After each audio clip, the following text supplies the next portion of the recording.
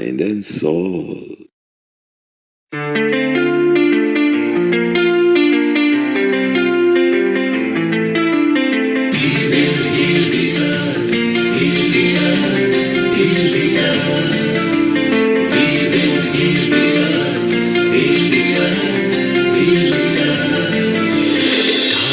They can tell you stories which are brighter than yesterday.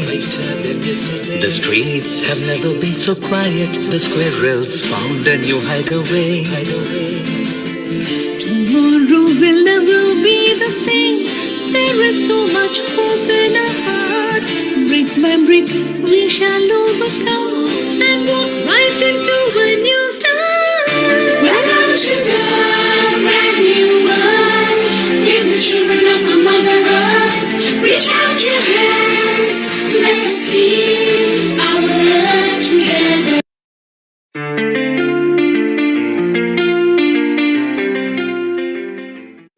Namaste.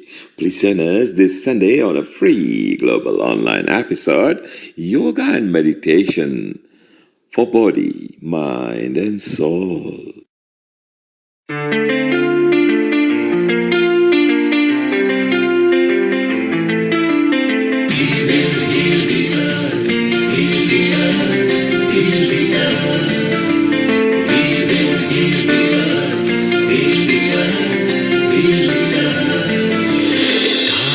They can tell you stories which are brighter than yesterday.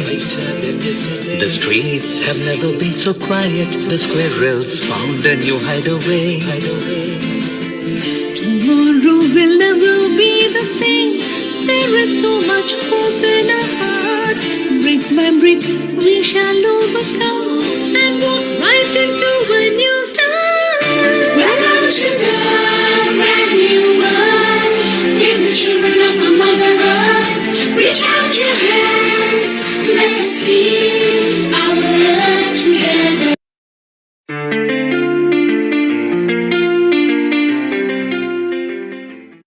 Namaste. Listeners, this Sunday on a free global online episode, Yoga and Meditation for Body, Mind and Soul.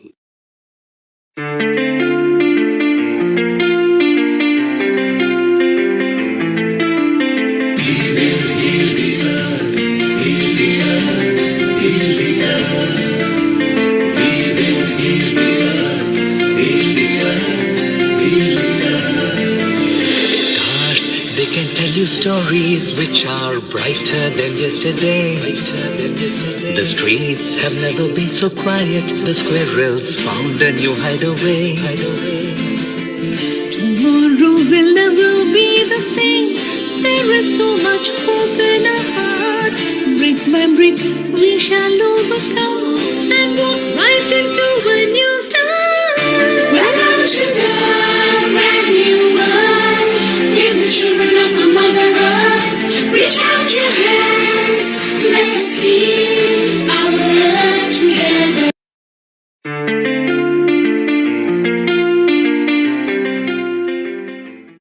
Namaste. Listeners, this Sunday on a free global online episode, Yoga and Meditation for Body, Mind and Soul. Namaste.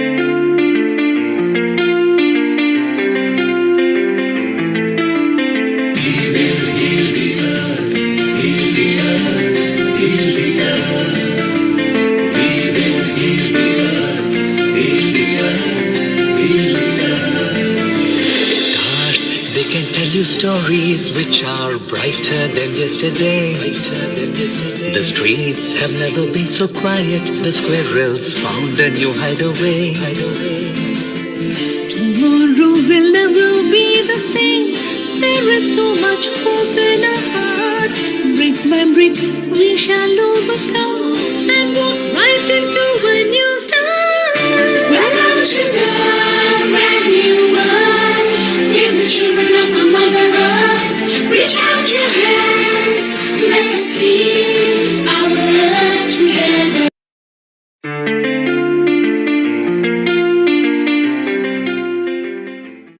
Namaste.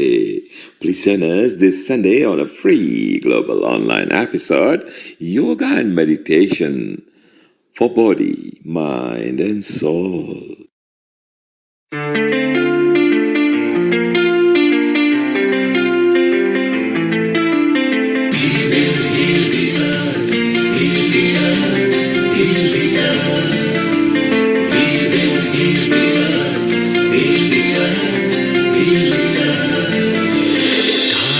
They can tell you stories which are brighter than yesterday.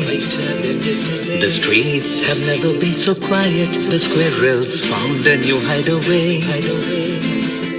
Tomorrow will never be the same.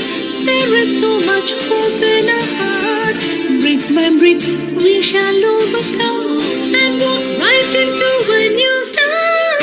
Welcome to the brand new world. With the children of the Mother Earth. Reach out your hands. Let us heal our earth together.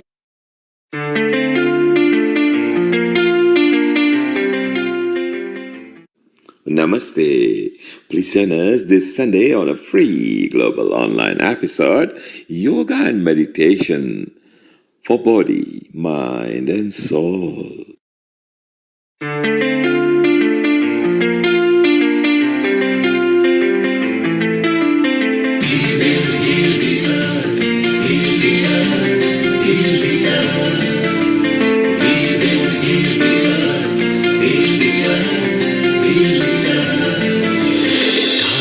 They can tell you stories which are brighter than yesterday. The streets have never been so quiet. The squirrels found a new hideaway. Tomorrow will never be the same. There is so much hope in our hearts. Brick by brick, we shall overcome and walk right into a new start. Welcome to the brand new world. With the children of the Mother Earth. Reach out your hands. Let us heal our earth together.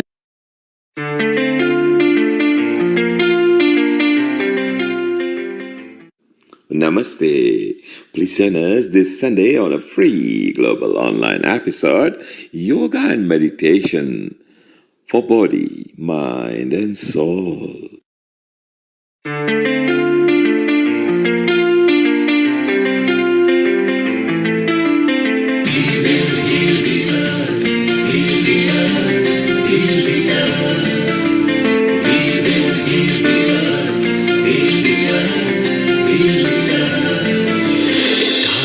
They can tell you stories which are brighter than yesterday. The streets have never been so quiet. The squirrels found a new hideaway. Tomorrow will never be the same. There is so much hope in our hearts. Brick by brick, we shall overcome and walk right into a new start. Welcome to the brand new world. With the children of the Mother Earth. Reach out your hands. Let us heal our earth together.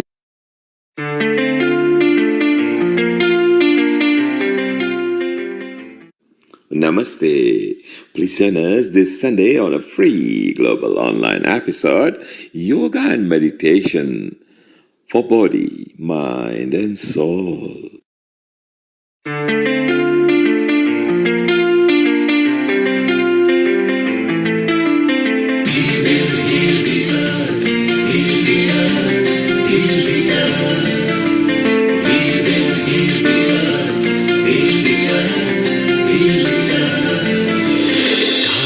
They can tell you stories which are brighter than yesterday. The streets have never been so quiet. The squirrels found a new hideaway. Tomorrow will never be the same. There is so much hope in our hearts. Brick by brick, we shall overcome and walk right into a new start. Welcome to the brand new world. With the children of the Mother Earth. Reach out your hands. Let us heal our earth together.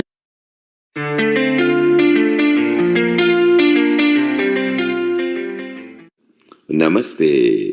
Please join us this Sunday on a free global online episode, Yoga and Meditation for Body, Mind, and Soul.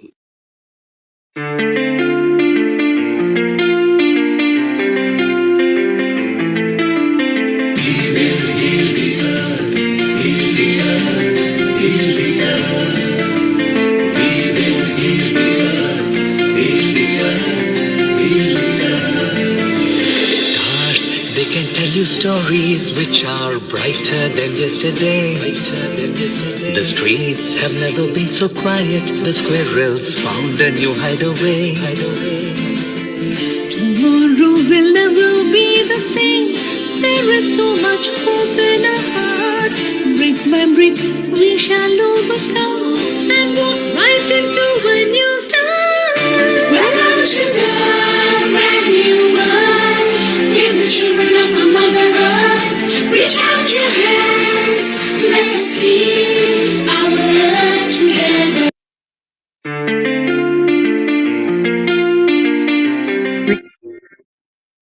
Namaste.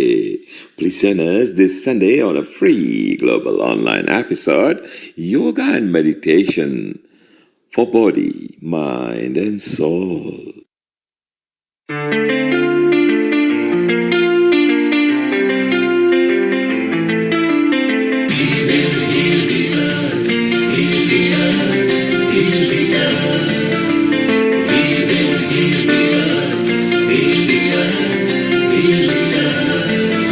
Stars, they can tell you stories which are brighter than yesterday.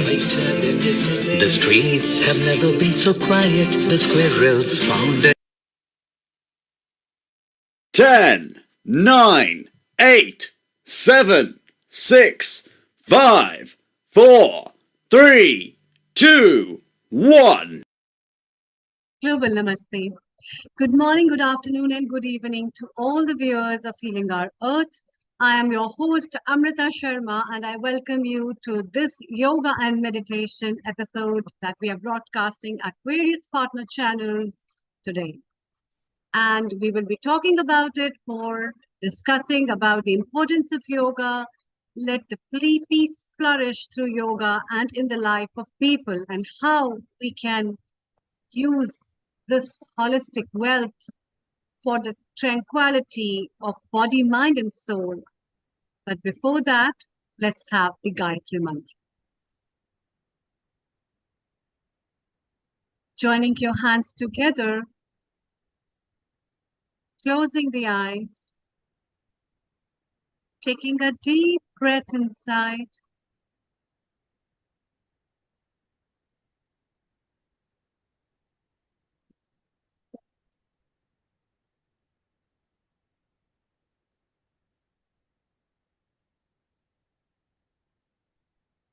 Om Bhur Swaha Tat Savitoe Varenyam Bhargo Devasya Dhimahi Dhiyo Yo Na Prachodayat.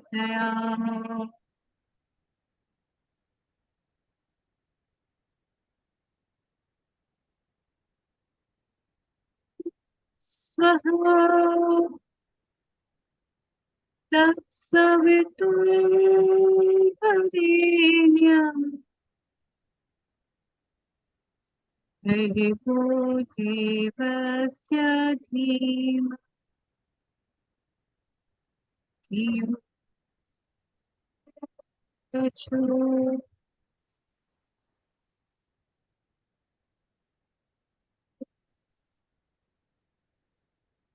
Swaha Tatsaviturvarenyam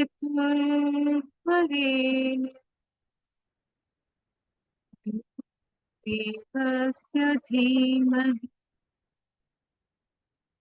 Dhiyo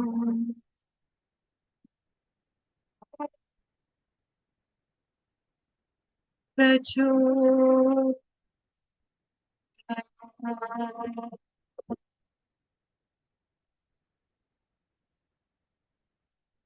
Sham, sham, sham.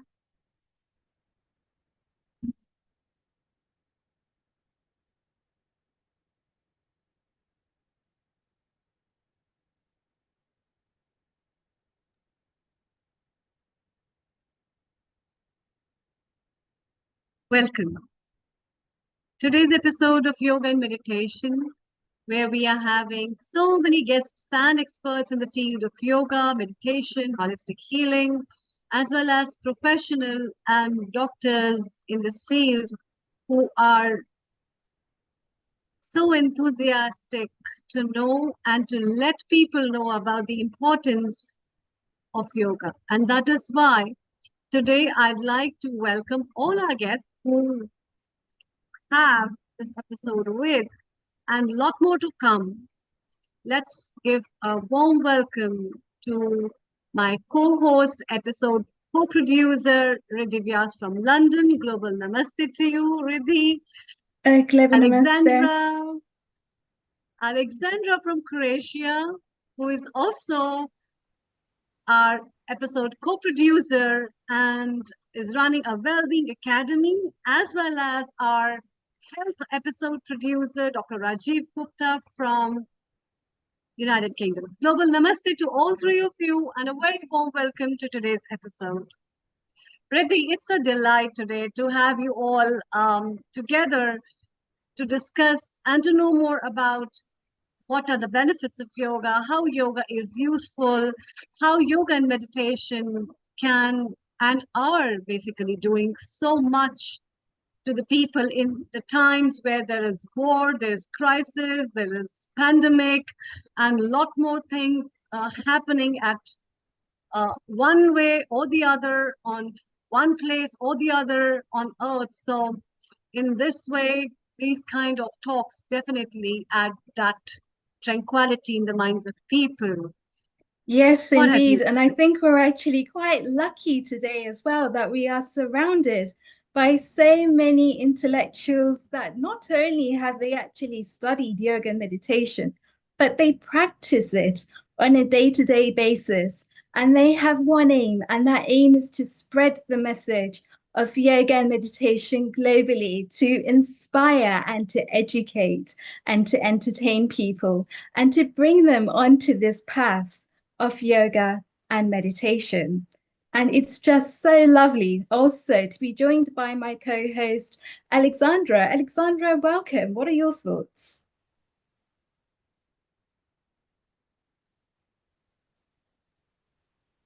Kindly unmute yourself. Yes, Thank you. Yes. please.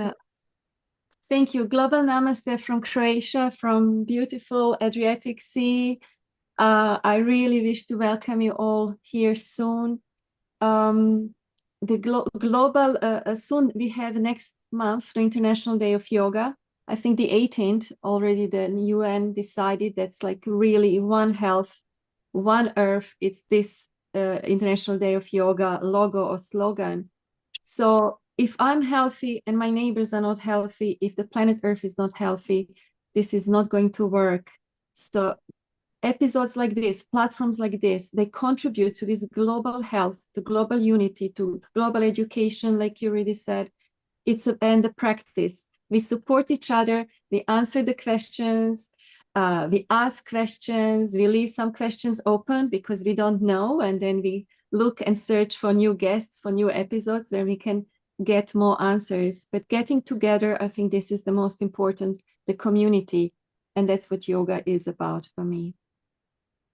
That's wonderful. And we're also joined by our integrated health producer, Rajiv Gupta, and he does a lot of work, not only in the NHS as a GP professional himself for the last 30 years, but also on the field of yoga and Ayurveda, and really looking at an individual in terms of their whole integrated health, bringing together the science as well as the holistic health. A global namaste to you, Rajiv Ji. Welcome.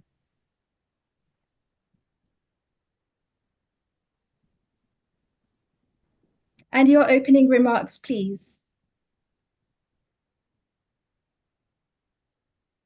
Ah, thank you so much. It was such a great opportunity to look into yoga and look into a scientific perspective because we know yoga has been there for thousands of years and it is practiced even in the Western countries more in a physical way, but what is the philosophy behind it? Why it works, how it works is really good. So I have done, as you know, work over last 10 years or so. What happens in the neuroplasticity, the changes in the neurohormones, the synaptic connections, which is the fundamental, and it's really good that yoga works and there is no need for different techniques to compete with each other. Yoga is a way of life. Let's live the life in a very different way. And let's try and think and understand the philosophy of yoga and understand why it works, different asanas, why they work, which disease they work, how to preserve the health, and how we can have a holistic view for the future so that we have the newer generation, the Gen Z, to believe in yoga and take it to the next level. Thank you so much. Absolutely. So, a methodology that can be peer reviewed, that stands up to scrutiny and can be replicated along the way. And it is actually in the essence itself that we find our true selves and what yoga really means. Amrita, without further ado, can you please introduce our first guest for today? Yeah, thank you, Riddhi. Thank you, Dr. Rajiv Gupta. Let's welcome Riddhi. And as we move to South Africa, Charlene, Global Namaste, Chantil, Global uh, Namaste, Dr. Amrita. how are you? I'm well in yourself. It's And always an honor and pleasure to share my Sunday afternoons with you guys, whether it's on Zoom or on YouTube. I love the discussions, irrespective of where I am. yeah, we also look forward to the viewers and their love as well for us. And you have been into yoga, you yourself practice yoga, you practice meditation as well. So, what is your message for people on practicing meditation and how Her, it is important to practice meditation? What kind of things do we do in meditation? Without my more words, it's better I let you go. Please, over to you. Thank you. okay, a global namaste to everybody that's sharing the afternoon with us and to everybody that's still to join. So I'm in South Africa, Johannesburg. Meditation has been a great part of my life for the last few years, whether it's for 1 hour, 5 minutes, 10 minutes. It's just became a part of my lifestyle, basically. And I'm quite honored to say this year I've actually shared it with a group of school children, and that's matriculants. And in January, the teacher basically approached me and asked me, because he knows that I'm very passionate about yoga and meditation, and he asked me if I would be able to share some of my knowledge and experience with his kids this year. Because as we all know, matriculants go through a lot of stress throughout the year, irrespective of the backgrounds that they come from. And I told him it would be a pleasure for me to share my knowledge and my experience with him on a daily basis. So one of the bigger challenges was we're in two totally different provinces. For instance, in South Africa, I'm in Johannesburg, which is our economical capital, and they are basically based in Kimberley, which is in the Northern Cape, one of South Africa's biggest provinces, where the first diamonds was basically discovered. Let me put it that way. And the school background is a very diverse group of kids coming from a Black as well as a colored community. And they impoverished areas as well, coming from a low to a middle class household. So none of them have ever been introduced to yoga or meditation. So yoga would have been a bit of a stretch for me to actually share with them because of the logistical impact. So what we've decided to do is to share meditation audios with them. I would then do 5-minute meditation clips on a frequent basis with them to share, take them through guided meditation sessions. And this actually had such a huge impact for them. And it was just such an honor for me to share it with them because the first results for the first term was the fact that they had an 80% pass rate, which the teacher said was such a huge impact for them because they could see the difference in the kids. Their stress levels and anxiety was automatically reduced for the last few months since meditation has been introduced.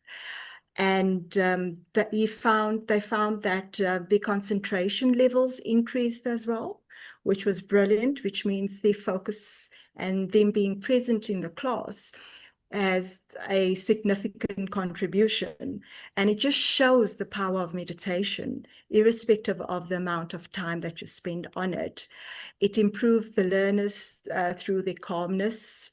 It also helped them time manage a lot better and be self-aware of their surroundings, and it enhanced their resilience and their coping mechanisms. And with the meditation and the breathing, emphasis on breathing throughout the sessions, they also realized the importance of breathing through anything in life and taking that a few minutes out to actually just concentrate on what's important to them and be focused during that specific session. So their first experience with it is basically the first thing they do when they get into their life orientation class is to spend 5 minutes to 7 minutes just on pure meditation, the clips that I basically sent through to the teacher. And sometimes we don't realize what an impact it actually has. And a recent research from one of our major medical institutes in this week has shown that mental disease is actually rated third in South Africa. And if meditation has such a huge impact, it just shows you the enormous benefits that each and every community can have, irrespective of anybody's background. And for me, it was so amazing just to know that something so small has such a major impact, because the kids started sharing their experiences as well, which made it even a lot better. And what I've also done was I've designed worksheets for them at specific times of the month. And one of the months was February, which was gratitude. So every day when they wake up, they write one gratitude, what they're grateful for at that specific point in time, being it just waking up in the morning. So they'll write it down, and if they have challenges, take time out, breathe, meditate, and reflect on that worksheet to say, I have all these things that I'm grateful for. I'm grateful for the opportunity to go to school. I'm grateful for the fact that I have parents or grandparents or somebody important in my life, or even I'm just grateful being myself and knowing my own value. And so that for me was hand in hand with February, which was the month of love. So it was to see what they're actually grateful for and incorporate that as part of their meditations on a daily basis. And then later on in March, or just before they went back to school for the second term, we've introduced I Am. So they need to say, who are they? How do they see themselves as a person, as part of meditation, to grow their characteristic so that they know they are strong individuals, they are warriors, they are fighters, they are a child, they are a boy or a girl, they are a grandson or a granddaughter. And these are things that's important because it builds your character. You become stronger as a person.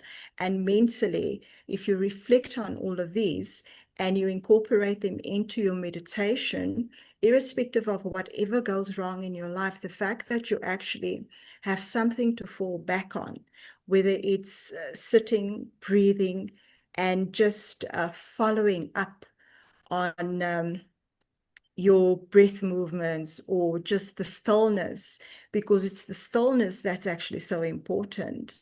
Like my own personal meditation normally happens to like early hours of the morning, which is your 3-4 o'clock in the morning South African time, and those are the most quietest times that you can ever experience. And for me, that's a reflection of everything else that's going on. I find that if I feel life is getting too challenging, I'll just take time out, just take a minute, close my eyes, and just breathe through everything, and knowing that there's more to life than whatever's weighing me down at this point in time. And that's the impact for me that meditation on a daily basis has. And if people aren't aware of it, it's always brilliant to tap into somebody that can basically assist you with it on a daily basis. And meditation is also something that I'm looking at introducing at one or two other schools. And so this will then become part of their routines as well, and maybe a common trend for them. So yeah, so meditation for me is quite important. Yeah. That's really wonderful. In fact,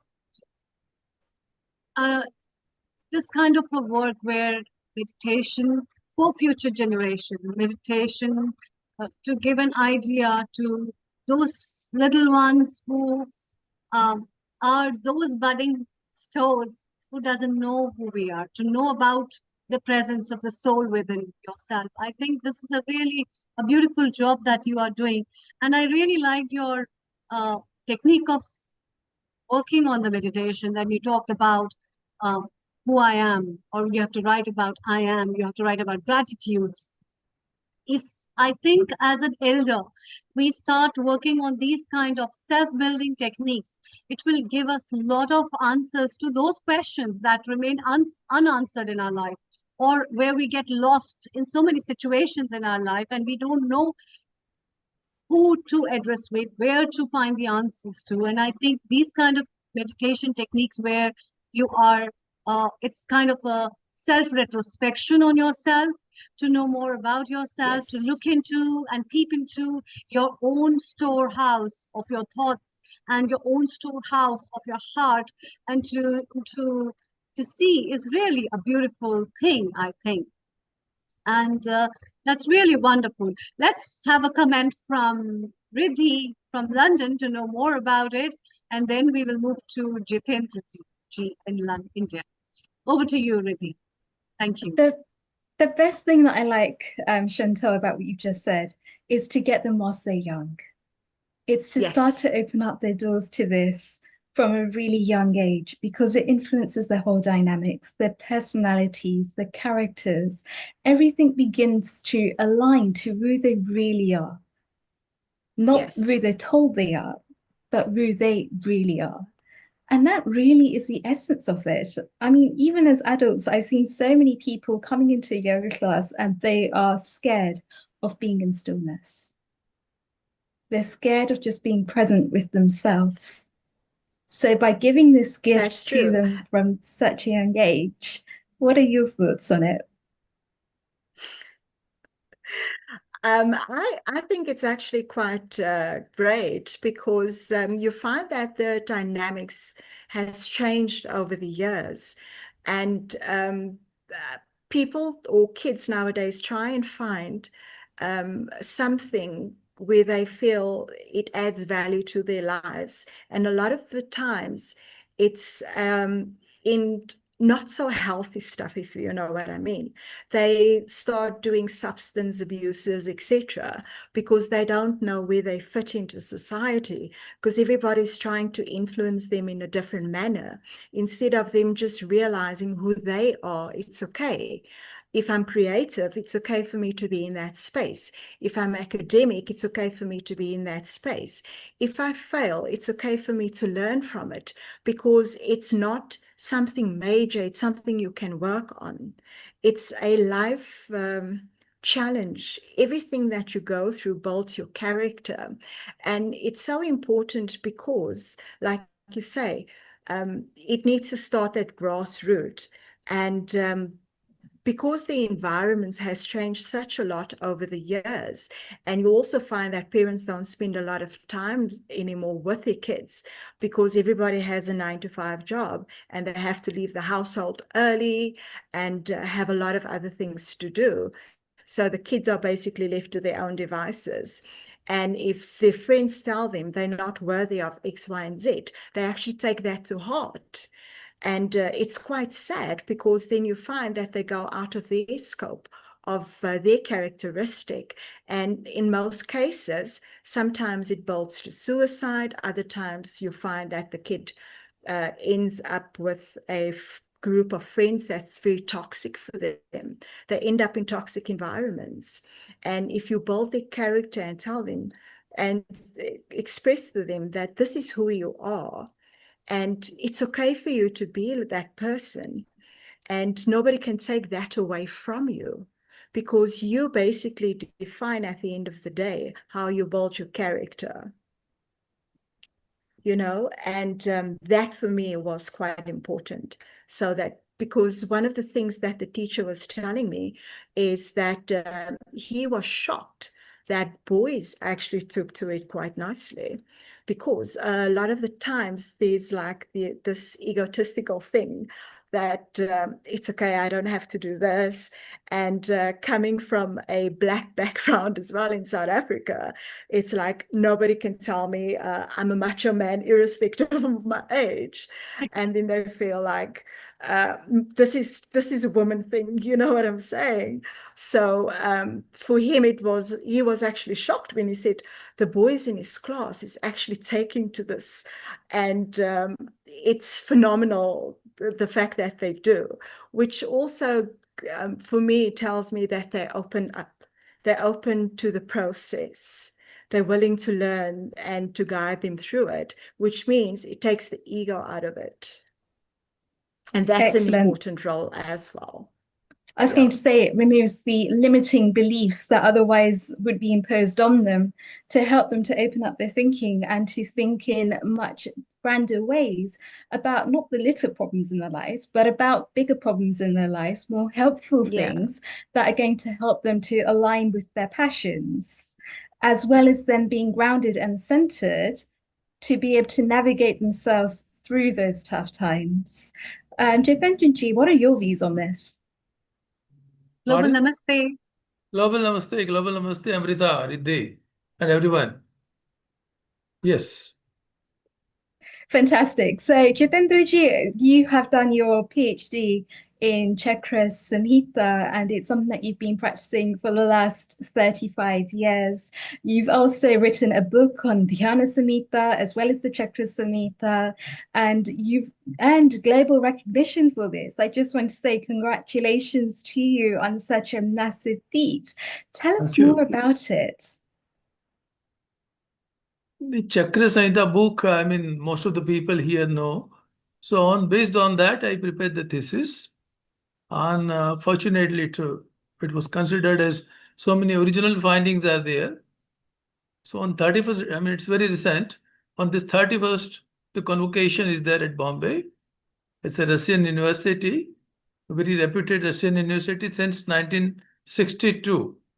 And that university is only, I mean, specifically University of Alternata Medicina.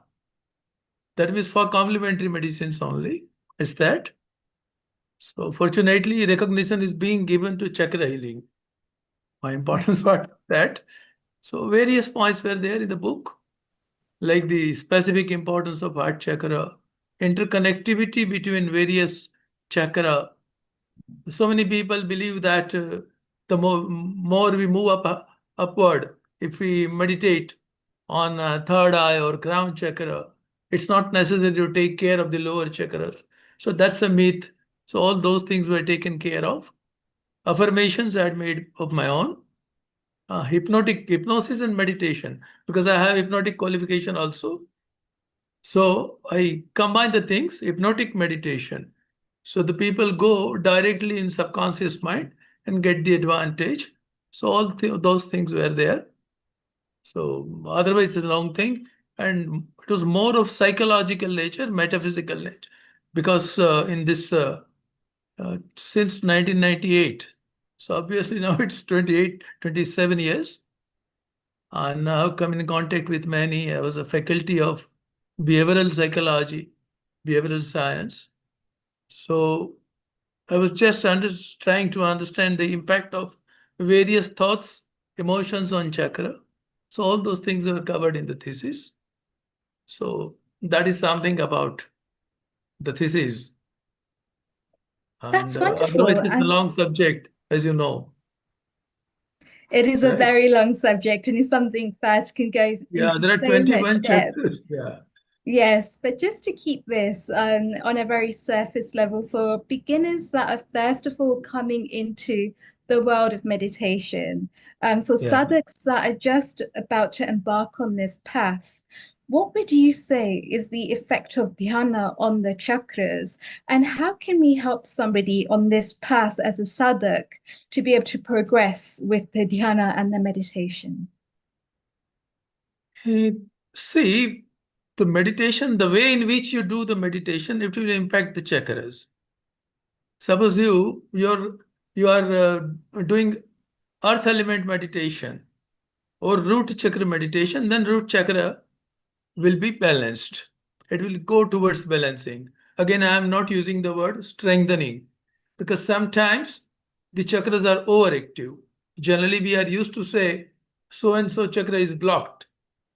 Most of the people say my so and so chakra is blocked. And even the professionals say, come to us and let us activate your chakras.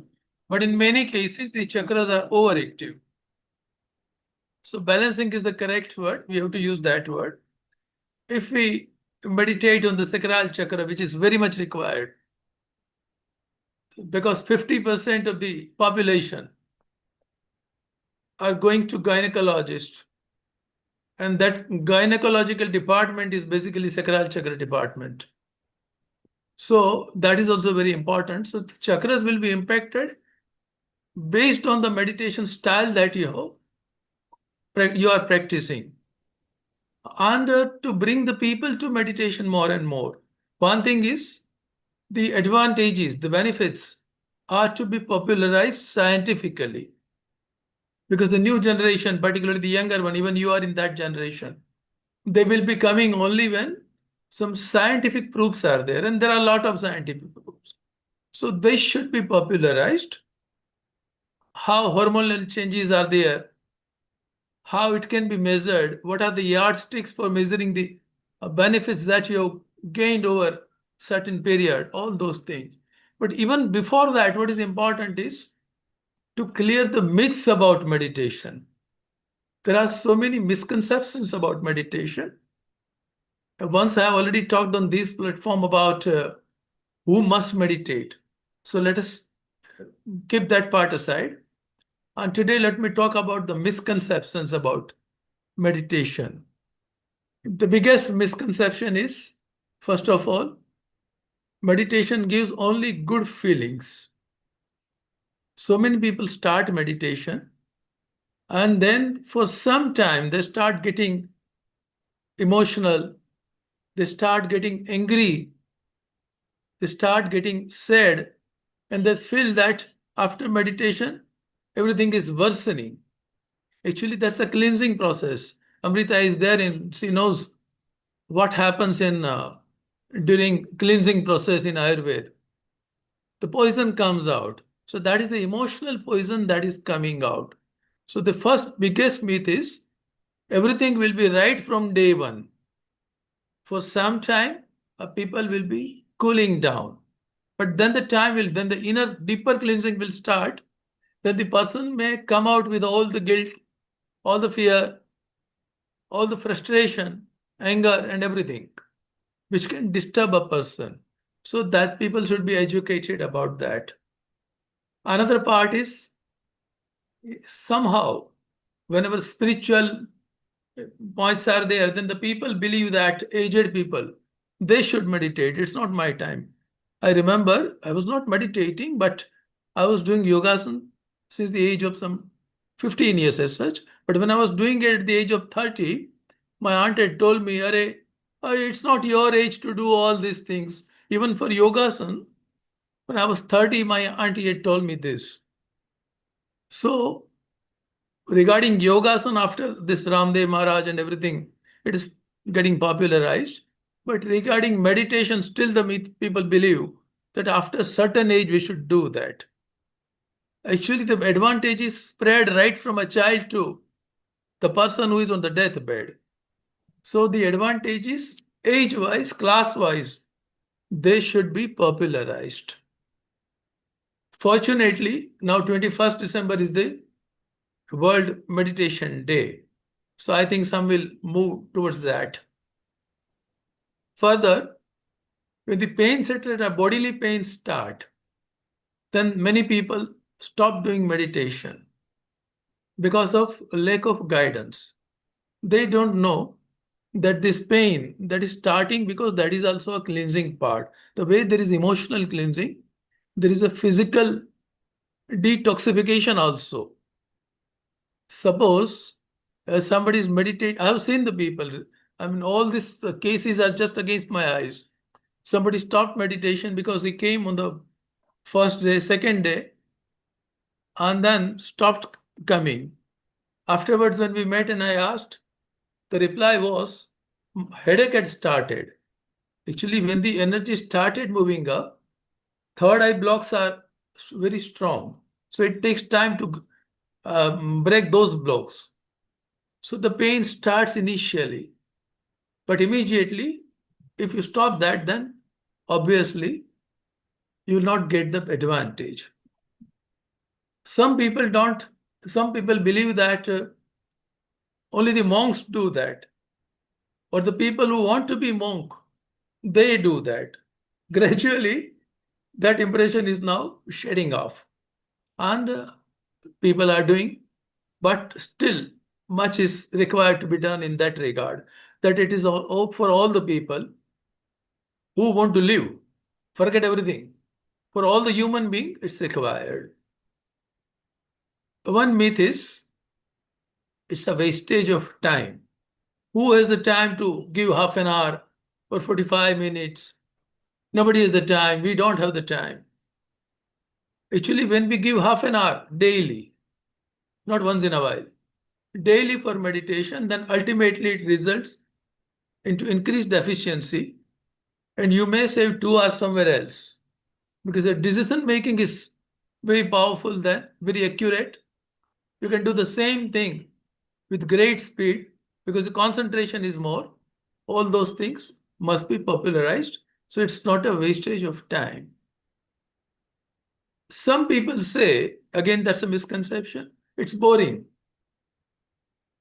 It's boring when you don't have the experiences.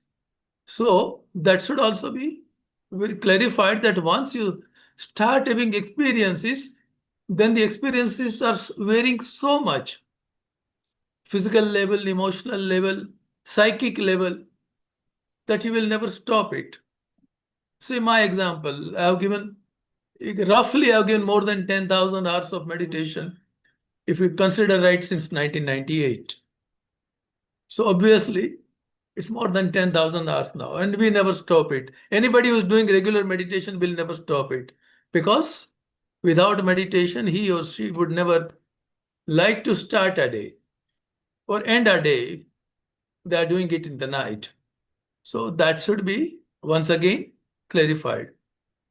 Then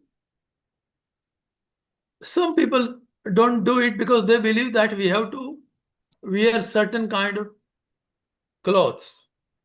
We have to sit in a particular posture, like in a lotus posture. And they say, no, no, no, it's not our cup of tea. We can't sit that way. We can't sit toddler. They have simply to start at least. It's not necessary that you have to go for a particular posture. The idea is to see that your comfort level remains throughout the period. If you are coming in a lotus posture, and then after 5 minutes, your attention is there, then obviously you will not be able to continue. So no specific posture is required. Regarding the clothes, actually, no specific clothes are required. In fact, the best meditation is without clothes, because in every cloth there is an energy. Every thought is an energy. And whenever we are wearing certain clothes, whatever clothes we are wearing, then the energy is there. And that energy is somewhere obstructing the flow of meditative energy. And that's why all Digambar Sadhu, etc., or all the monks in the caves are doing like that. So if we have the convenience at home, if we have that solitude, then the best way is to go without clothes or in the least of clothes, or at least not in the very fitted clothes, like with elastics, etc. So that myth should be cleared. No specific clothes are required. No specific posture is required. Some believe that it is connected to a particular religion. Absolutely not. For every human being, this is spirituality, not religion. Religion and spirituality have to be separated. Religion is something that we are doing. If I'm born Hindu, then I'll be doing it in a Hindu way. If I'm born Jain, I'll be doing it in that way. If I'm born Christian, I'll be going to the church. That's a religion. Spirituality is above that.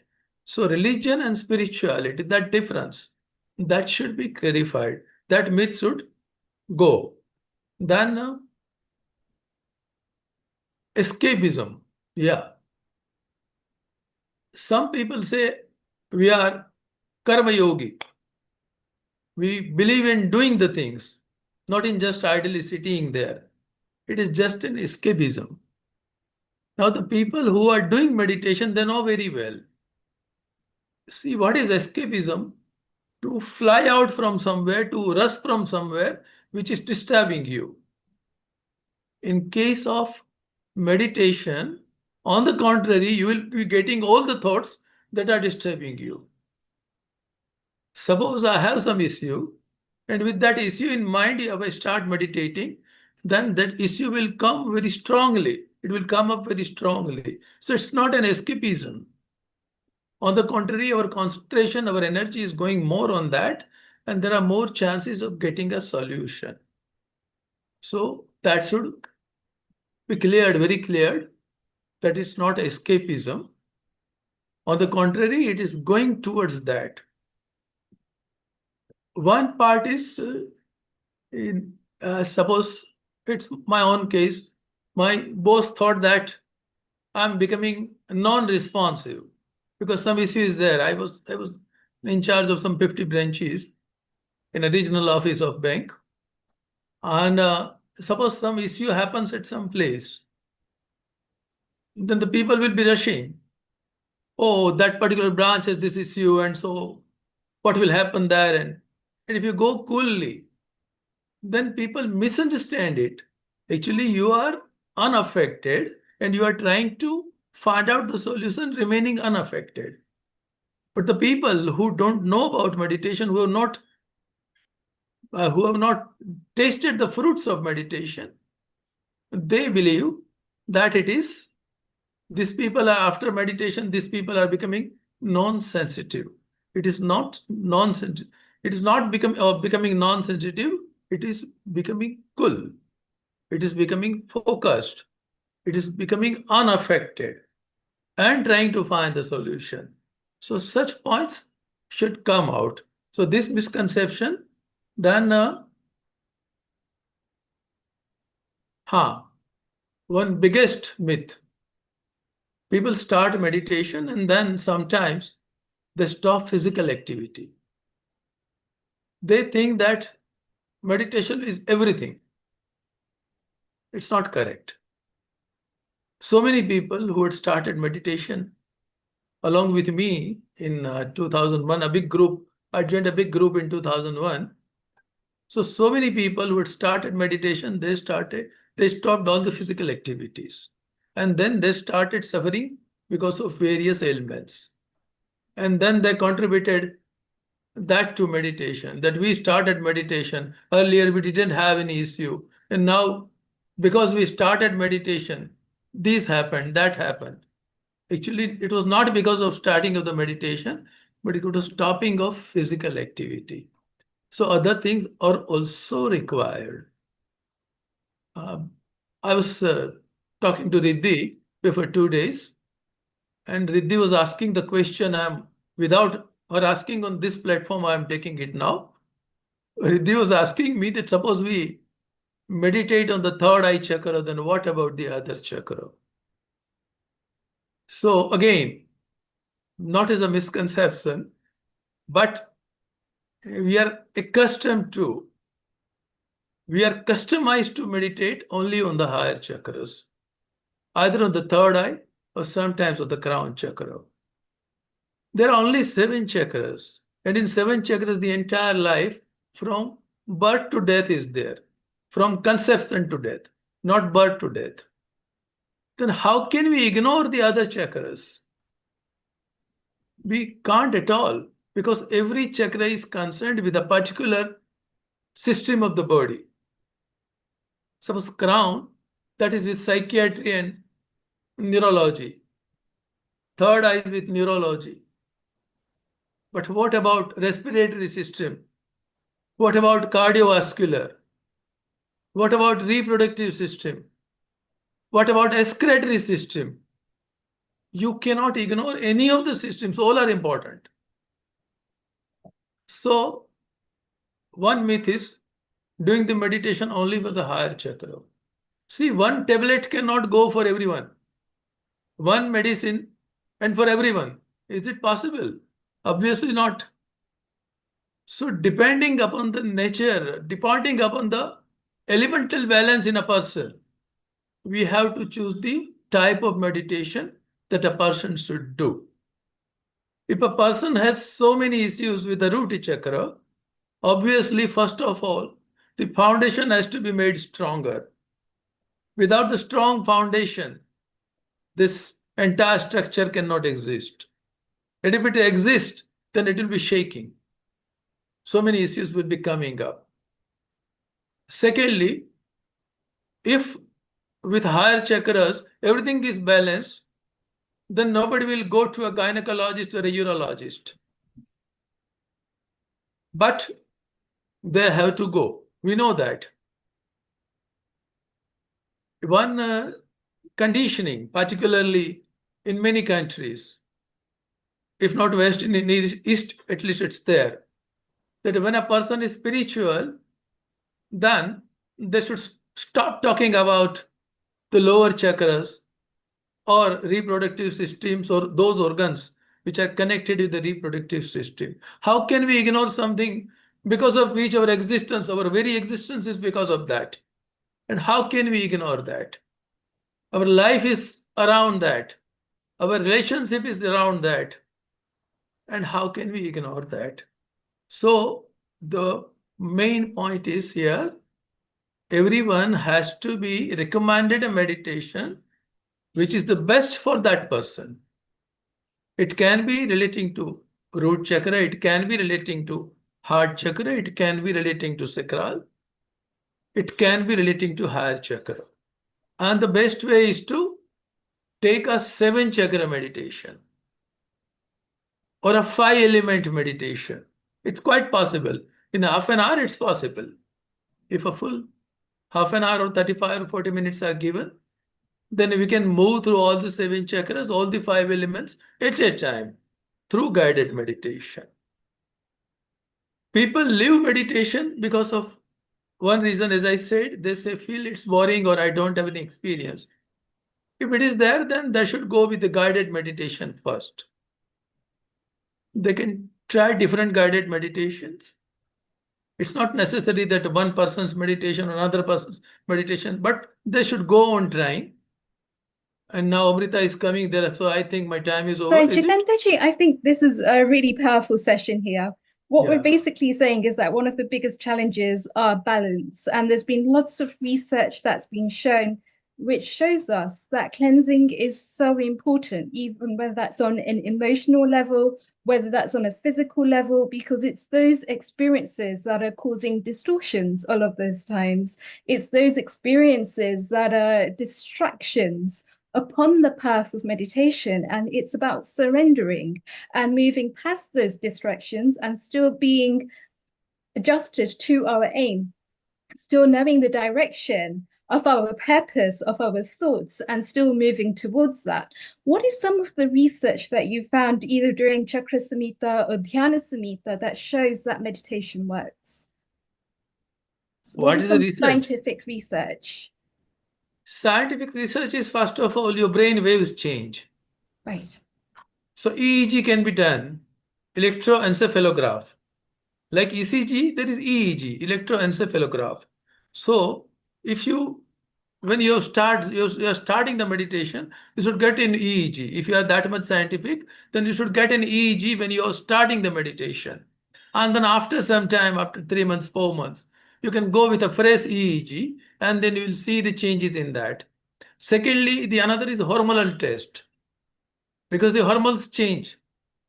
Various cortisol drops, and so many dopamine and other, then GABA, etc. The secretion increases. So hormonal test will give another result. Thirdly, very simple result, not going for anything like this.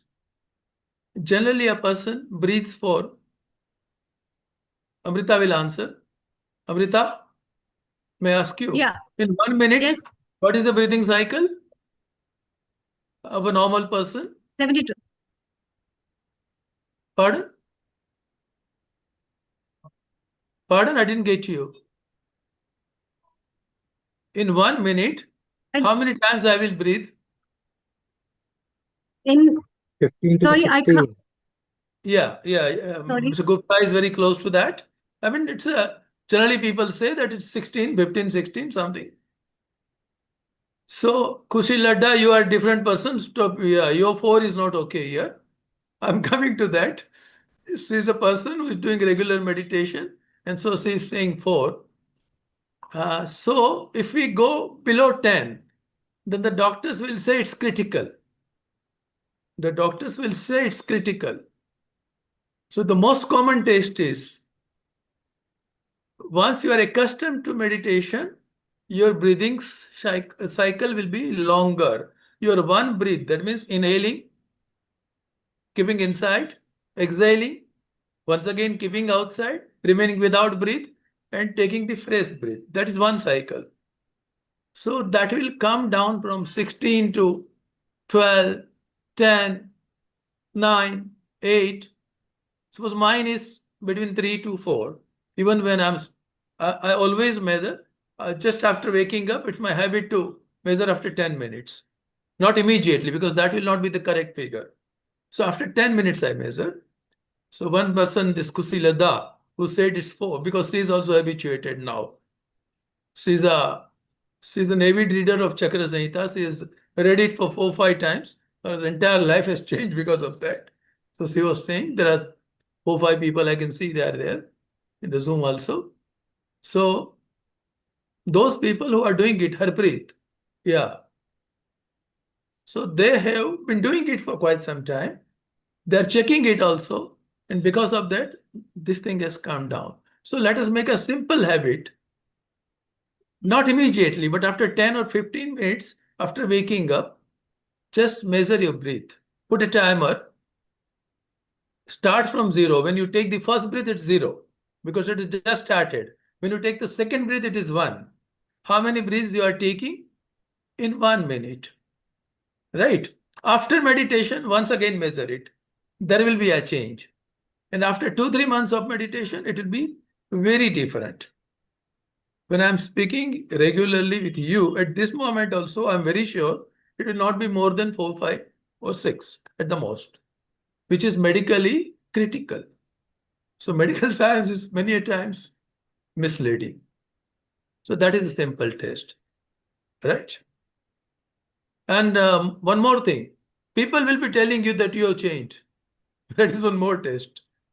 The people will be seeing you earlier, and when you start meditating daily, then they will be saying that you have changed. You have changed a lot. Your face glows because everything is changing now.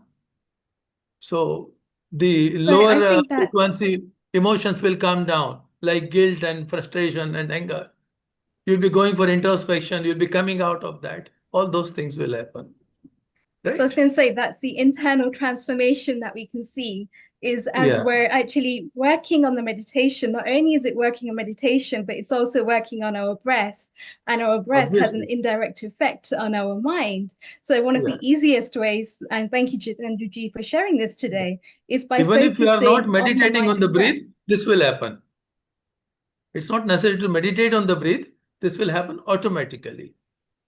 So None it's of the the people who are automatic nervous here system. are meditating. I mean, the who gave the figures, they are not meditating on the breath. I know their style of meditation. They are not doing it here. They are doing on various chakras, mostly from my YouTube. So I know them. Otherwise, I'm Wow. open. Isn't that just wonderful? Amrita, what are your thoughts? Yeah, it's really wonderful. I would like to definitely read your book, Chakra Samhita, which is very similar to Charak Samhita, as the words say. But then, yeah, The you're next very is right. Dhyan Samhita. So the next book's name is Dhyan Samhita. Reiki Samhita and Dhyan Samhita, two are coming. Right. Because So the Reiki from Grandmaster the also. breath of 15, 16 per minute, as you slow down with the inhalations and exhalations, and the process of changing the breath per minute, uh, you're What is absolutely the right impact, with I the tell you? What is the transformation. impact of lower breath cycle? I'm telling you. We have almost 60,000 thoughts per day, right? We have almost 60,000 thoughts per day. The thoughts come only when we inhale or exhale. When we Yeah, are Otherwise, the thoughts are not there. When the breath is inside, there's no thought. When the breath is outside, there's no thought. Now, when the cycle was 16, and now if it's 4, it means your breathing has come down from 60,000 to almost 15, 20,000. So your breathing is lesser, so the energy is preserved, and you can spend it differently. Okay. Thank you. Thank perfect. you, you, Chitanji. everyone. That Beautiful. is a Thank you. wonderful thought to leave us with here today as well, is to focus on the power of breathing. Stick around because we will be having a panel discussion later on, but we Yeah, do I'm need to here. move I'm on here. to Renergy at the moment as well. So a global namaste, dearest Rena. Global Welcome. Namaste, everyone. Thank you. Thank you, everyone. Neil Kumar and everyone. Thank you. Amrita, Thank Riddhi. you. Thank you.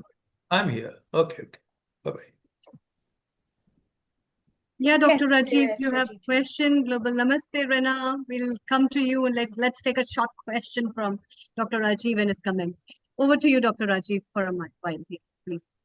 Yeah, so I just wanted to kind of expand on it, in fact, rather than questioning, because Okay. I know the mind-body medicine is so powerful, and having been trained on both the allopathy or Western medicine side, and also being a yoga teacher, which is a complete different qualification, it is important to dig deep into it. And Jitenji was saying that if you take the EEG, the brainwave pattern in yoga, the yoga practices actually influences in a very different way.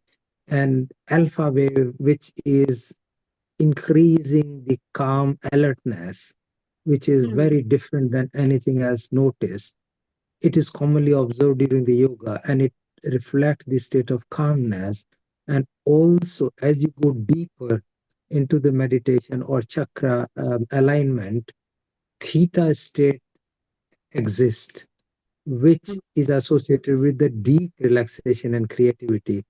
And this is facilitated by some other yoga techniques. And if you go even deeper meditation, then gamma wave synchronization happen, which is linked Yes. to the cognitive processing and insight. And this can occur during the advanced meditation practices. And these changes in the Theta and brainwave then delta pattern. also. Theta, two parts of theta and then delta. Yeah. Perfect. So it's so good that, as you explained, that there is so much depth into it, and this is the balance, well-being, which is more Correct. powerful. And again, the breath rate becomes slower and slower because Yeah, the yeah. mind calms down, and the highest concentration of oxygen is in the brain. And Yeah, therefore, as you're coming down, your need for requirement become less. So with less breath, you can manage your body much better. yeah, Correct. perfect. Perfectly said, Dr. Rajiv Gupta. I'd just like to add on with my PhD and the institution where I'm working in Indian knowledge system of mental health applications. We have a lot of researchers like this, and I myself have been a subject of working with the EEG and recording the EEG patterns with the brainwave variabilities, and also a lot of studies in terms of the heart rate variability as well as fMRI and other studies which are very, very helpful to understand about the brainwave pattern, the connectivity series, as well as the neural networks that travel in the brain at that time, which is very interesting. And we'll have a couple of chit chats on that. It's time to move to first talk about something that beautifully comes from the land of Israel with Rena. Global namaste to you, Rena. A very warm welcome.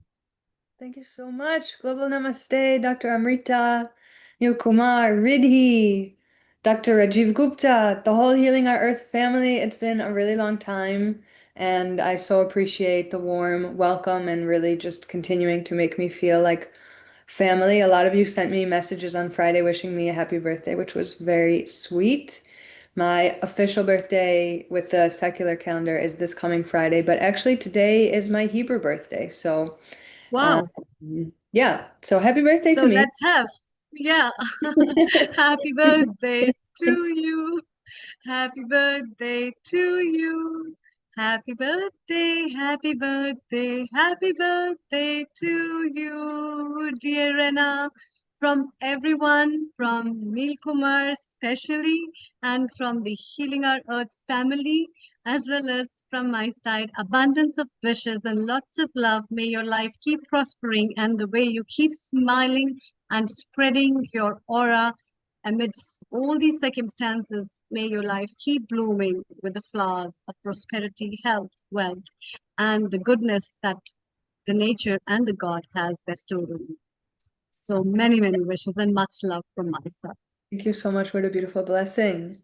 Amen to all of it. So yeah, I'm here to speak to, well, I guess, yeah, I'm here to speak to you all about a topic that's really important. It's really important to me for our world, and it's no accident that it's coming out of Israel. I'm here to talk to you about trauma-informed yoga and a little bit about me. Today, I run a program called Wellness Edge, which is for high-tech companies.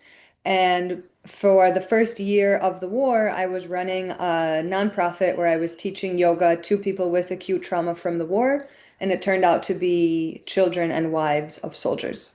Part of the switch that I've made is understanding that everybody in this country and arguably in the world is carrying some kind of trauma. And so it's just shifting to meet them in their workplace instead of in the yoga studio. But it's really the same. Trauma-informed yoga is really about meeting people where they are and people as people, and acknowledging that every person has a unique set of experiences that made them who they are today. And so it's acknowledging that. And the word trauma, specifically, as I understand it, is essentially and it's important just that we're on the same page about this. So this is how I understand it, that trauma is essentially an experience or a series of experiences that caused overwhelm to a person's system and left them feeling helpless or hopeless or out of control. On one foot, we're not going to get into it more than that for now. And if you understand it like that, it's essentially someone went through something where they felt out of control. And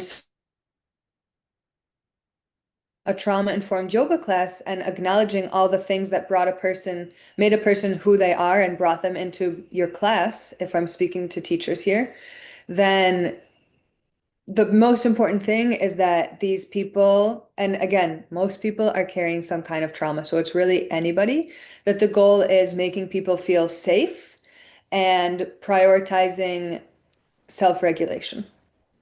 And I'm going to give now a few tips for what that looks like when you're teaching. Of course, you're not leaving here with any certification. Take what works for you, leave the rest. But I do hope that if you're a yoga teacher, that you'll gain maybe one new tip that you can bring into your classes. And if you're a student going to classes, these are things to be aware of. And there's often it's often unclear what to expect from a yoga teacher. And if you sense something is off, and if you sense that your teacher's not doing one of these things, maybe that's not the right teacher for you, or maybe you even want to open a conversation with your yoga teacher and share whatever it is that you need in order to feel a little bit safer. And I'll share a little bit of my own story at the end. So a few tips. The first is that it's important that people have choice.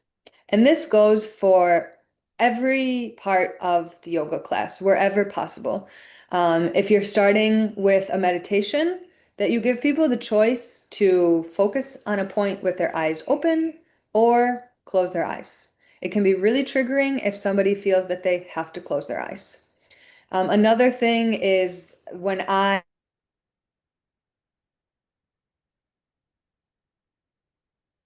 start with arriving to the class and then grounding people into their bodies. And the wording that I use when I get to that point is to focus on an anchor.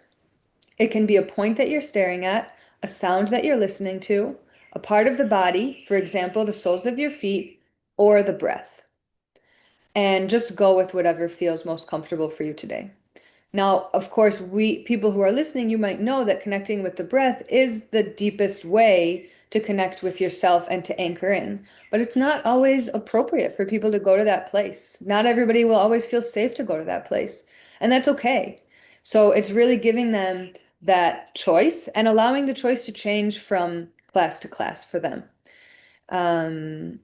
Again, like wherever possible, finding those opportunities for choice, and also including Shavasana.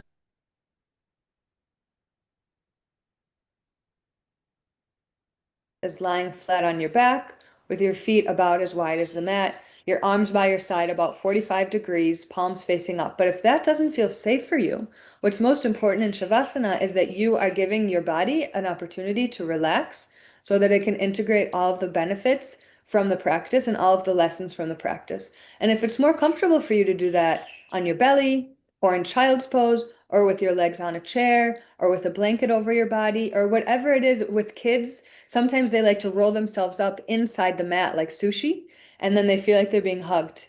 So whatever it is, or maybe it's even going under the mat if there's no access to blankets. So whatever it is that gives people that choice so they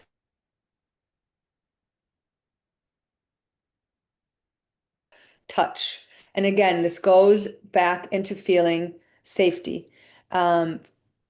Personally, I see no reason for a yoga teacher to ever touch a student.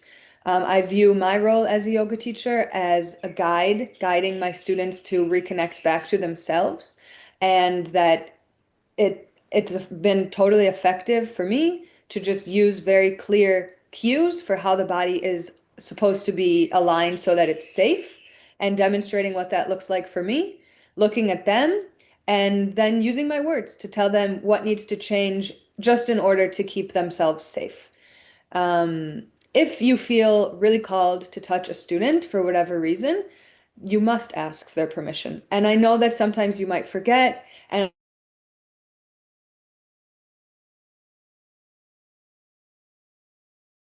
permission every single time because it might change from moment to moment.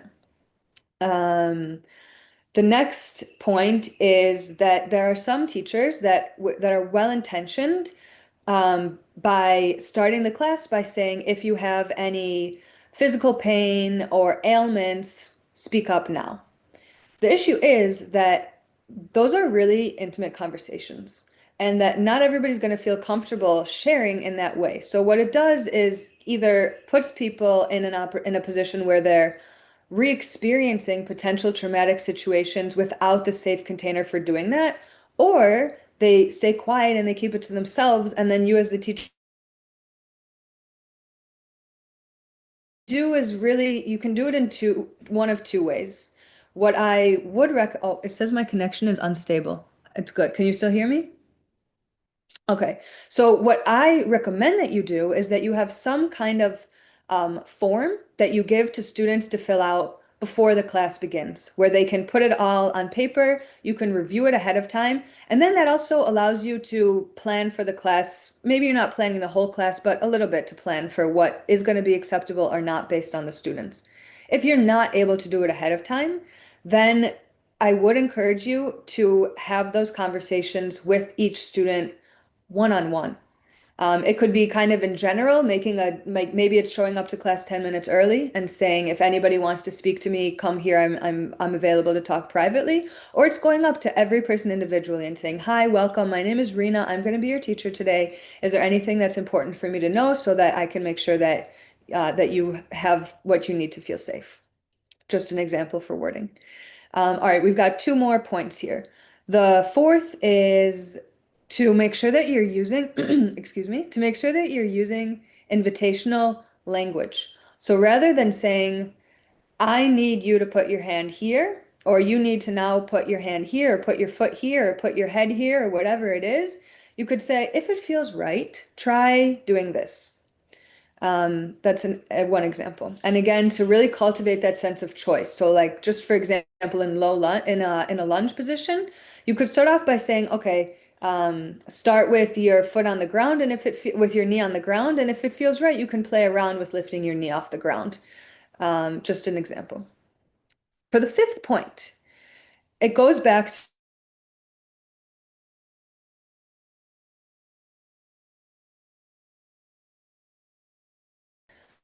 creating a space where people feel safe, where they can self-regulate. And so it's constantly guiding these people, excuse me. And when I say these people, it's everybody, right? So guiding people back to themselves, because the mind is going to be wandering, and using cues to remind people to be present with their experience, to be present with what's happening, and to remind them that they have power in these situations. And that's what gets me, just for a moment, to share just briefly on my own personal experience, where I didn't know that I was carrying really serious trauma right now, just to protect anyone who might be listening. But what I was living with this unconscious trauma for about 7 years. And it was really causing a lot of stress and disorder, which is why we have a term called PTSD, post-traumatic stress disorder. And finally, after doing a lot of healing on myself, I was watching a documentary, and I had already studied trauma at this point, but we all need a reminder sometimes. And I was watching this documentary that explained how some people develop stress and disorder as a result of their trauma. Other people experience exponential growth. And that's also where there is choice. And that if a person understands through their body in a yoga practice that they have choice from moment to moment, that's something that they can then take into their daily life and understand that they have choice with how they're responding to their trauma. I call it PTGO, post-traumatic order. And I hope that these tools help, whether you're a practitioner, whether you're a student, whatever, a teacher, student, wherever you're at in your yoga practice. I hope this is helpful for you. And I'll stick around for a few minutes if anybody has questions or reflections. I'm curious how it landed. Rana, can you just repeat what PTGO was? I think your connection just cut out. Post-traumatic growth order. Growth order. So that's a fantastic one, because it's changing the neuron patterns that people have otherwise been programmed with through the power of choice. And I think that's something that you kept coming back to time and time again, is that people are actually free to make those decisions that feel right for them at any given moment, and to go with whatever it is that they're feeling. And the body, the way that I see it, is that the body already has an innate wisdom. The mind already has the power beyond infinity to heal itself. So by giving people that choice and just being a conduit to the process itself enables that healing to happen. 100%. Yeah, I really believe the body has the power to heal itself if you give it even just half of what it needs to be able to do that.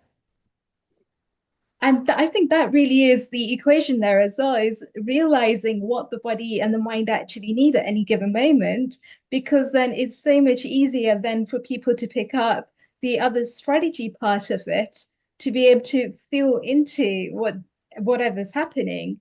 And not only that, they don't just need to be able to feel into it, but then they've got the power of the choice to decide what to do next. And it's in that decision that they've got their power within their hands to take control of their health.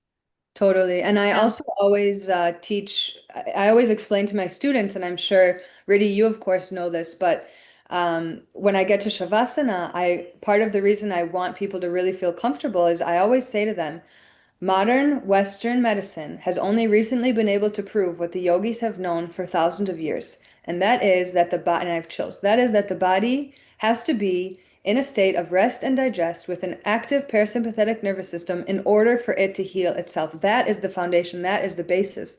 And that is why, for trauma-informed yoga, creating safety and developing self-regulation is the foundation. Very well Absolutely. summed up. Amrita? Yeah, absolutely, actually. And that is why the whole idea of um, understanding and knowing yoga is that I have been emphasizing also students to understand how the importance of Shavasana in its own way. And that's why rest, the time to rest, or going the techniques of yoga nidra. These kind of versatile techniques that yoga has offered are very unique in building up and tuning the mind and the neurological patterns, as well as the connectivities that run into a different zone in the body that is itself promoting self-healing. And these kind of self-healing properties, they are inbuilt in the body, but we need to give time to that, actually. And that's very rightly said. Riddhi, it's time to move on with our next guest. Please introduce him and a global namaste as well.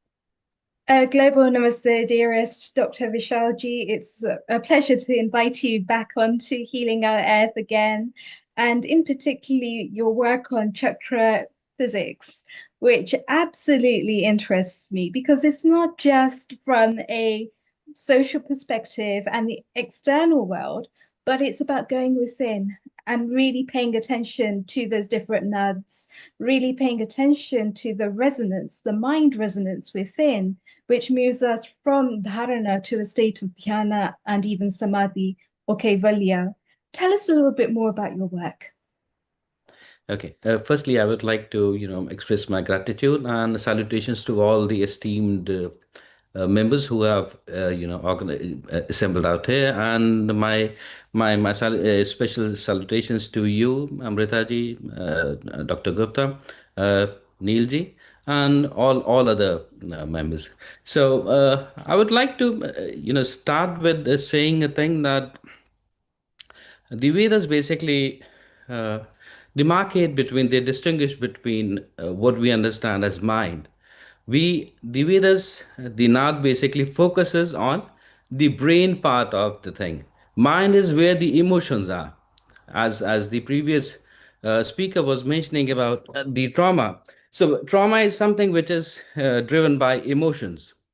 It is not a natural thing. Till the time you don't keep feeding into the trauma, you don't feel the trauma. Okay. So mind is something which is driven by the emotions, and brain is something which is which is responsible for the healing and the further progress as what the body can do, and step into the super consciousness and into the super consciousness, as what we understand as from dhyana. Dhyana is focus. As you focus on something, so there is something which is beyond the emotions. Normally we are focusing on emotions, as every one of you would be focusing as what I'm saying. So there is a observer and there is a subject. Likewise in meditation and dhyana, the body is one, and we are focusing on something within the body. It can be breathing, or it can be something which is beyond the body, like focusing on a light, or on a flame of a candle. So there are two things. One is the observer, the other is the subject on which the observer is observing. But in Nada, in what the Rig Veda mentions is that the time we are focusing within, we are not traveling inwards. We are just stopped traveling outwards. So when the brain is not fed to any emotions, and there is no mana, there is no chitta involved, it is the super consciousness, it is the consciousness which takes the role of the anchor, as what you are doing, Riddhi. So you are deciding as which speaker is to be speaking at what time and how long, and what is the nature, what is the texture of the speech, or the conversation that the speaker will be presenting. Likewise, it is the consciousness, it is the brain which allows the chitta, to the mind, to play into emotions.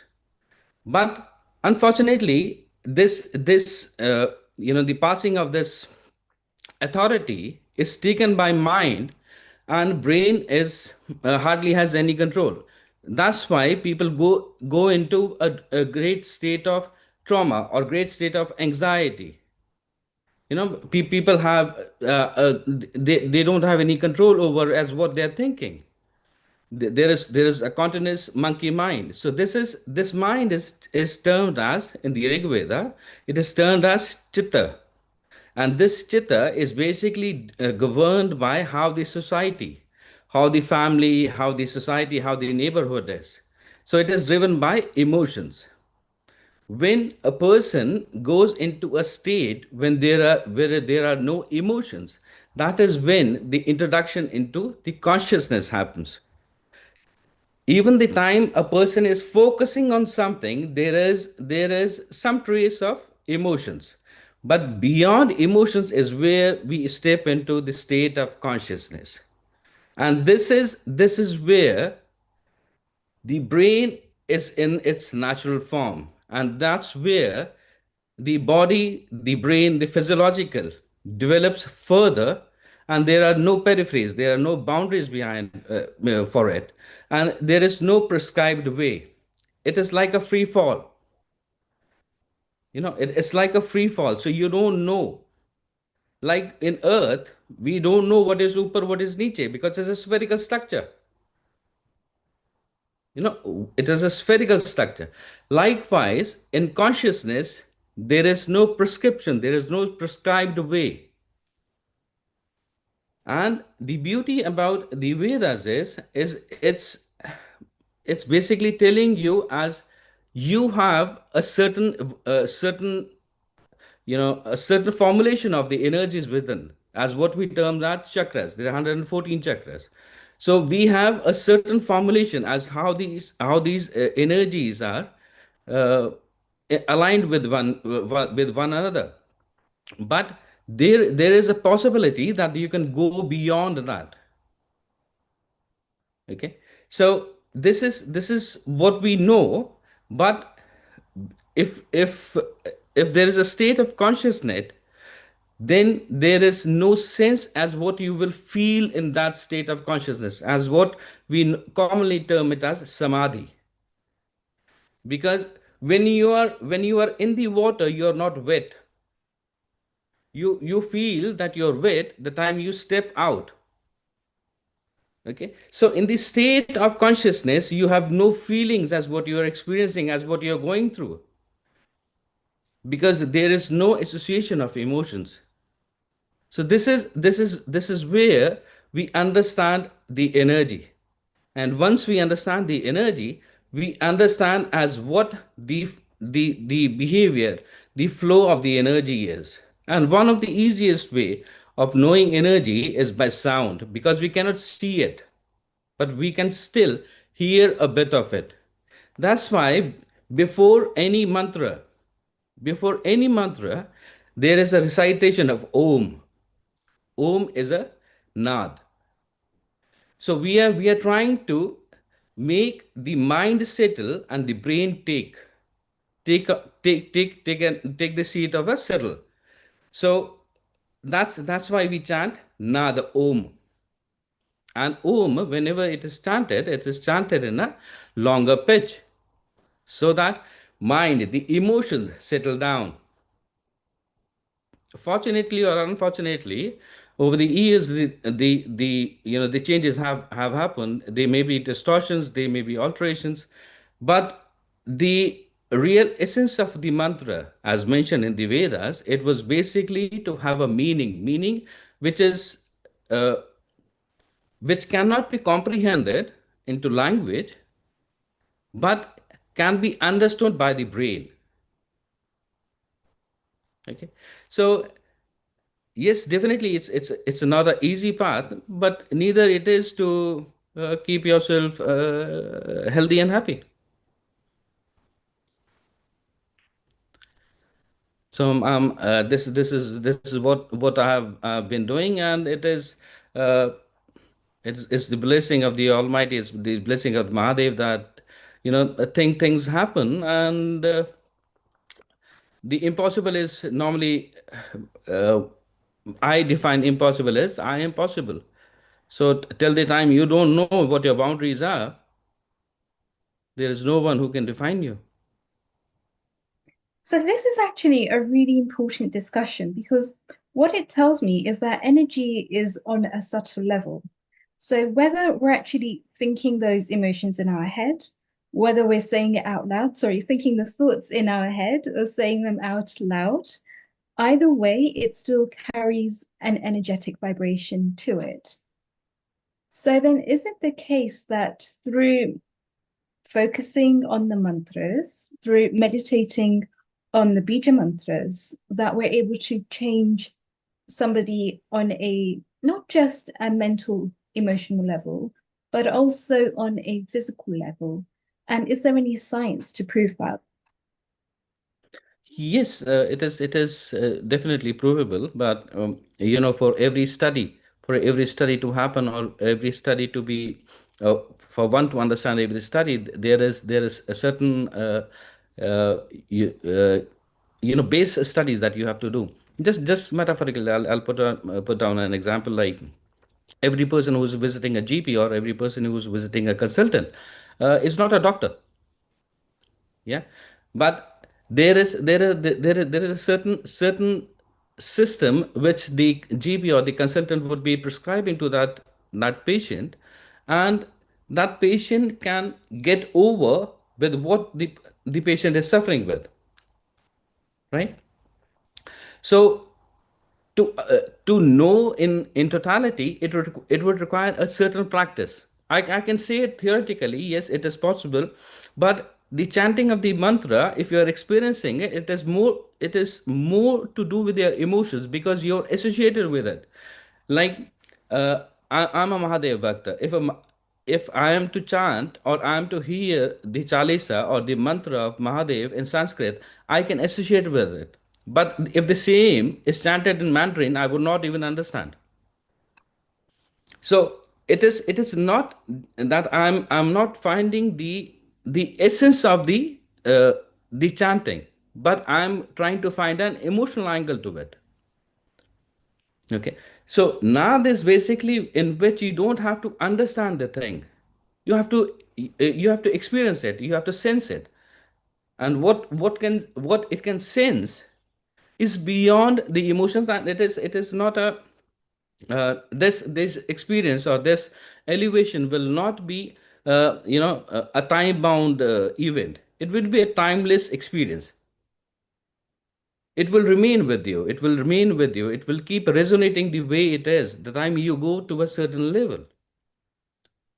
So then how would you explain to somebody that's viewing Healing Our Earth right now the power of having a mantra practice, of having even a personal mantra which they carry with them. And it's helpful even in stressful times, even in times of trauma, one that they can keep going back to time and time again. What are your thoughts? Okay, so my thing would be that one should not try to find a meaning out of it. Like if we are chanting a Lakshmi mantra, we should not visualize or hallucinate a goddess who's clad in a red sari, you know, sitting on a hans. So if you're chanting a mantra, be in sync with the mantra. Feel your breath. Feel your breath. The time you're chanting that mantra, are you feeling that breath?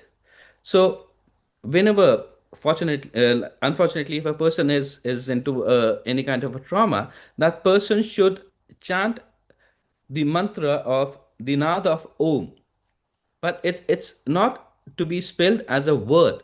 It is to be sung like a strike.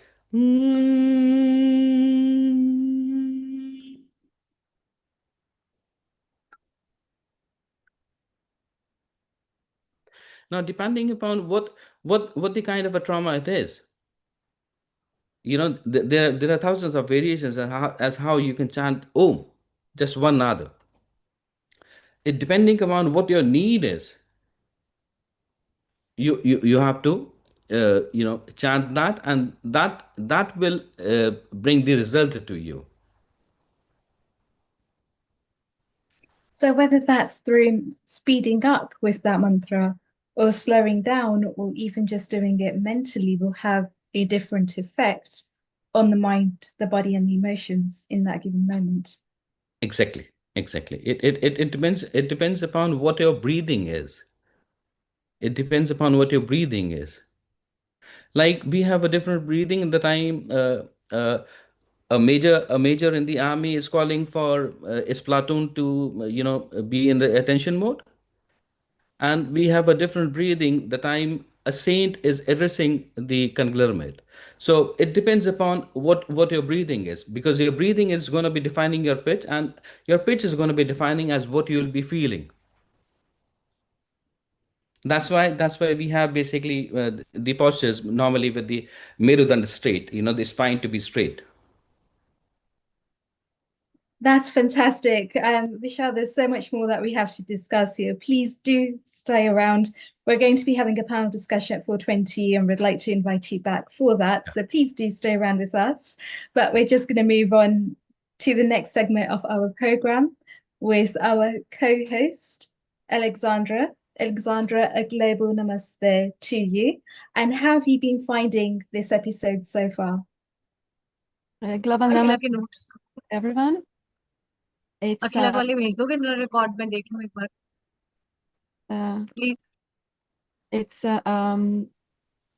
it's very Go ahead. special. I think from Charlene, when it started when she said how she teaches children meditation, and now Dr. Vishal about the mantra, and it's really about that, I think, quality of warmth directed to oneself, about that self-love, experiencing and developing that self-love, that also Charlene teaches children through 5-minute meditation audios that she gives to them, and then guided meditation. And that's what yoga is. It's really like, it's a self-love. It's, it's not like what Jitendra ji also said. It's not a garment. It's not about what we wear. It's not how we sit. No, it's something in the heart. It's about relationship to ourselves, to others. So that's why it's like such an important task. And I think about that. It's not just that it supports self-esteem and self-confidence, but it's self-love, self-compassion. So with children in Johannesburg, or my next guest is Helena from Croatia. She also traveled the world. It's about that act of beauty and courage to deal with unpleasant feelings, sensations, and urges, like really creating that space and time, that expansion to happen. That's beautifully said. And a global namaste, Helena, to you as well. It's lovely to have you with us. And Alexandra, please do introduce Helena. Thank you so much, Riddhi. Helena, welcome. Dobrodošla. Thank you. Namaste to everyone. So I hope you listen. I saw you joined early. Yes, from the beginning. Thank you so much. That's so nice that you are now becoming part of our healing, our family, and get to know what we do. Because you asked me what we do, and it's so difficult to describe, no? Yeah, it's very hard. Yeah. And every Sunday is different. And we really just go spontaneously, and we offer space and time to our guests to present what they do, what they think, how they do, what their deepest essence is. So maybe do you want to present yourself in your own way, Helena? Yes, of course. First, I want to say big thank you to introduce me and call me here. And first of all, I want to say my name is Helena, like you told, and I'm from Croatia. I'll travel across the Europe and South America, of course, and I have planned to go India. I hope soon as well. And I want to say just few short story about me and my awakening. It was really hard, I'll be say like that. My deepest awakening, it was like after my mother died, and I was felt really depressed, and I got the depressed and psychosis episodes. For a few months I spent in the hospital, and after that I decided to sit on my bicycle. Everything was before 7 years, and I sit on my bicycle and I told myself, okay, I want to just cycle and go somewhere and something to have very funny and nice travel to the Finland, because it was very flat to there. And I was cycling for 3 months there, but on that 3 months I was taking the pills what doctor told me that I need to take. And after 2 months, I decided to leave all these pills and decide to heal myself on another way. In that time, I was doing yoga as well, but I never do that deep like now. Last year, I decided to do yoga teacher training as well to do deeper in my practice. And I can say that yoga helped me a lot to give myself to love and to have like my sadhana, to have space for me and to have a time to feel all my feelings, what I didn't feel before, because like I said, I had a depression. And for me, depression is when you press all your emotions and you don't have a time to feel all of that. From the depression, you can feel different kind of physical pain as well. It's not just mental. You can go to the physical pain as well if you don't allow yourself to feel all these emotions. And yeah, after I decided to stop to take medicine, I came home from the Finland. I was cycling from Croatia to the Finland for 3 months, and after that, I start with my spiritual journal path, and I stopped to eat meat, and I decide to. I was ordinarily cook, ordinarily chef, but I decide to change that and start to cook plant-based food. And for now, like 7 years, I'm plant-based chef, and that also changed my life. And it's completely different when I thinking about myself before 7 years, and now I'm completely different person. Yeah. My spiritual journal also maybe it's not connected with the yoga, but I connected together because all of these things are helping me to be connected more with myself, with my emotions, with my heart, with my spirit. And one of the medicine, how they say that, it's cacao. And cacao was the reason because I traveled to Guatemala last year in Atitlan Lake. And cacao is a medicine to help to open your heart and feel all our emotions, of course. And cacao is not just ordinary cacao, it's something for me very special. And I have like for 4 years connection with that spirit and helping me to live life what I was always dreaming for, but I never had the courage to do that. And what else? Yeah. Cacao helped me to start to speak English as well. Before 4 years, I was understanding English, but I never was speaking. Yeah. And I got the courage to move in Ireland, and I was living there for a few years, and also I was sharing cacao, and I was doing deeper work with the cacao as well. And last year I decided to go in Guatemala and spend 3 months with one Mayan family in Atitan Lake with my teacher, Ana Marina Cruz. And yeah, it was incredible. It's very hard to explain how they live and what they believe and what they do, what their like tradition. But it was very interesting, of course. Yeah. Is it there where you also learn the massage for the a belly massage? That's true. Also, because I know that all of our emotions we store in our organs, and I felt pain actually before a few years in some parts of my body.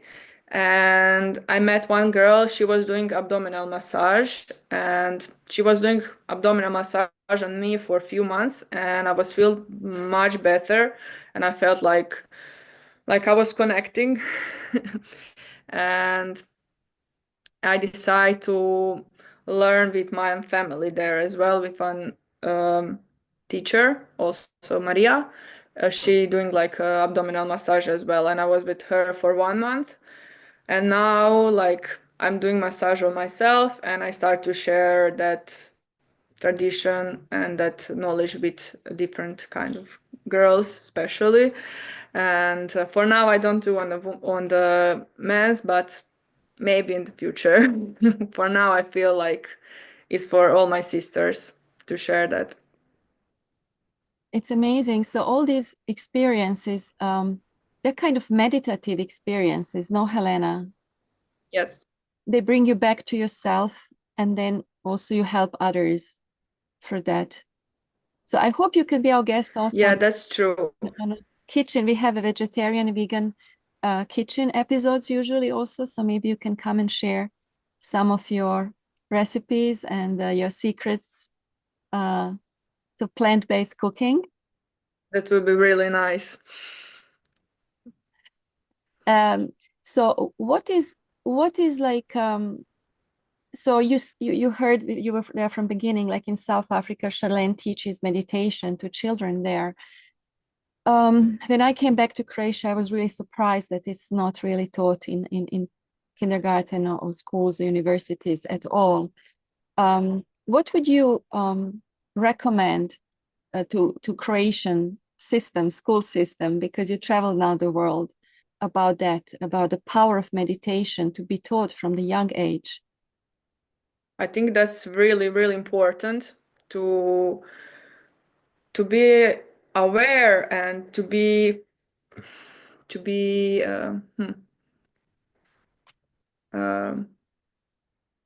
have a power to sit with yourself and with your thoughts.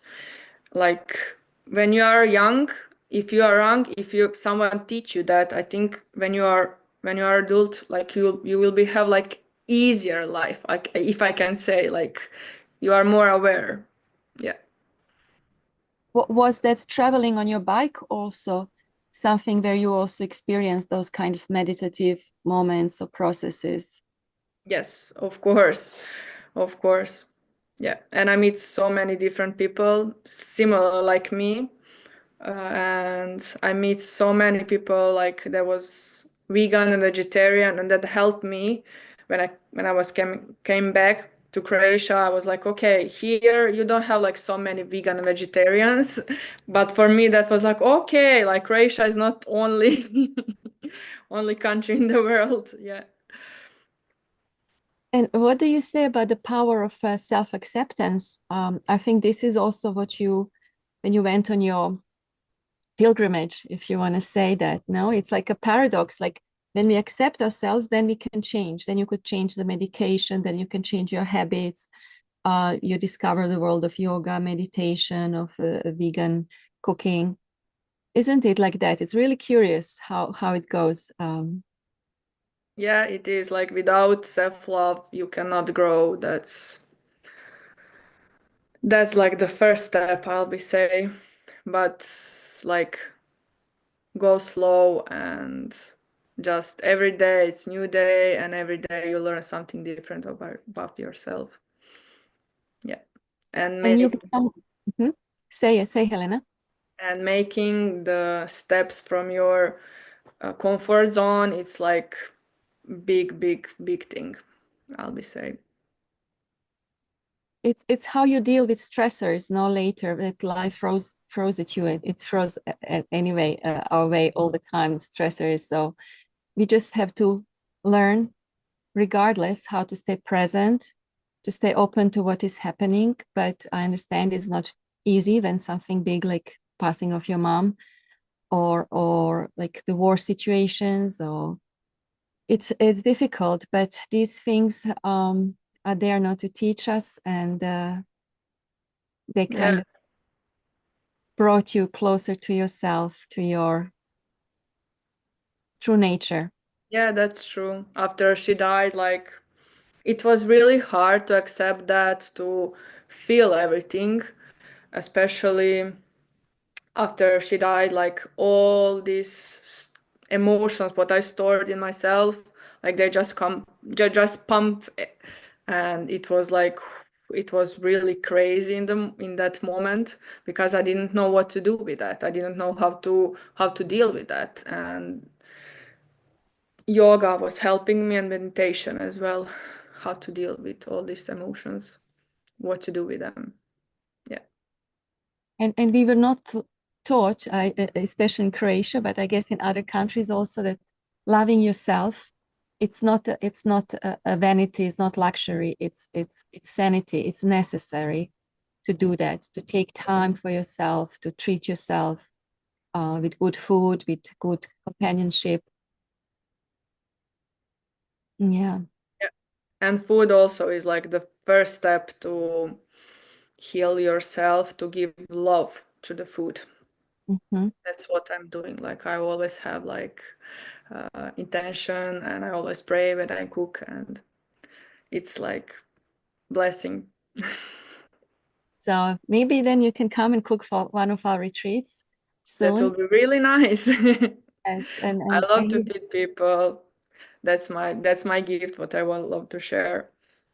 perfect. So yeah, if anyone also needs Helena as a guest plant-based chef, but also obviously she has so many other gifts, please get in touch with her or anyone from our Healing Our Family, and we'll forward the contact, for people who watch us on YouTube or Facebook. Yeah, just everyone is always welcome to connect, because I think this is the most important, the compassion, connection, the sharing of the goodness, as you said. Yeah. Thank you so much, Helena. I don't know if there's any question from anyone who is currently on here.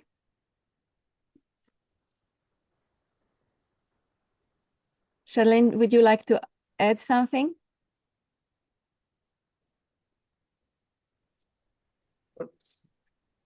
I was just listening to her experience, and it's so important, the self-discovery.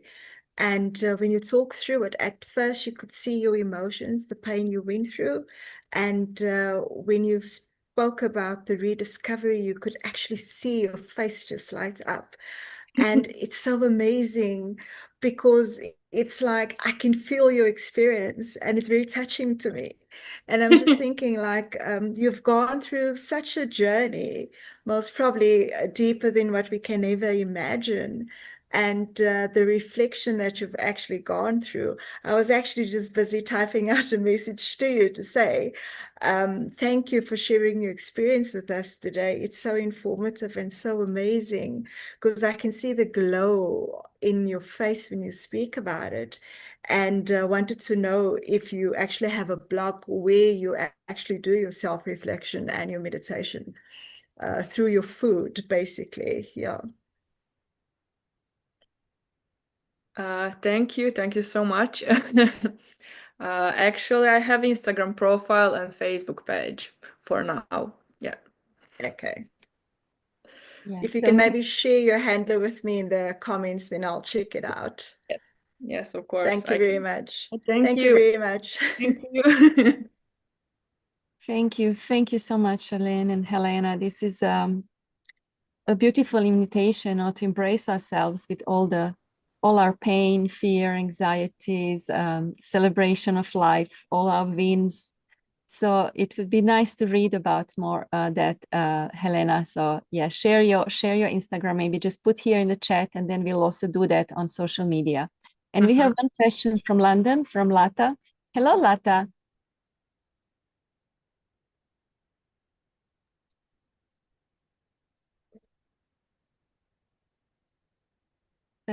Someone can Yes, Lata. Yes. Hi, thanks. Global Namaste. Wonderful ladies.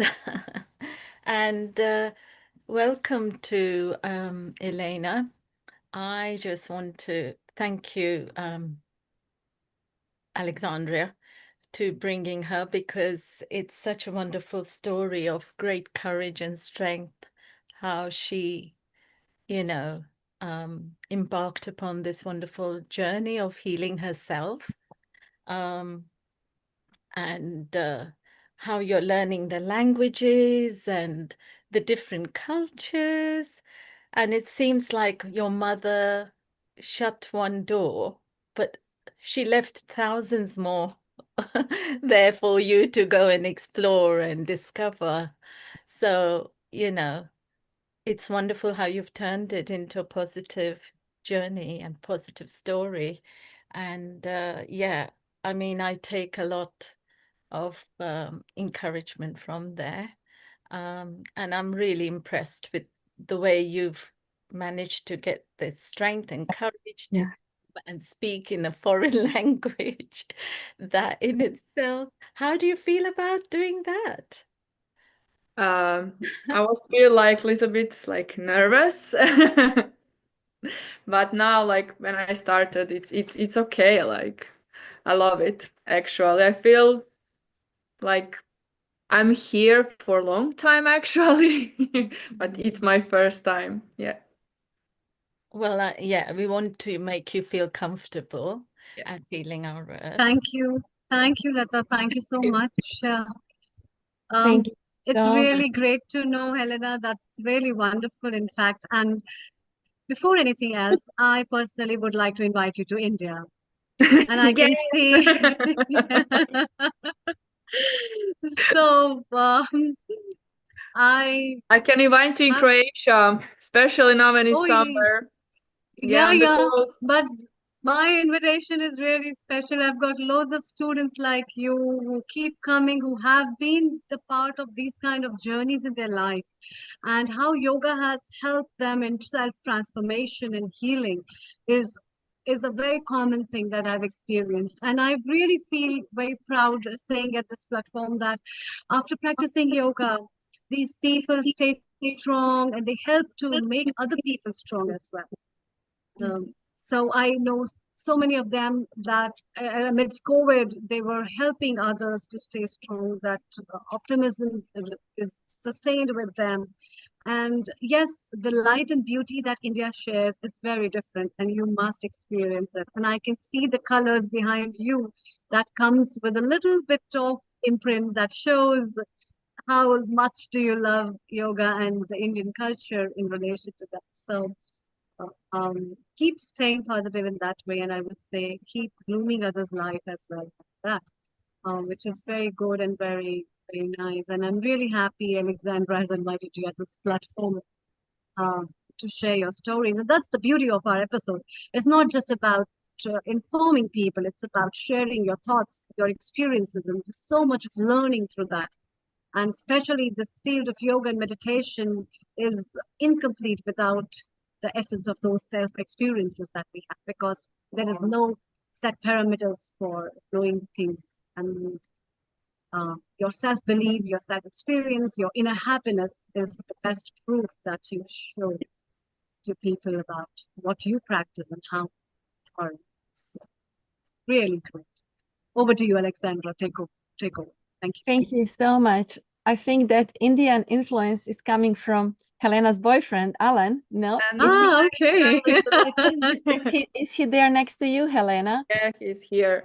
He's here. So Yeah. we can maybe now talk to Alan, who has been to India from teenage years. Thank you, Helena. See you later. Thank you. Namaste. Namaste. Namaste. Alan Gott is just going to now, I think, change seats with Helena, and we are going to welcome him. Hello. Hello. Hello. Hello. Namaskar. Global Namaste, Alan. That's wonderful, Alexandra. It's really wonderful to know. So, Alan, how has been your journey in India and your imprints of yoga in India in relation to that? How have you found and discovered that? Over to you.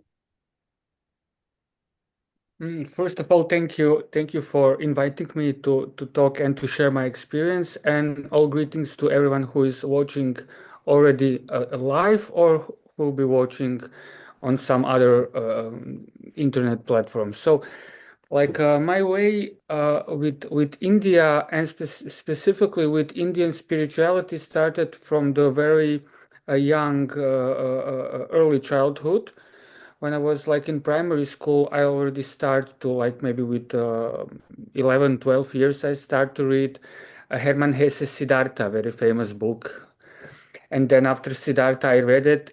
I was like bewildered. It was like amazing impact on myself. And then I decided I make some inside promises to myself that once I have to visit India. And then like in teenage years, like maybe with 14, 15 years old, I read Paramahamsa Yogananda autobiography of a yogi, also very famous book. And it was like, yeah, complete decision. I have to see the Indian, I have to see the old spirituality, which is like there. And after the high school with like 18, 19 years old, I traveled to India to discover what India has to offer, because I was from very early childhood searching not so much for religion but for spirituality, for something substantial which is not covered with like labels or names. I really want some things. And then after the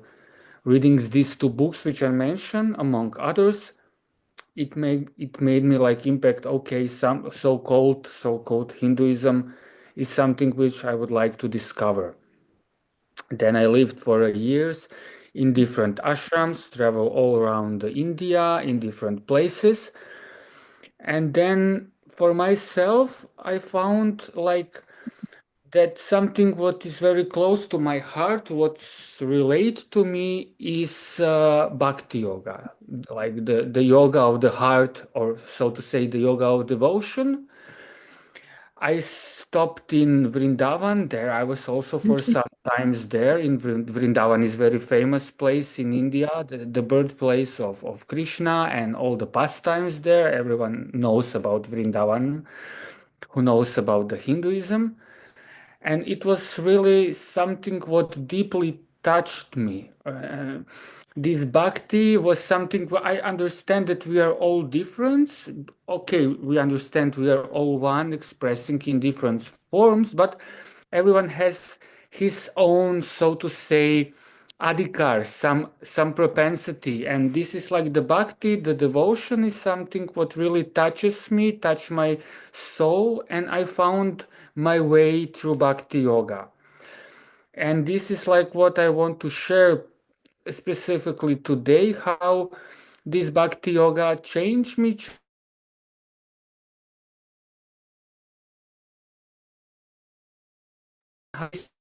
Connection. in spirituality. Even I understand much. This my experience, like I'm more than 25 years now in this yoga practice. I really understood that everyone has to had some path to follow, that some path, because it makes something valuable in life. There is like recently I just wrote that if you do every day something, just little bit, if you every day just put the water in the glass and you put it somewhere, that things, small things became made you that you became a noble. So this is like we can say in India, in Hinduism, we have terminology sadhana. Sadhana is practice. I understand that already you know it about it, but sadhana is something what is like doing every day by regularly our practice. We became noble day by day. We change our consciousness. So this bhakti yoga to change my consciousness, to change my way of thinking, of understanding, of observing the world. So what really catches me, really did a great impact on me, was chanting the mantras. When in India, I discovered the chanting of the mantras. I first started on my own, and then I discovered more and more deeper levels of mantras. And I would like to share with you some insights and some experience of my chantings, the mantras. So there is like a everyday sadhana which I do is like the chanting on the beats. It's not so important. I have maybe here is like Rudraksha Mala, or we have like the Tulsi Mala, probably you know from the wood Tulsi. There is like a very significant 108 beats on that prayer. In other traditions, we have like others, but in Christianity, we also have rosary. In Islamic tradition, we also have the same principle. So I'm trying to present the thing is universal. It's like we are talking about universal thing with the different varieties according to the culture we are, but everything in the essence we really understand that is the same thing. So we can say that a mantra actually come from the word, two words like manasa, which on the Sanskrit means mind, and trayate, which means to liberate, or in other translations is to protect, but the mostly is translated trayate, like liberation. So we can say that the mantra is actually something which can liberate the mind. And it is not to explain dry philosophical understanding of the mantra, but the core essence of everything is that if you're repeating the mantra, your mind day by day, slowly by slowly become absorbed in that what your mouths are pronouncing, and then somehow or other you can, if we are purifying our mind, we are purifying our heart, and by regularly repeating on every beat, repeating the mantra, it's not so important also because we understand the universal principle. It's not so important which mantra. Everyone has his own mantra. In Hindu tradition, we can chant Om Namah Shivaya, or we can chant Hare Krishna, or we can chant Om Gam Ganapataye Namaha. Or as at the beginning, there is some mantras actually in traditional way that should be only chanting in the mind, not loud. For example, traditionally, the Gayatri mantra should not be said loud. Even today, we are doing that, but there is some technical also things. But the mantra, like whatever mantra we chant, it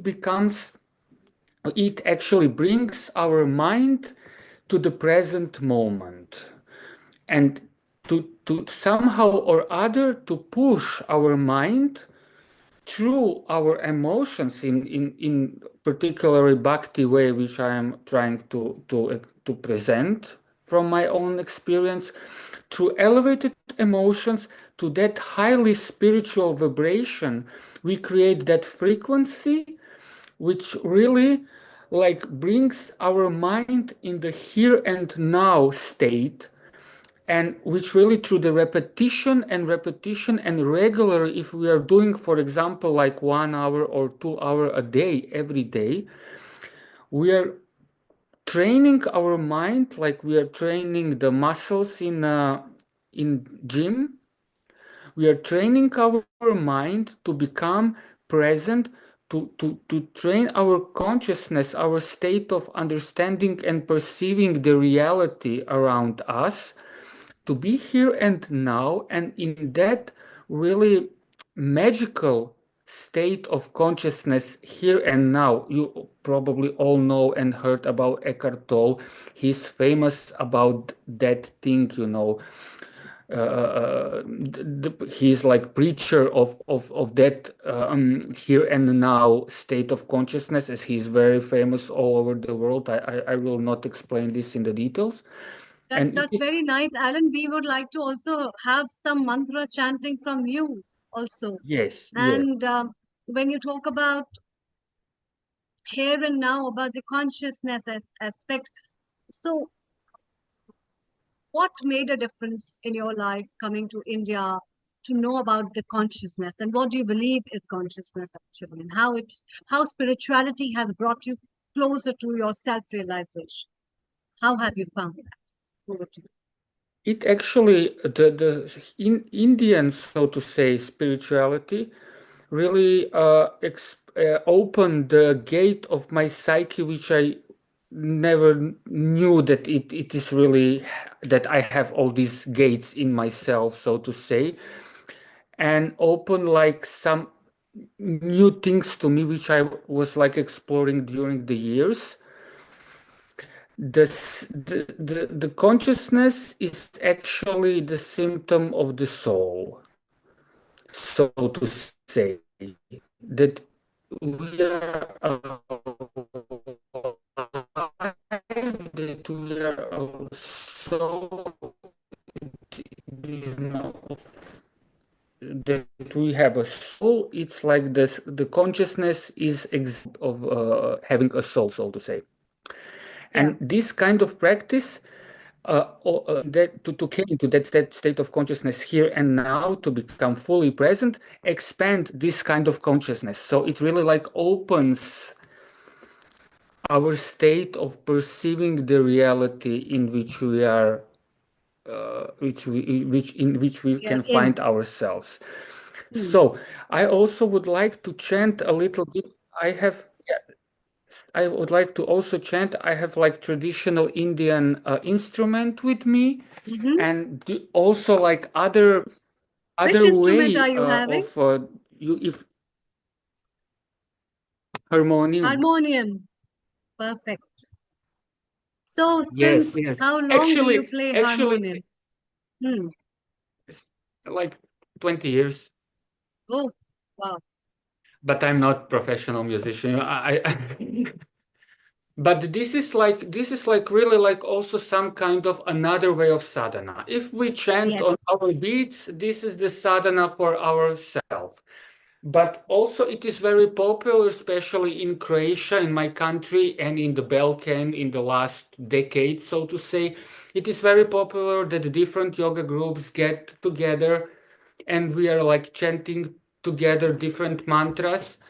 And it's like it is called in Hindi or in Sanskrit, actually it's called Sankirtan, like togetherness, come together and do the kirtan together for the Yes, benefit, yes. not just for ourselves but for everyone who is participating, or for the, you know, for cleansing the atmosphere and uplifting the energy around. So it is also the way the bhajan in my tradition, it's called the bhajan, like this is called japa, like on the beats, and playing the music, the devotional music, it's called bhajan.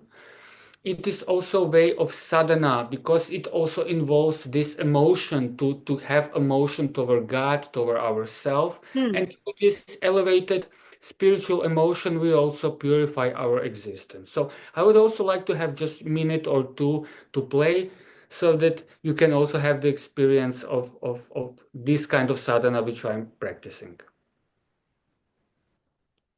Thank you. Yeah. Yes, it would be nice, Alan. Okay, thank you.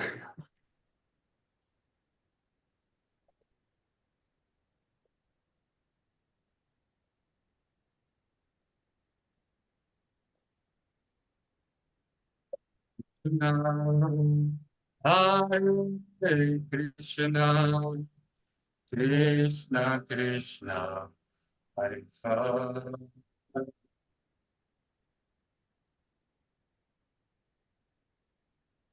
Rama, Hare Rama, Rama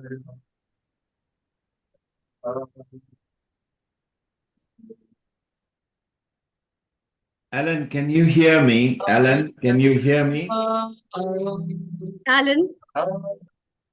Alan, I have muted you because your harmonium is not synchronized. We can't hear, so you can chant without harmonium because it's not synchronized with the Zoom.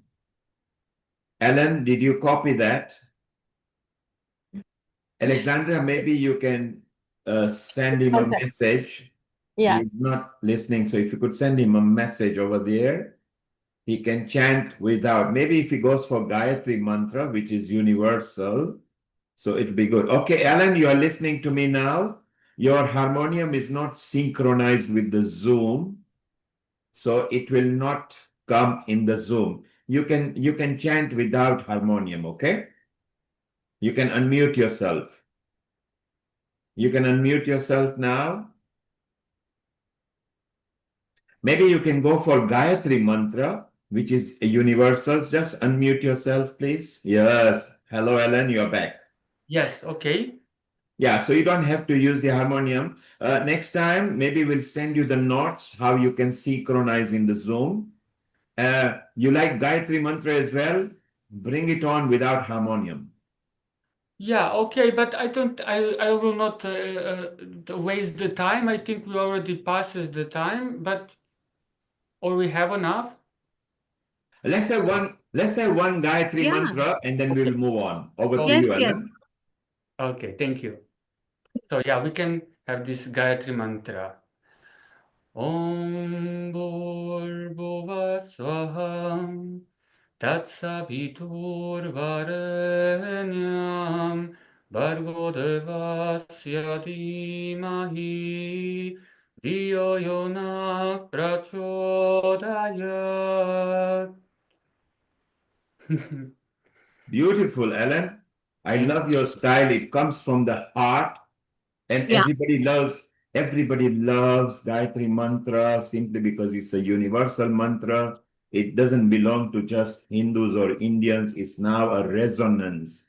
It's a one that when you practice the Om, you see your body, your mind resonance on that. So it's wonderful, Ellen, and what a wonderful journey. Amrita, Alexandra, he has got international flair. Yes, thank you so much. And Yes. Alan is also plant-based cook. He has been cooking for ashrams for 500 people, for festivals, for retreats.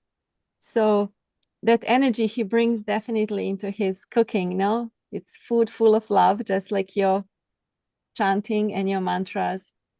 Thank you so much, Alan. And I hope you can be our guest in the episode about the veganism and vegetarian cooking. And thank you so much. That was really lovely. Yeah, and Alexandra, we can have him for the panel discussion and chit chats because we would like to have more ideas and his point of view to know more about what is about yoga and what is fascinating about meditations and how he has been practicing and working.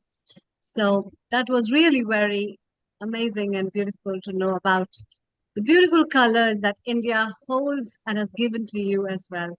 So Let's Ellen, listen. Yes, so yes, Ellen, over to you, stay Nick. around because shortly we are going to go into an open session where Amrita, Riddhi, and Alexandra will bring a topic and engage everybody who is here. And then we are going to Amy Wheeler in USA for an exciting session, 45 minutes non-stop. Again, people will be involved. And after that, we have got Vijay Anandya, who is also over here, and he's going to bring that spiritual touch, which will be exciting. So it's a non-stop from here on. Amrita, let's welcome Riddhi back again, and Danada, who is in USA. And maybe before we go into an open subject where you and Riddhi will be prompting people with Alexandra, let's tell people about the future sessions that are taking place at Healing Our Earth or around the globe. So let's Yes. begin, Amrita. So Is it, the next, are we propagated? the next Sunday is Cancer Care and Awareness Week. So we are celebrating and working on this episode on 1st of June 2025 from 2 p.m. British Summer Time onwards. So this is if you have survived cancer, or if you are an oncologist, or you have got any cancer-related matters, do pop in and talk to the experts. This is something close to you, Amrita, coming soon. Yeah, so we are having an international conference on mind, brain, and consciousness 2025 from 4th to 7th of June. And I might share a few insights from there as well, from the foothill of Himalayas relation with yoga and meditation. Yes. And this is Thank organized you. by the Indian Knowledge System and the Mental Health Application Center. Is that right, Amrita? Yes, yes, at Indian Institute of Technology, Mandi. And my big thanks to Healing Our Earth as well as our founder and director who has given so much of promotion to this conference. And it's really wonderful to know we are having a good array of delegates as well as speakers who are renowned in the field of consciousness healing, as well as scientists and researchers who will be joining us in this conference. And we are very proud that, Amrita, you are involved right at the helm of it, doing a wonderful job. So we wish you all the best from everybody at Healing Our Earth, and you will be meeting some Healing Our Earth people in person over there. Yes, thank you. Followed by that, we are having World Environment Day on the theme Our Land is Our Future, and therefore we'll be broadcasting it on 8th of June 2025 from 2 p.m. British Summer Time onwards. So if you love your place, you love your earth, please join in. And then we have a special episode for diabetes, the sweet disease, but its awareness is very important. So that episode will be broadcasted on 15th of June 2025 from 2 p.m. British Summer Time onwards. This is something where our Alexandra is involved. Alexandra, tell us more about it. So we are just going to have a yoga festival here in the small village and on island Korčula in Croatia. And it's going to be a full day of a couple of different yoga teachers, different styles. There will be also like kids yoga, kids fun activities. We will have also drummers. We will have a lot of music, food. It's just the beginning, I hope, of one beautiful tradition of organizing yoga festival in Croatia, in Lombardia. And how wonderful. This is the first time for Lombarda, and you are doing it in conjunction with the Indian Embassy and Healing Our Earth and Wellbeing Academy, which is what you run. So we wish you all the best.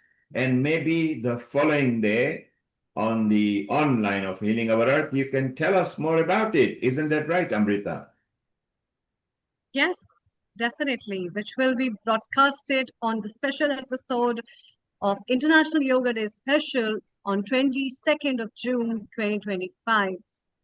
Where our Riddhi Vyas, who is a co-producer as well, she has started planning important guests as well, isn't it, Riddhi?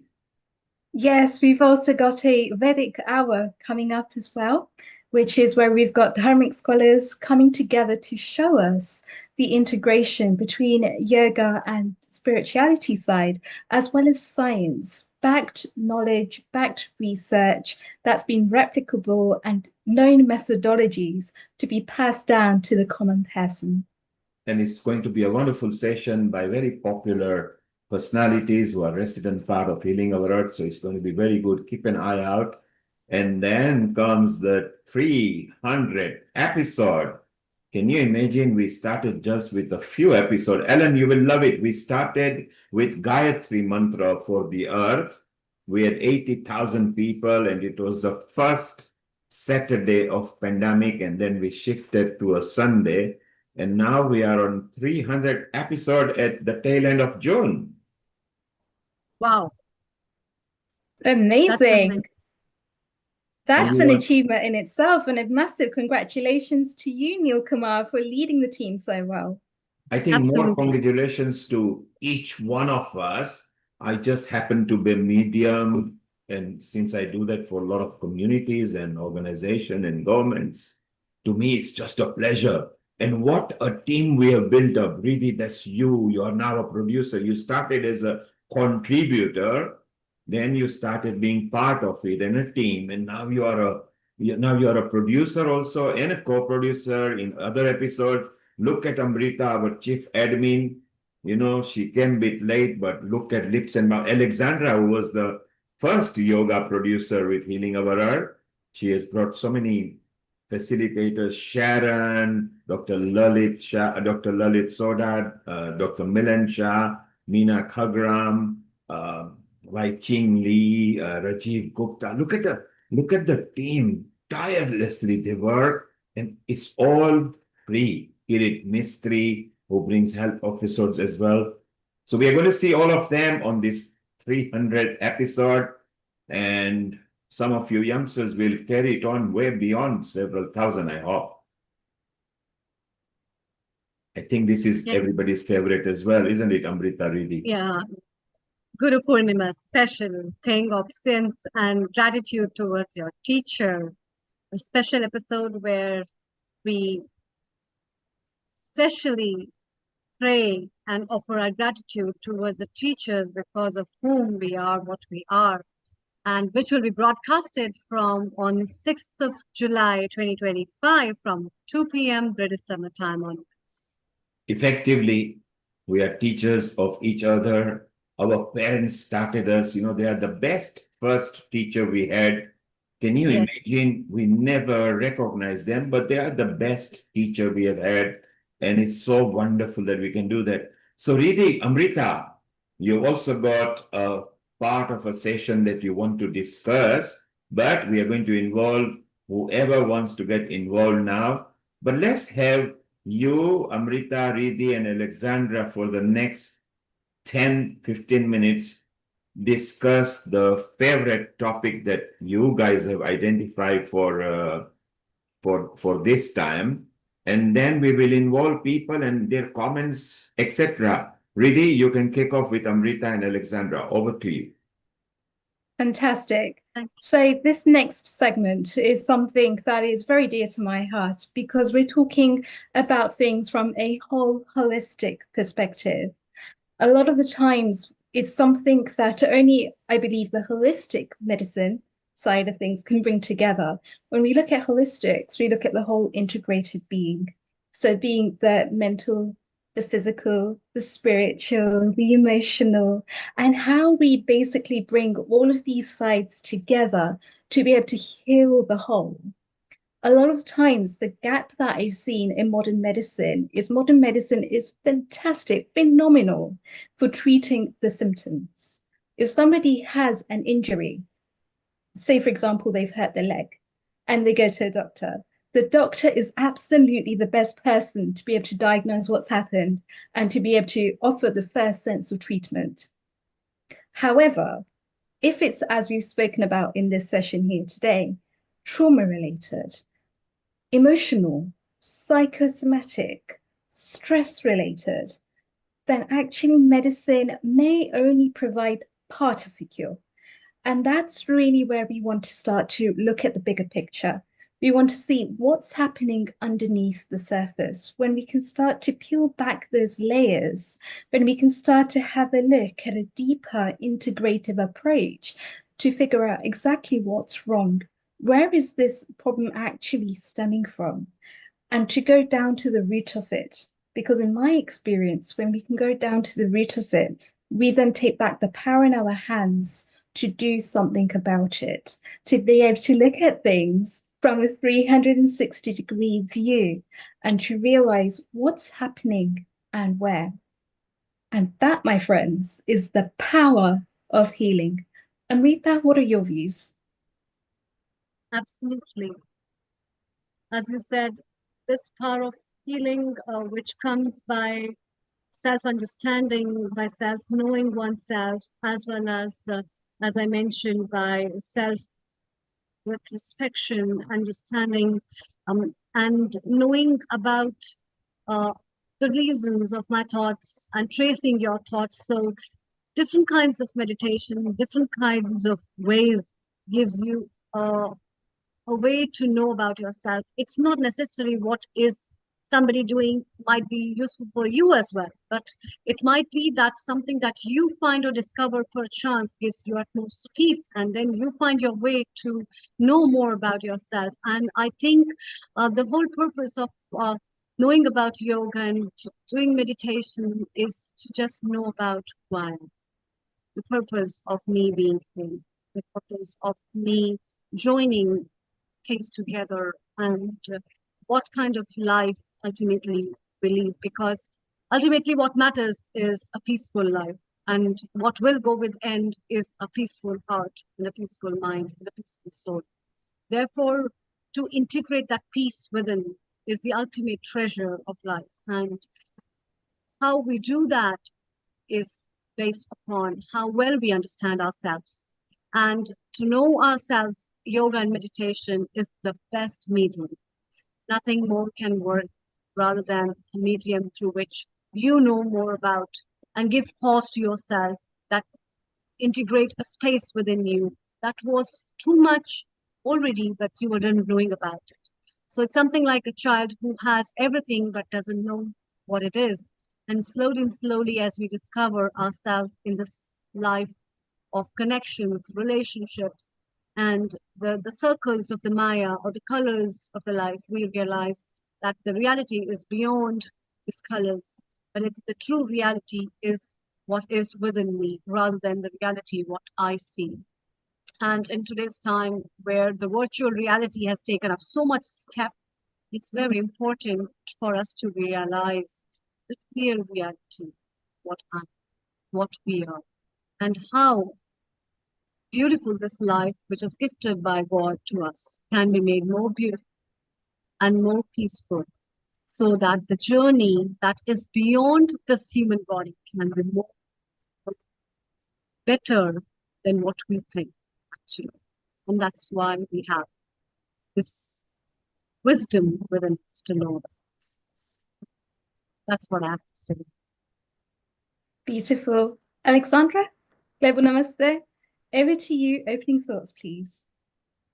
Thank you so much. That was very, very insightful, Riddhi and Dr. Amrita. We will later hear also from Emmy from US. As yoga therapists, I think it's this empowerment or self-empowerment for people. It's really crucial, including nonviolence. I think nonviolence is for me always the basis of being. It should be like inseparable part of our being and what we transmit and embody and also teach others.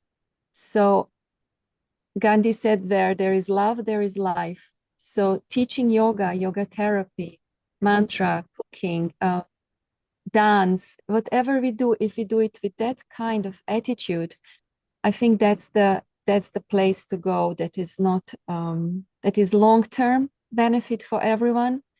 We are in charge. We have power over our lives when we move from that non-violent and loving space, and then we can just become more expansive, more knowledgeable. We can share that goodness and become aware of how we are, how we relate to our body, our emotions, thoughts, behaviors, and also to others. So I think this is, without judging ourselves, this is really crucial. Non-violent approach is something that is not so celebrated in nowadays, as Dr. Amrita said, in this virtual reality. It's a lot of judgment. So it's like learning how to, when somebody has misalignment, it's much more difficult to teach someone how to align when someone is misaligned than when you just teach from beginning children how to align their spine, how to align their body properly. So this is really important, like accepting, learning, non-judging without violence. Absolutely, this is the and with love.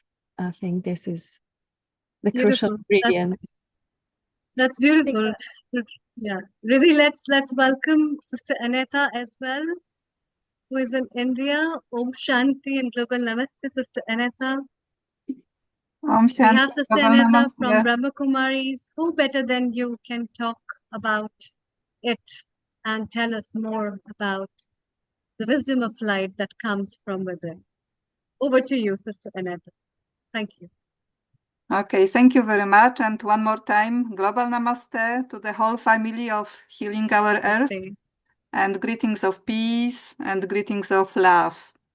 And thank you for having me here again and offering our humble contribution.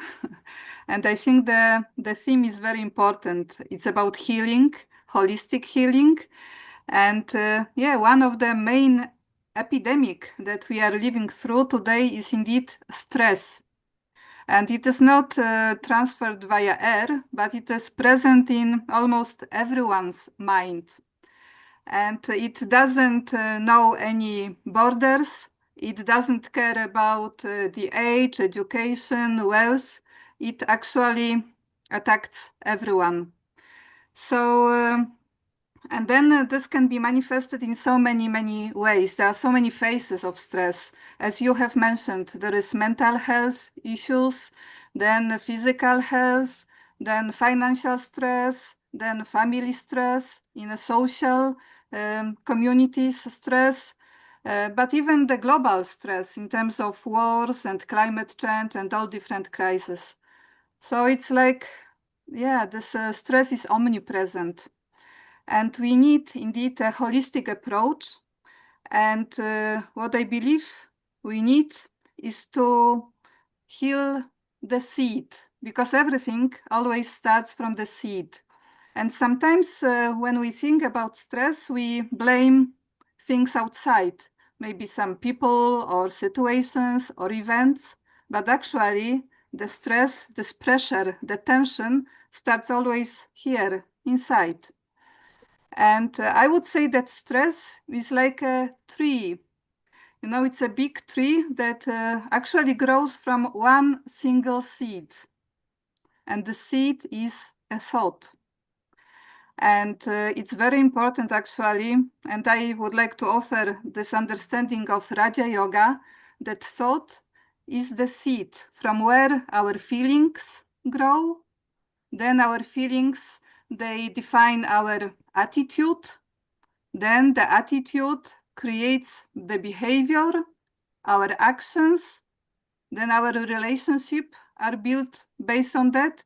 And then actually my whole life becomes the result of the single thought that I had in the beginning. So, yeah, for me, Raja Yoga meditation, which is actually much more than meditation, is a way to heal the seed. And in this way, actually, to see how we can heal the whole system, the whole body, and to heal the life and the world. And these are big words. But when we think about it, we really can understand that the root cause is inside. And even for myself, before I started Raja Yoga meditation, on external level, I had everything. I had very good career. I was climbing the stairs of the career very nicely. Then I got very nice promotion. I moved from Poland to Hong Kong. I had very beautiful apartment. I was flying all over the world. I was respected in my job and in my life. But I was actually very stressed. Now I can call it in this way. And this stress was manifesting by me pushing myself to do anything. Whatever I did because I had to do it, not because I wanted to do it. So it was very tiring. Actually, it was very exhausting. And there was nothing about enthusiasm or joy. So now I understand it was stress, which was not maybe a stress that is shouting, that is very loud, but this was this quiet emptiness inside. So many different phases of stress. And then actually Raja Yoga saved me. I really can say for me, my personal journey, that Raja Yoga saved me. And Raja Yoga is a very holistic approach to healing, to transformation. Because it starts from the root cause, but then it takes me from understanding through experience up to becoming and then sharing. So it's like a full circle that allows a soul like myself really to get into this process of transformation. And Raja Yoga, the aim of Raja Yoga and the result is, as the name says, to become Raja, to become the king. But what kind of king? The king of myself, the self-sovereign. And this is actually about freedom. Freedom. When I become the king of myself, it means when I become the one who can consciously create thoughts and maintain these thoughts that I want, it means I'm a self-sovereign, and it means I am free. And this is the best freedom we can get, because it's about freedom from any influence, from the past and from the present, from other people, from situations, and even from my old, what we call sanskaras, like personality traits. And it's beautiful. I think this is the most liberating thing that can happen for one who wants to change. So freedom and dignity. So it's about love. It's about self-respect and love. And Raja Yoga allows that because there is a method how we can take care of our thoughts by understanding who I am and by getting power from the source so I can really be what I understand that I am. And I understand that actually for me to be happy, I don't need all these things that I collect in my life. I just need to be myself, the peaceful one, the loving one, the joyful one, the pure being, the being of this energy of light that I really am eternally. And this is a matter of experience because these are just words. Everyone can say this, but Raja Yoga is about experimenting and experiencing. So Raja Yoga, I believe, is effective way to heal the self because it offers piece of knowledge. So there is an understanding, but then there is a practice. So the first one, understanding and reconnecting with the true self, this part of yoga. yoga with my true self. So the one who is full inside, who is free. But then the second point, which is maybe the most amazing actually, but for that second point, the first one is essential. It's about connecting with the source, the supreme. Because I can understand, on intellectual level, I can understand, but then to become, I need power. So it's like injection of power or balm of love that we can feel from up above, from the Supreme One, the Source, the ocean of love. And this we can experience in our Raja Yoga, connecting with the highest. But actually, we don't always call it yoga. We like to call it yad in Hindi, which means remembrance, because it's about actually not struggling. It's a link of love. So if I love someone, I remember him or her naturally, automatically. So in Raja Yoga, we develop this kind of relationship with the Supreme. And then we remember him. It means we are with him. We are like combined in the company of the highest one. And this, his love, is the most transformative. And it makes the impossible possible. Like for me, it created in me or recreated my self-respect, which I thought was lost forever. But when I understood about the spiritual understanding of who I am, but mostly when I got to experience this pure, unlimited love, then I regained my self-confidence and I got power and courage to follow this path. And then the third thing comes in Raja Yoga, because Raja Yoga is something very practical. It's like karma yoga. It means we do not escape, but we engage, or even more, we co-create our life. And what I love in Raja Yoga, and this is very, very easy method for healing relationships, is to give good wishes and pure feelings to everyone. And this I can do when I am full, when I get whatever I need from up above, from the Supreme, then freely I can share it with everyone, but also with nature. And what is very beautiful is that then I receive in return blessings, no? And blessings are very powerful energy. So at the end of the day, this is how the healing can really happen, from the beginning through the middle till the end. And that's why I have very good practical experience of practicing Raja Yoga. And it's not only yoga, but it's really like a lifestyle based on understanding and practice.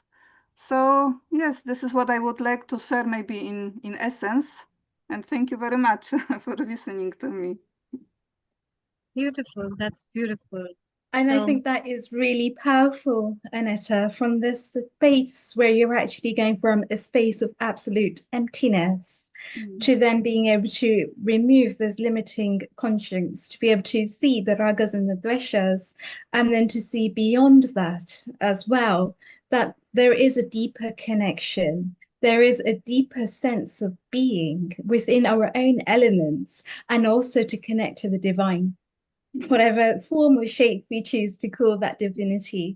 But it's that connection that is within us and each one of us, which creates the one world, which creates the one health, the one being around us and within us.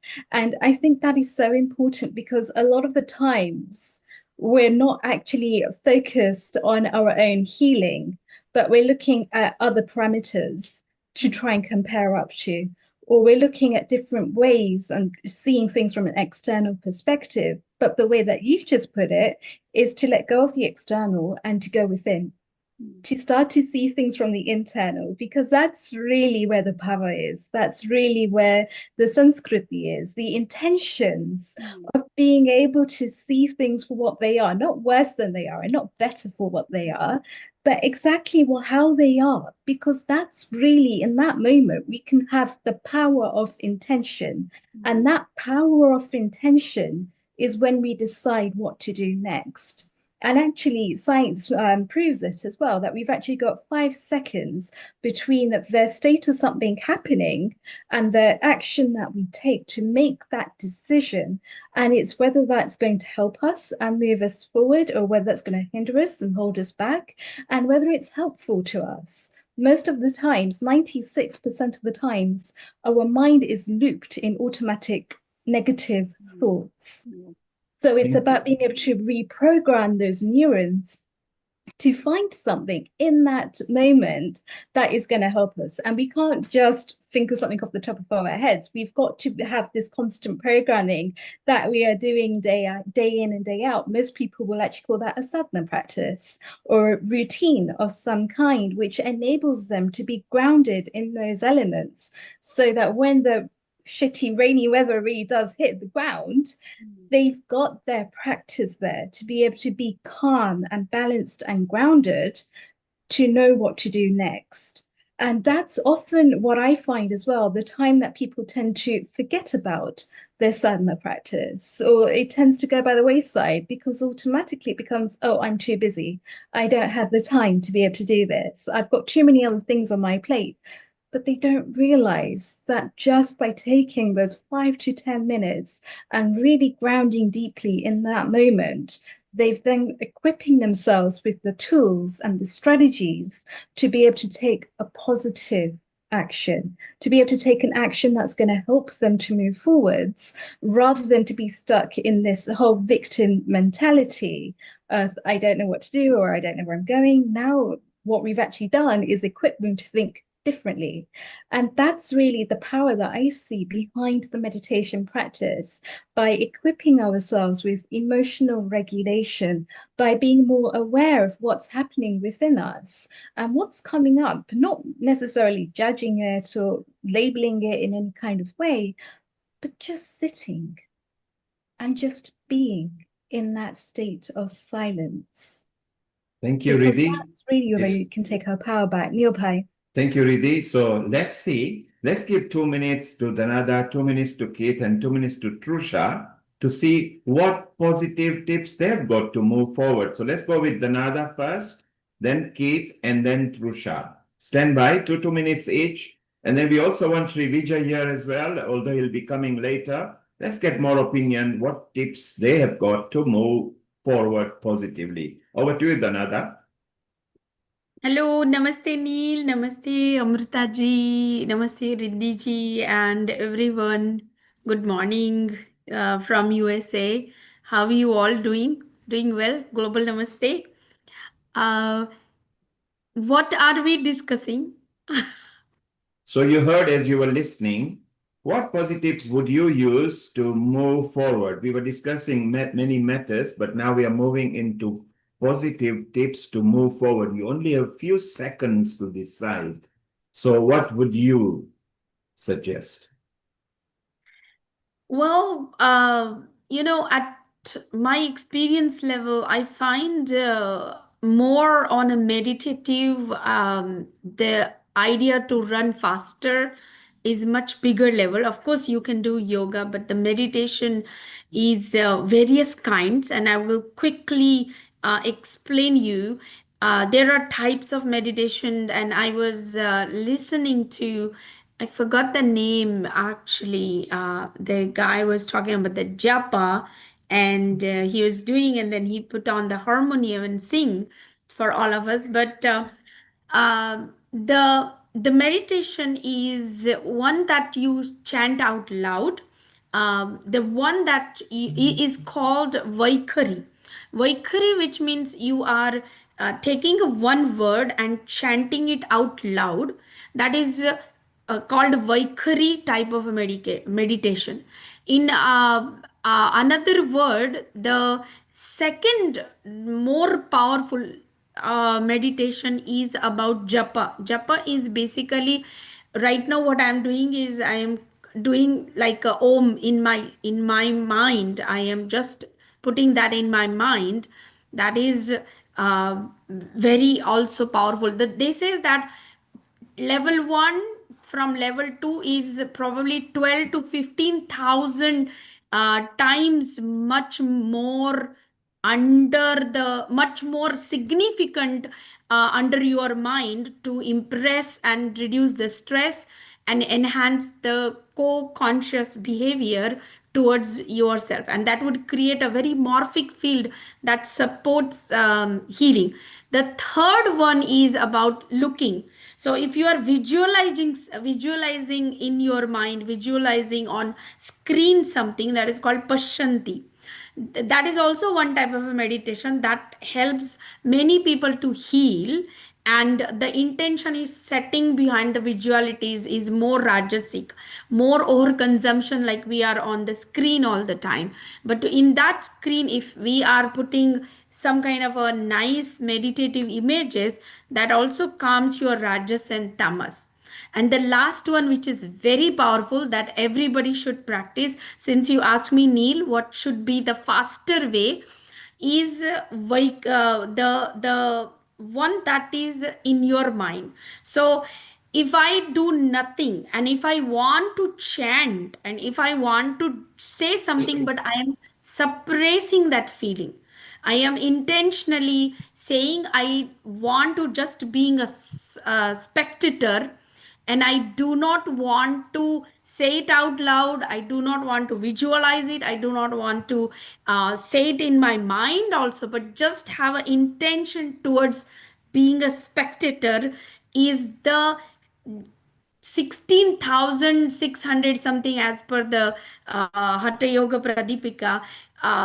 Powerful. So many of the times we have the stress and we have the urge to say something, and we suppress that because we don't want to get into arguments. Sometime we don't want to get into any kind of a setting where it's uncomfortable, or we are trying not to go towards very conscious behavior, but health, that thought is being impressed in your mind 17,000 more than what you could think about spitting it out loud. So the meditation that everybody wants to do, of course we all do yoga, we all do the intention setting sankalpa, we all do the meditation, but if you want to heal faster, try to say the things positively. If you want to achieve the things, and I also learned this from Neil as well, overconsumption of disconnections is possible.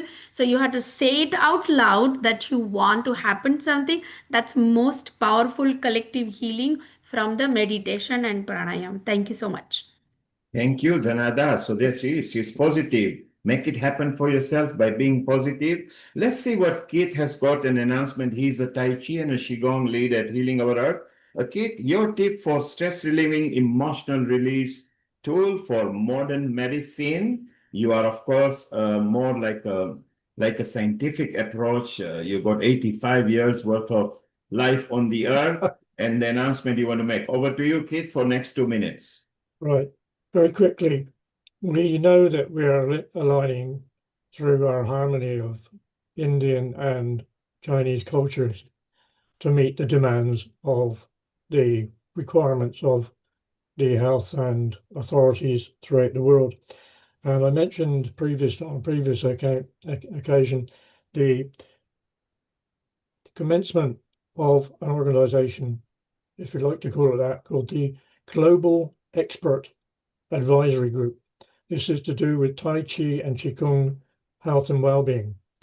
And the principles behind this are to identify not the anecdotal or testimonials, it's to identify clearly and concisely the facts regarding the benefits of Tai Chi and Qigong against what we now know is a number of, I think the best term I've had is given to me by one of my American friends, which is the health challenges. So we've identified 10 specific health challenges, and we're now going to actually go down through and identify specialists to investigate this so we can put forward proper, well-founded, well-funded activities towards the government, particularly in the UK and across the USA. So it's about being very positive. It's about going forward. It's about all the activities that we can join together with. So I'm keeping quickly and as positively as I can with the Healing Our Earth team in working together, not just in parallel, but in coordination. So if there's any questions, I'm quite happy to answer them, but I think I've done my 2 minutes. How's that, Neil? Well done, Keith. And Keith, going forward from now in that special group that we have developed, you can add Danada, Riddhi, and Amy. I will connect with you and connect you with them because they are exactly what we are looking for to get into our motion for that very niche organization where they can contribute within the thoughts of that. So expect an email within 7 to 10 days from Keith, where he will keep you in touch with a group that is being developed to see if we can create an alternative organization that will move positively. Keith, well done.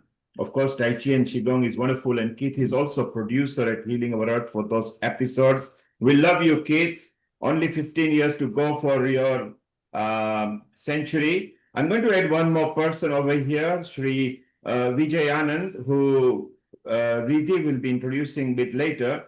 He will also be very good for this group, Kit, to bring some very powerful knowledge, which are scientific based as well. Let's say hello to Sri Vijay Anand, a global namaste to you, and a minute or two from you for your positive stress relieving tips, please. Namaste. It's a great feeling to meet so many divine souls on this platform, virtual platform. It's amazing. Thanks, Riddhi, for this opportunity to connect with so many divine souls. Of course, my session will be at 6 p.m. And I was busy during the day with some other program, but that got postponed, so I could attend, and I was really enjoying listening to so many divine speakers. I'll just share here only one memory of my travel and lecture, and then I will take on that at 6 p.m. when my session will be starting. So in one of my session, I was traveling and sharing the Shiva wisdom. Shiva came into my life at the age of 5, actually. And one person was there in the room, in the hall, and he stand up and started telling, I'm in pain, I am in pain, I am in pain. So I little bit was not clear what is going on. So I told him that use your index finger and tell me where is the pain, where you are feeling the pain. So what he started was he put his finger on the head. I'm in pain. Then forehead, I'm in pain. Then on the chest, I'm in pain. So wherever he was putting his finger, he was crying, I'm in pain, I am in pain. So I really got worried that it's not possible, like what's going on with this person. So I gently told him, come to me, close to me, and show me your finger. And I noticed his finger was broken. So what it means, where he was feeling pain, why he was feeling pain. He was disconnected with himself. He lost connection with himself. And if you are not connected to yourself, you will not be in peace, you will not be in balance, you will not be in harmony. You will be all the time in turmoil. And I gave him only one simple practice because what all he was experiencing, the pain, was indirectly coming from his mind.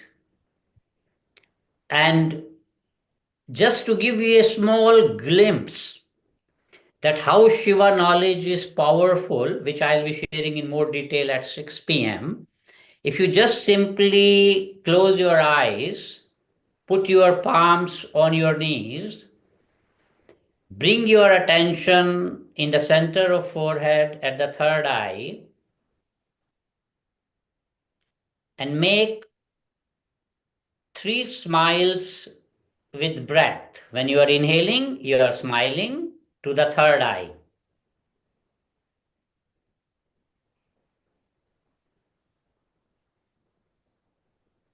Relax your mind. It's working 24 hours non-stop, even in the night, in the day, even in the dreams. Remember your childhood smile. You are making 700 smiles and your mind was always in a relaxed state. And observe your mind, what it is doing.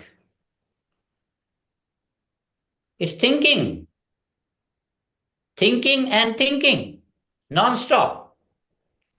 That is the job. That is how the mind is created.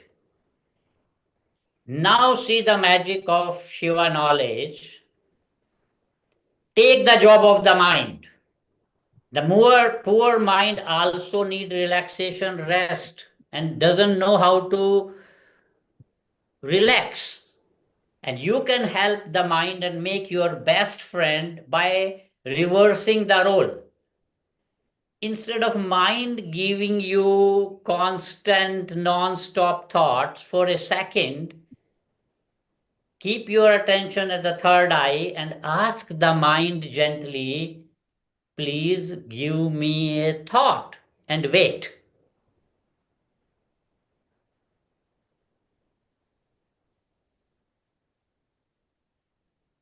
Till you are waiting, a thought will not appear. You will experience a thoughtless state of the mind, a painless state of the mind, the peaceful state of the mind, the tranquil state of the mind.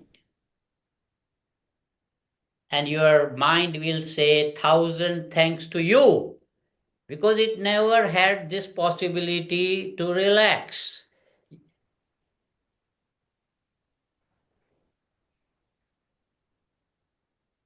Experience this thoughtless state. And second part of this practice is bring your palms to your eyes. Cover your eyes with the palms. Open your eyes in the dark and watch this dark cosmic space, infinite cosmic space.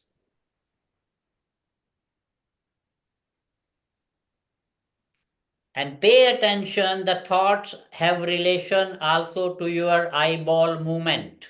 So in the second part of the practice, to experience the witness state, the original state, pull your eyeballs little upward and watch forward in the dark space.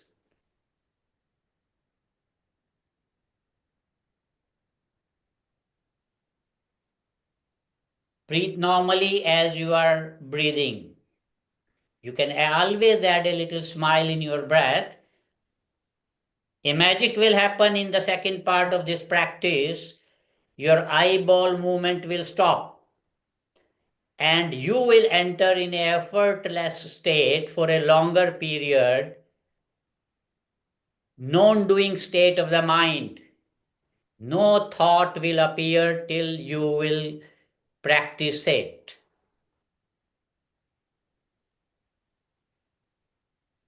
For the first time, experience that how in the shortest possible way you have become a witness.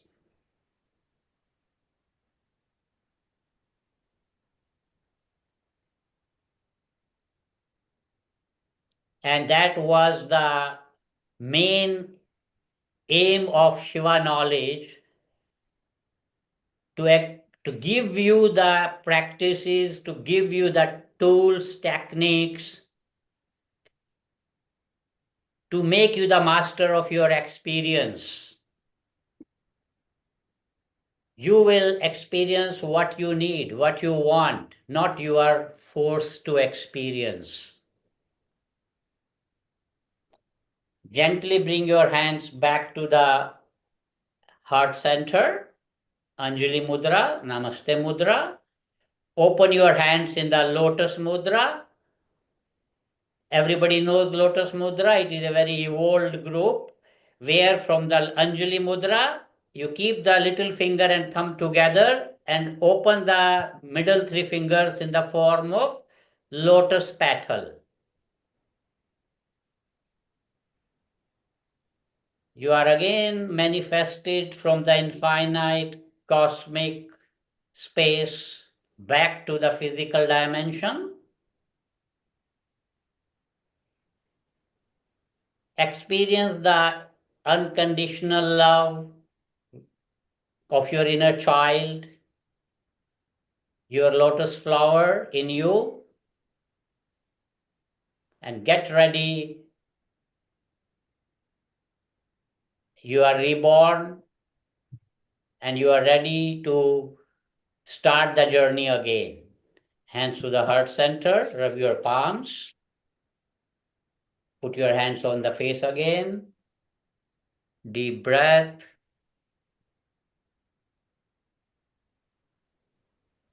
Om Namah Shivaya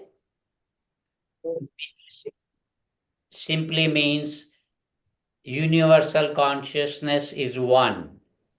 We are cosmic consciousness. We are universal consciousness. We are all coming from the same divine source, Shivoham.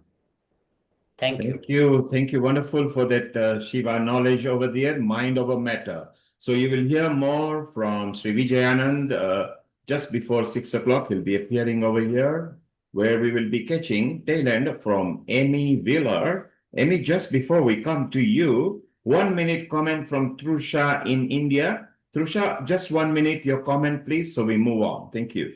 Yeah. Namaste, everyone. This is Trusha Goda. I'm coming first time to this platform with the help of Jitendra Patwariji because I study his book. It's amazing book. And I practice yoga as an instructor and I do sound bath therapist. And I love all the discussion we just had discussed everything. And I could resonate with each and everyone. And looking forward. So basically we run a campaign, it's a travel yoga in India, in Mumbai. This local train, we go every day, we send 2 teachers and make people aware to make their traveling time instead of this to skipper in the phone or just time pass. We make them practice different pranayam mudras and some stretches that they can do, and then we put it into social media every day, Instagram, and we run that campaign 100 days to go to International Yoga Day. And I do social service for especially senior citizen, and I work on Om chanting, different type of Om chanting, learning spiritual sciences, especially neuroplasticity and the connection between breath and brain. Well done, so much. Trusha. Yeah. Trusha, thank you very much. You are part of Healing Our Earth now. Either Riddhi or Amrita will put you in touch with our Mumbai yoga coordinator, Hiral and Bindu, who are already doing retreat, and you can go and meet them there. Or either Jitendra will connect you. They're all connected. So Riddhi, if you make a note, take Trusha exchange number with Riddhi over here. Yeah. And also Alexandra, who does the retreat in Croatia. So welcome to the family. We are one family. There is no judgment. There are no exams. There is only love, unity, and harmony. Stay around and we'll be with you. And now, Alexandra and Riddhi, let's move on to Amy Wheeler, who is going to throw her light onto what life is all about to relieve the stress, her knowledge of yoga and meditation. Over to you, Alexandra and Riddhi. Namaste, Amy. Welcome. Thank you for having me here. So How have you nice. found the episode so far? I'm loving it. I'm loving it. All of this positive, sattvic, sweet energy. I think so much of our world right now is focused on sadness and anger and hate, and to see a group of people from all over the world coming together to hold this space and remind us of who we truly are at the true nature of ourselves. It's just so inspiring, and thank you for having me. Sure, Opening Amy. remark, Alexandra. Thank you so much, Riddhi. Amy, welcome. We met a long time ago in London, just briefly, but we stayed in touch over Facebook and so on. And you heard just Trusha mention something very interesting, mobile yoga. What do you think about bringing that to US? They commute all the time. Would it be something? You have so many programs that you offer. And anyway, let me just congratulate on your new role of the chair of Department of Yoga Therapy and Ayurveda at Maryland University of Integrative Health. So that's your latest role, but that's just one of your many roles.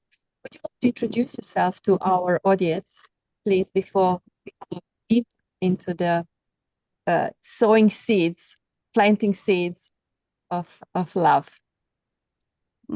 Thank you. Yes, I just want to thank you, Alexandra. All these years, my husband said, "What are you doing today? It's a Sunday morning in the United States and it's a holiday weekend. What are you doing?" And I said, "Do you know, Alexandra has been so supportive of my work for so many years." I said, "I'm honored to be with her and all of these other cherished guests." I said, "There's nothing I'd rather be doing on a Sunday morning on a holiday weekend."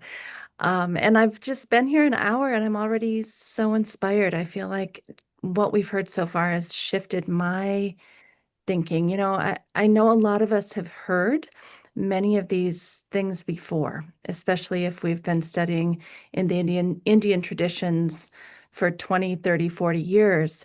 But we all need that reminder.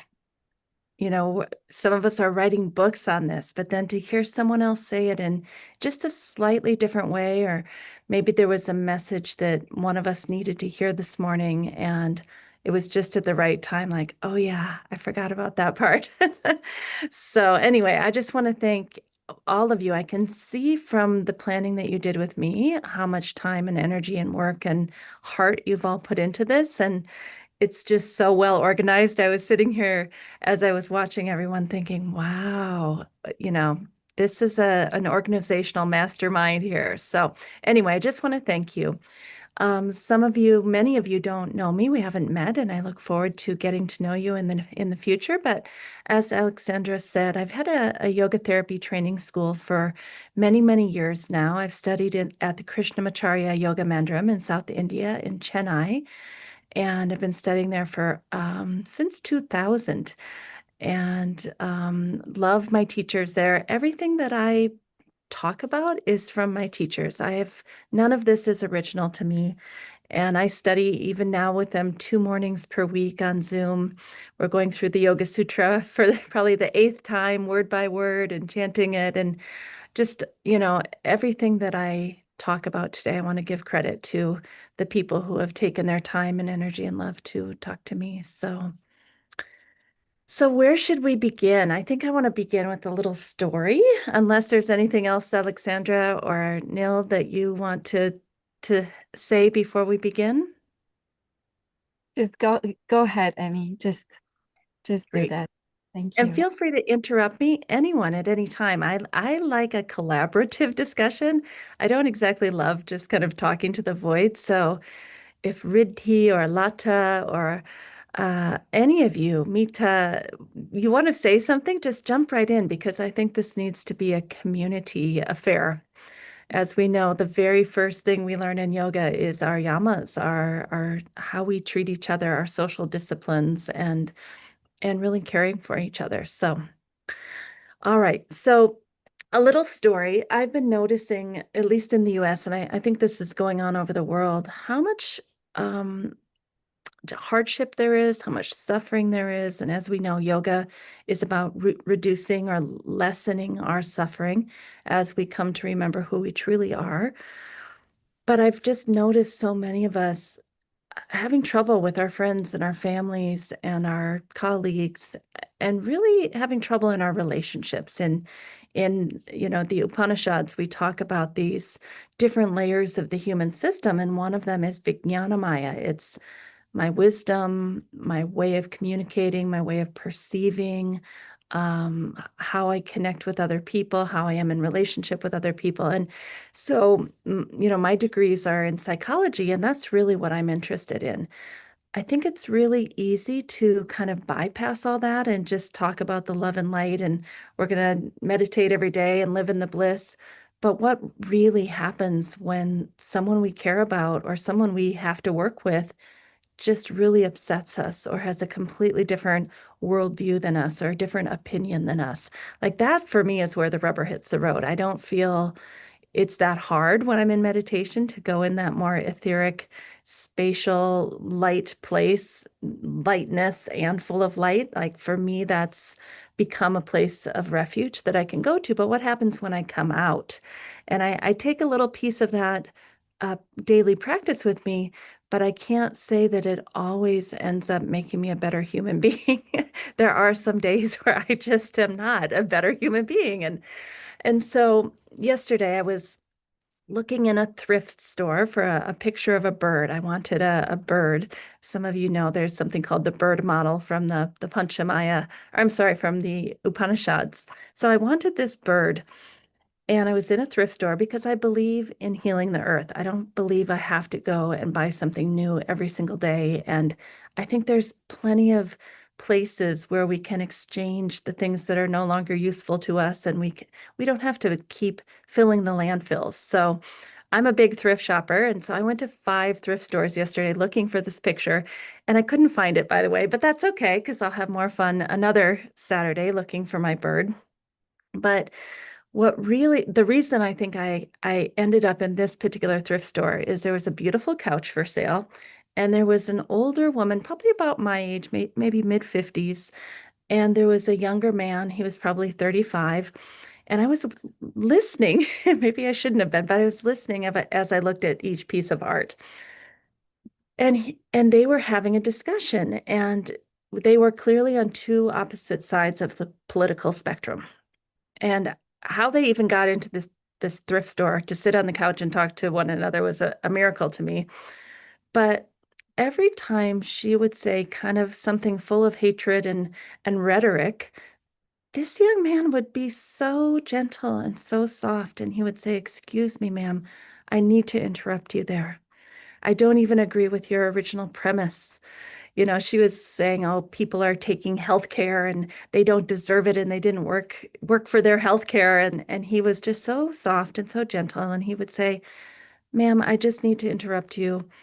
Healthcare is a basic human right." And it just went back and forth. And then she would yell at him for a little bit, and then he would come in with this soft sweetness. I stayed there to listen to this conversation. It went on and on and on. And finally I left, but he was still going and he was taking the time. And I think that is what the Vijnanamaya layer of our human system, that wisdom, personality, perception, communication, how we are in relationships, and working from our higher self, right? He had so much patience, so much sukha, so much ease, so much sweetness. He believed in what he was talking about, but he wasn't forceful. He didn't try to beat her up with it. And you can imagine, and this is what most of us do, when we find someone with a different opinion than ourselves, we just start smacking each other. "No, I'm right. No, I'm right. No, I'm right." And it never works. Neither person changes their mind. Now, I talk about this to my friends and family all the time. Do you always want to be the one to take the high road? Do you always want to be the patient one? Do you always want to waste your life prana or your life force trying to teach people? I would say maybe it's, we can be choosy and discerning about who we would like to spend time having these discussions with. But I would also say maybe we're not doing it for them. maybe we're doing it for ourselves. Maybe we are remembering who we are in those moments when we're having this discussion with another human, and remembering, I am a patient person, I am a kind person, I am an empathetic person, and I'm sharing my kindness and empathy with this other human who happens to be kind of angry, but that's almost irrelevant, right? It's like being in a play, the other actors doing whatever they want to do, but who am I? So first of all, what if we could just kind of flip that script and say, I'm not doing this to convince this person. I'm not doing this to change this person. I'm being calm and sattvic because that's who I want to be. And then, of course, there'll be some days where we don't have as much time or energy or, patience, where we'll choose not to do that. We have the ability to set boundaries and decide where we're going to expend our life force. But in general, I think if we find someone we want to be in relationship with, I think it's worth us taking time to do that. And I would argue that's the only way the world changes, that huge marketing campaigns and often fall short, and that, people trying to politically persuade, people have a feeling inside. They don't always go with that. I would argue that this one-on-one connection where we take time to be together and not just love and hope and peace and joy. I mean, that is great. Maybe we'll get there one day, but to really do the harder things of having compassion. I know so many people that aren't talking to their parents right now because their parents are just of a completely different worldview than themselves. Great. We can set boundaries. We can decide when and where and how long we want to talk. But maybe when we go into these discussions, we could have compassion and get curious about what kind of upbringing, what kind of lessons, what kind of life history brought this person to this place where they're feeling so angry or fearful. And again, you can't be the only one doing it all the time, but you can decide, I'm going to do it today for 20 minutes because this is the only time this month I've talked to my parent or something like that, if you're really having trouble. So when I was with my teachers this week, they shared something with me that I thought was really an interesting thing to think about. And I wondered if it would be okay if I shared what they shared with me in our podcast today. Or I guess, I don't know if this is a podcast. All right. So I'm just going to put a little infographic up here briefly because I'm a visual person. Can you see this? Karma, Klesha, Guna? Yes, we can see it. Okay.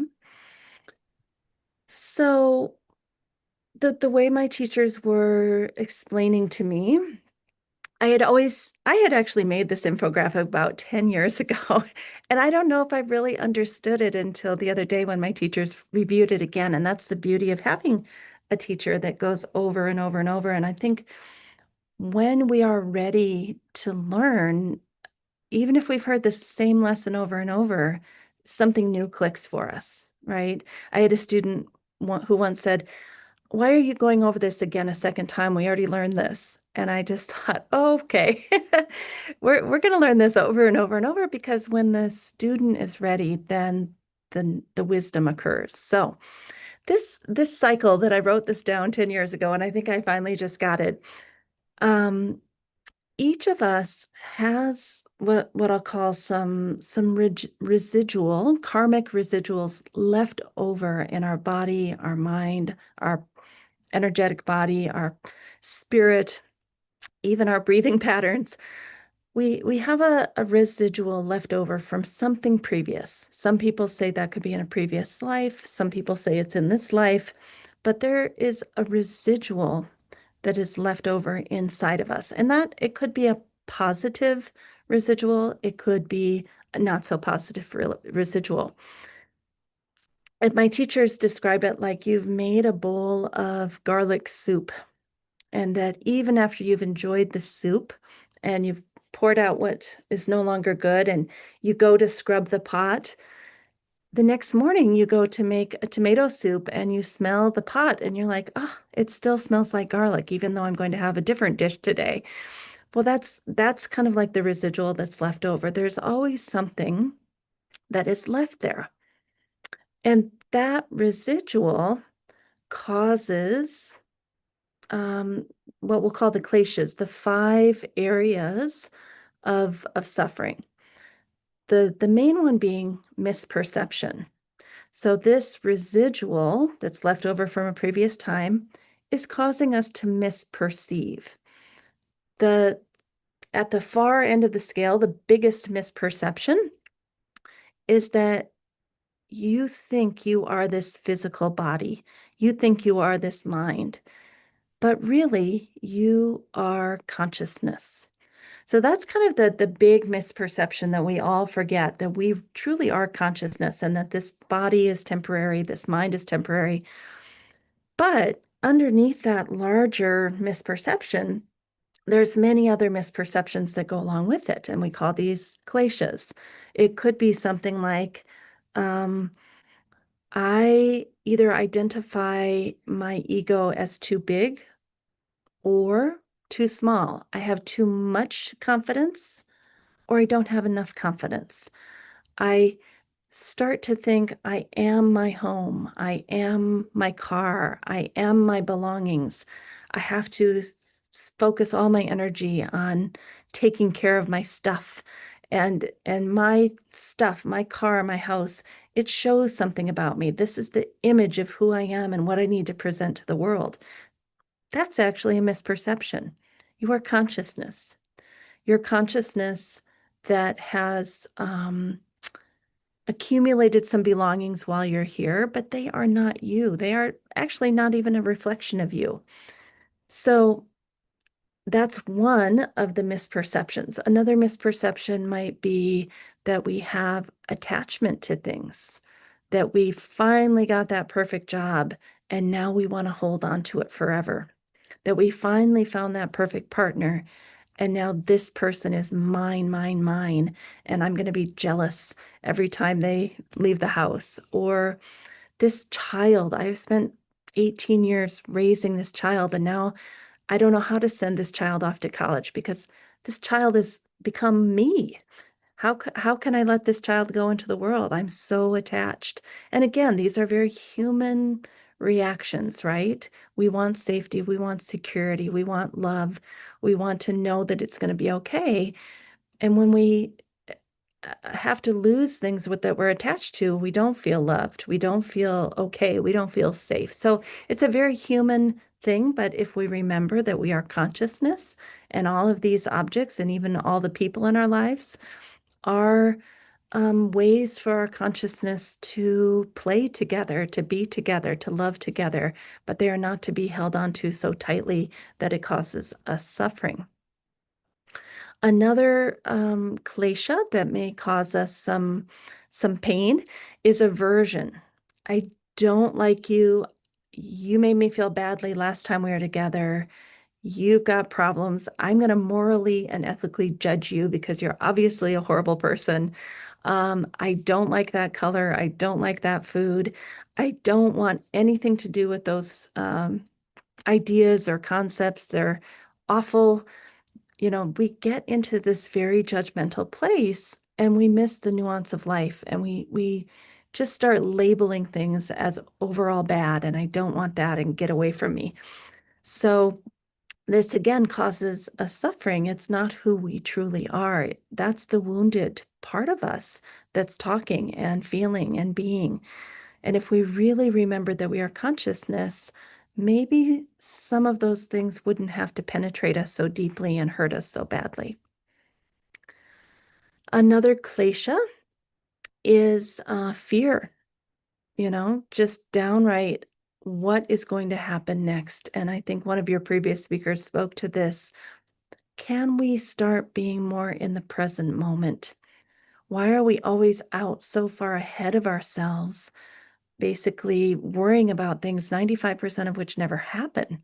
We're always like, what if this happens? I got to prepare. And, on some level, we know through neuroscience now that, that is a human way for us to try to survive, right? We call that the reticular activating complex, where it's You know, I'm going to scan and look for threats, and I'm going to try to mitigate those threats so that none of them can get to me.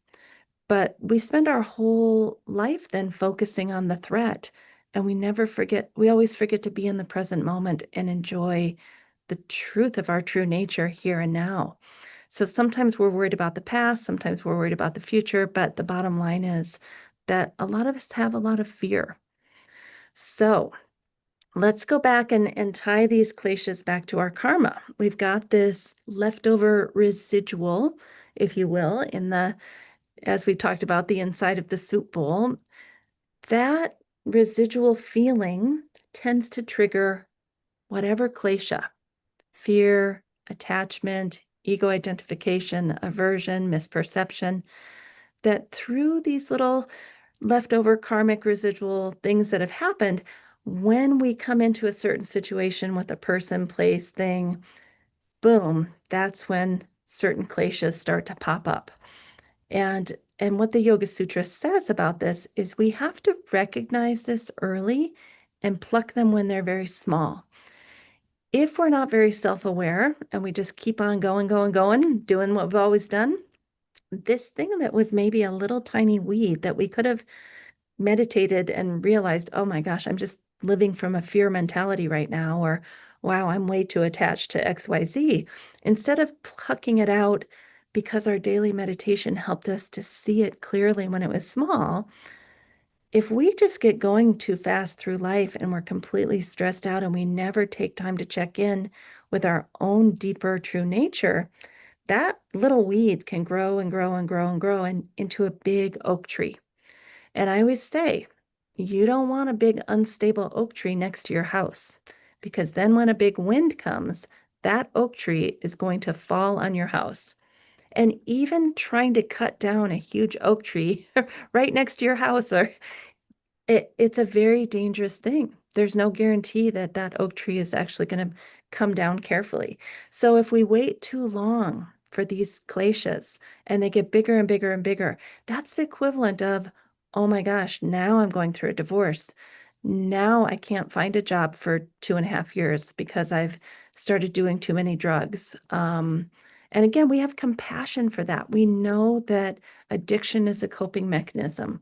We know that it's very hard to find a job. We know that who we chose as an 18-year-old to marry may not have been the best choice because we didn't have all the information.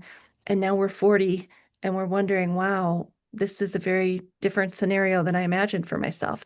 It's not to judge ourselves for these things, but there is something to be said for getting clarity. And oftentimes when we get clarity about how this happened, what my role was in this, what was the karmic thing, that residual that kind of triggered my need for this attachment or that aversion or that fear-based action, we can do that svadhyaya, that self-reflection, to understand our part in it. And until we do that, we may just repeat the same thing over and over. It's very possible that even if we get ourselves untangled from this particular work situation or this particular partner or this particular friendship, if we didn't do that reflection about karma and klesha, we may end up in 2 years in a very similar situation. And it's better to just do the daily work, as someone said earlier, to get into that very subtle state of mind, that very harmonizing state of mind, that peaceful state of mind, and reflect honestly about ourselves and not only reflect on our true nature, our brilliance, our radiance, our love, our hope, our joy, our connection to one another. That's wonderful. But also to look at our dark side and the places that we are suffering and how we can reduce that suffering for ourselves and others. So this was the part that this upcoming part is the part that my teachers kind of refined for me in the last few weeks, that I didn't really see this connection. And that is that these kleshas, misperception, attachment, ego identification, attachment, aversion, and fear, that those drive something called guna, this energetic feeling inside of us that can get us to be very agitated, very angry, very overexcited, very impatient on one end. And then on the other end, it could be things like feeling dull and heavy and lethargic and unmotivated. So this was the piece that really got me the last few weeks is, oh, the kleshas are driving those feelings, thoughts, and sensations in my body, which is basically defining my behavior. And the reason that was such an aha moment to me, I guess previous to this, I thought maybe the gunas drove the kleshas, and there probably is a circular thing that's, it keeps going around and around. But to think of it this way, what it made me realize is that we have to reverse engineer. We have to take care of the agitation and the anger and the, impatience and the overexcitement, or we have to take care of the lethargy and the dullness and the heaviness to be able to look at our kleshas.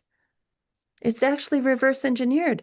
If I meditate on a regular basis and get myself into this nice, pleasant, calm state of mind, which we call sattva, that allows me to see my kleshas, my attachments, my aversions, my ego, my misperception, my fear. It allows me to see it more clearly.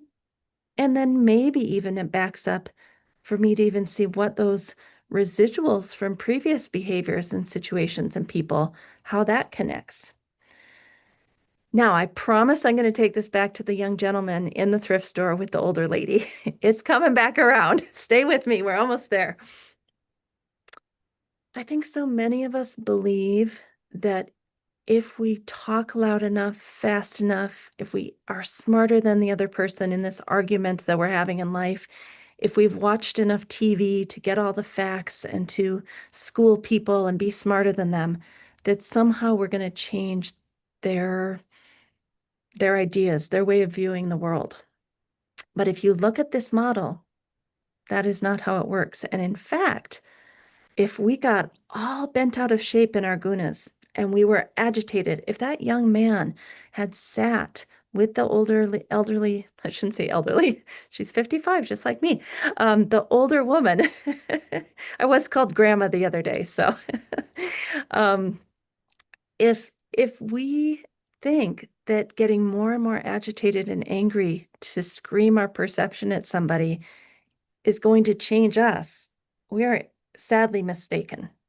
That is not going to remind ourselves who we really are.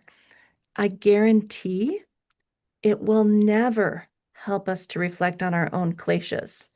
It will only strengthen our kleshas. It will never give us the clarity to look at our own history and our own residuals that are coming with us and causing us to act and think and be in a certain way. The only way to back that up and do that reverse engineering for ourselves and for all of humanity and for Mother Earth is to get into a peaceful state of mind, what we call sattva guna, to get to that place of peace every single day that we can. And it's from that place on our meditation cushion, on our yoga mat, that we can start to be brave enough and honest enough with ourselves to say, I'm having a lot of attachment right now. Or, whoa, I got up in a circle of aversion. Or, wow, fear has really overtaken my mind these past 2 weeks, and I don't even remember who I am. I'm just a big fear ball. It is from sattva guna that we can see that and then figure out, well, why is this triggering me so much? Why am I in so much fear this last 2 weeks? Oh, it's possibly because earlier in my life I didn't have enough, or I didn't have proper care and tending. Someone neglected me. There could be a variety of reasons, but this is why I'm so interested in yoga as kind of a psychological medicine, what we call Raja Yoga, is that we can start to, through this daily ability to meditate and get quiet within ourselves, we can kind of reverse the course and figure these things out. And once again, this isn't just for the other people. That's great. It's going to happen. But first, for you to remember who you are, to remind yourself every day. And then that is the person that you will bring forward into the world. So I want to stop here for a moment. I could go on, but I'd like to see what anyone else is thinking, feeling, sensing Yes, right now. Amy, let's have a chit chat. So Alexandra, if you come back here and Riddhi, and let us even show people your website so they know how to connect to you. Because we are not a webinar, we are actually connected to many social media and the website where people are connected. So Alexandra, Riddhi, make your comments while I bring the website for Amy Wheeler, okay? Alexandra, please go ahead. So I just posted quote by poet Rilke. He talked about those dragons that we are afraid of, no? That everything that frightens us in its deepest essence is something helpless that wants our love. So those emotions, those behaviors, those energies, you know, how we work with that energy is so important because we are always planting something. So we have to become, or we need to become more conscious of what we are, or what these seeds are, because we are planting, conscious or not, in everyday situations, in relational moments, but also how we talk to ourselves. And that's why I like the Charlene when she talked in Johannesburg in the school, when children had those moments, those 5 minutes where they just could connect to themselves and not to play the role that was given to them. So I think this is amazing. And yeah, there were many aha moments when you talked, just like when Charlene talked, you know, I realized this connection between yoga and self-love. Although I talk about it, I do it. But something there was how she said it, that it was like, as I heard it for the first time in my life, that self-compassion, self-care, meditating, doing yoga, it's like so connected. It's so crucial in my life. You know, I really could feel it, just like when you were explaining now, I could really feel it. I could experience that. Like Anita before mentioned also from Brahma Kumaris. It just was experiential. Thank you. Amy, I have a question for you. So we're talking about gunas, tamas, rajas, sattva. Say, for example, someone's going through quite a stressful situation and it keeps playing on their head.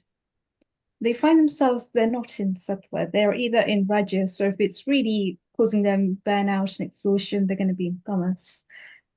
How do they then transcend from a state of tamas to rajas to sattva to gunasthita? How does that cycle happen? Such a beautiful question. I'm thinking of it from neuroscience as well as from the ancient Indian teachings. But first of all, let's just say all 3 of these are present all the time. It's just a matter of which one is more dominant. So even when we're feeling very peaceful and loving, the other 2 are still present. Or even when we're feeling agitated and angry and frustrated, the other 2 are still present. Or even when we're feeling so depressed or full of grief, the other 2 are present. They're just in a smaller amount. So it's all about having the tools and skills to know how to bring the one up that needs to come up at a particular time, because one isn't bad, right? And we can't live in sattva all the time, but what can I do to become more tamasic when I need to go to sleep at night? I want to become more dull and heavy, and I want to fall into a deep, deep sleep, right? What can I do in the morning when I need to wake up and get to work? If I'm leading something at the university, I'm going to need to be on it and sharp and maybe a little bit, you know. So first of all, I just like to say, it's not that we always want to be in sattva all the time, but we want to have choice. When am I going to choose to be in sattva? And I think that's, for me, the essence of what yoga therapy and probably Ayurveda are also about. is each of us is learning the tools that work for us to bring the guna forward or to increase whatever guna we need at that particular time of day, season of the year, stage of life, task that we have ahead of us. That ability to choose and say, I'm about to have a really hard discussion. I'm going to do the things that I know bring me into sattva. For me, I'll just like throw a few of these kind of lifestyle things out. Not have coffee first thing in the morning on an empty stomach. That is not going to get me into sattva.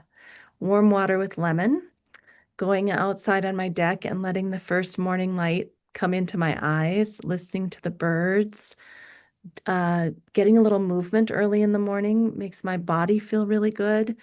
And then maybe doing some prayer or some chanting, setting my mind up for the day so that I have a better chance of being sattvic. And then from that point, like there's little tweaks, like, I don't know, at 2 o'clock in the afternoon, I'm feeling very sleepy, but I still have to give a lecture. I might choose to have some coffee to bring me up a little bit. Maybe I don't want to be so sattvic for my lecture. I want to be sharp and on it. So I have a little coffee or chai at 2 p.m. But I would never choose to have that coffee or chai at 8 p.m. because then I could never go to sleep. I'm very sensitive to caffeine. But every person is different. We have the lifestyle guidelines from yoga and Ayurveda that we all use. But then within that, depending on our constitution, depending on our lifestyles, our stage of life, the season of the year, time of day, we have to figure out what works for us. So like right now at this time of the year in the United States, I'm lifting weights almost every day. By the time we get to the hot August summer, I'm going to be in the swimming pool almost every day.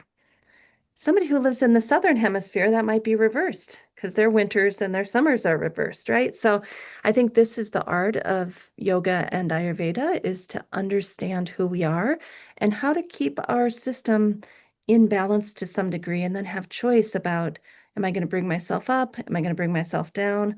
Or is this a situation where I need to stay very sattvic? I don't know if that answered your question, Riddhi. That's a lot. I think that's a wonderful way of saying it, Amy, to actually look at people's states of mind and states of body at any given time within the seasons that they're going through and the environment around them, but also the laws of nature within them. So the way that I see it is meditation is a tool of being present in the given moment. It's a tool of being able to see what thoughts or what emotions are coming up and being okay to sit with those, not trying to avoid it or escape it, but by just listening to what's going on, not judging it and not trying to beat ourselves up and making ourselves feel bad, but sticking with that and being present throughout the whole experience to see what's going on and where it's going on. And then we've actually, because we've listened to our internal environment, we've listened to the tools and the techniques that are going on around us, we're more present with the whole situation overall. We've then actually working out, what can we do? If this is the situation, do I want to change that situation? And if I do, how do I do it? Now, the trouble with a lot of sadhaks, a lot of students, when they first come into meditation, is that their minds are practically like a monkey. It's like a jumping monkey, and it's to get mastery over that monkey mind. A lot of times they'll be reactive to situations that they need to be proactive with. In other words, to be thinking of a response as opposed to black and white thinking or jumping to conclusions. And meditation should be the tool, one of the tools, that would actually help them to be able to achieve the aim or the goal that they have in mind. The problem is, a lot of the times, they don't do that. It's the absolute reverse. So instead of using meditation in a proactive way that's going to help them, it's those times that they forget what their tools are. It's those times that they forget what their strategies are. So in those times, how do we create that sense of presence again? First of all, I want to say we forget, right? So what I've learned from my teacher is that everything is gross as intangible all the way to subtle. And to ask someone to just get out of their agitated state and get into a very subtle state of meditation that's a big jump for most people, all of us, I would say. So the way that Patanjali has set up the 8-limb path of Yoga Sutra is basically we start with our social disciplines. So how do we treat each other? And then we go to what are some of my more personal things that I'm going to work inside of me. Then we go to some postures, which have become very popular in the West, because I think the postures are something gross and tangible to hold on to. Can I put my body in this position and focus on my left arm being straight and taking a deep breath and being in the present moment? For Westerners, especially, I think we're at a level where we're still needing that very gross, tangible way of meditation, if you will, meditation on the body, meditation on the breath, meditation of movement. I think a lot of us aren't ready to sit on a cushion and just quiet our minds, and we can't do that. And in fact, what I've seen is when we try to take too big of a jump before we're ready, we actually sit on the mat and ruminate in anger and agitation, and we may even be reinforcing our current state of mind. So while there's been so much critique of the West, making yoga as exercise, and we shouldn't allow everybody to just do asana separate from the cultural system of yoga, I agree with that. And I don't know if there's any other way but to meet people where they are. And if they're in a very gross, tangible,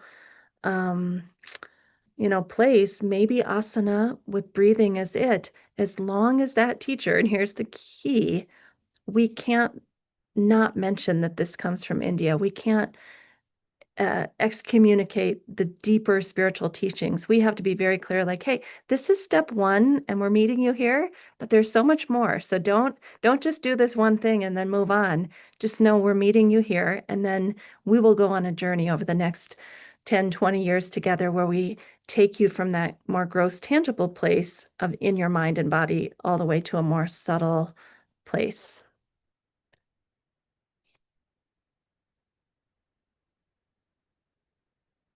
I'm seeing that Lata has their hand. Thank you, Amy. We need to press on to Sri Vijay.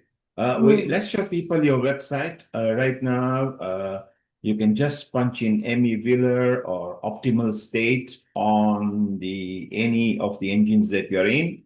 It's wonderful. You can see here. And you do personal one-to-one and podcasts as well, don't you, Amy? Yes, we have a podcast. We have a mobile app to help people get into balance with yoga and Ayurveda. And we do Monday night classes. We have all sorts of fun things and then of course, we have a full master's degree at Maryland University of Integrative Health in yoga therapy, the only master's degree in yoga therapy in the United States. That's kind of approved by the Department of Education. So yeah, we would love to see you in any capacity. So, Amy, it would be very nice maybe to introduce you to Dhanada Kulkarni, who is in Texas, who is Ayurveda expert, but also connects the Chinese university down there in Texas, in Dallas. You're not too far from her. In America, everything is near. It's just a flight for 1-2 hours. So, Alexandra, if you could put her in touch with Dhanada Kulkarni and just say I've asked to explore the university exchange and maybe to the curriculum level as well. That will be very useful. Amy, wonderful. Your website is very beautiful. Stay around. Let's go to Sri Vijay Anand. Take him a bit earlier so that he gets 5-10 minutes more extra. And Riddhi, let's welcome Vijay Anand over here, our next contributor. Amy, thank you very much. And we chit chat in a while. Thank you so much.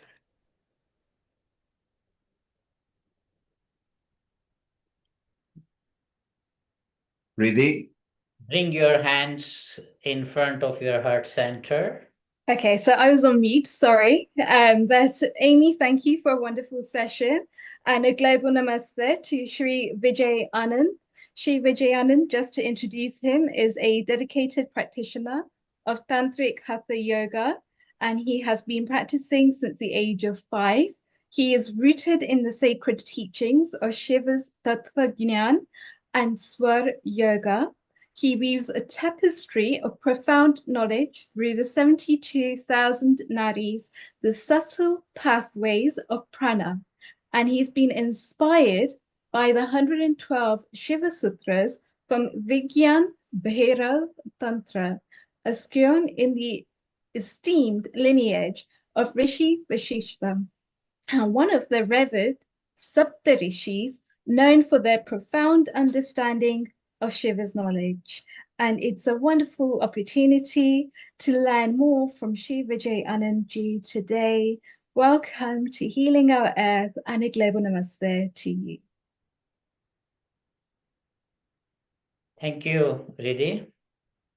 Once again, it's such a great pleasure to see all the divine souls. And it's been wonderful to have you here with us right from the beginning as well. And the next 15 minutes are yours, so please feel free to lead, and then we will reconvene for Q&A after. Om Namah Shivaya.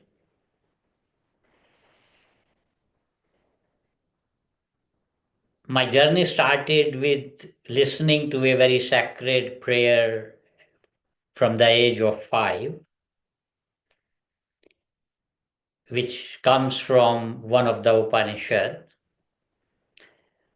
Asato ma sadgamaya, tamso ma jyotirgamaya, mrityor ma amritam gamaya. I was lucky to start my journey very early, born in a Vedic family. That was a gift actually. And listening to all wisdom of Patanjali, Shiva, and this was the prayer which was always chanted by my grandfather and father before their usual routine and practices. And this simple prayer, which literally means lead me from ignorance to truth, lead me from darkness to light, lead me from death to immortality, shaped my whole life and journey. So I was, as a child, very curious that what this knowledge is. And although the knowledge is beautiful, it's extremely attracting. And the stories which I was told that yogis and tantrics were able to live a healthy life till they want it. Although I was told that there's a biological limit to our experience. We are born, how much visa we are getting when we start the journey, when from the unmanifest we manifest, how much years of biological life is given to us? 120 years. And I remember today's session, beautifully, one of the initial speaker was talking about the breath cycle. That in a normal situation, sitting and talking like this, we spend 4 seconds on one breath when we do the chest breathing. 2 second inhale, 2 second exhale, which makes 15 breaths in a minute, and which allows us our experience, because we all are manifested as creative intelligence. Same, everybody. For what? To explore the infinite potential gifted by Mother Nature. And Shiva noticed that this experience is not all the time conscious, not with awareness. And that was limiting, because the aim was every experience should aim into a blissful state. Nothing, doesn't matter what we are doing.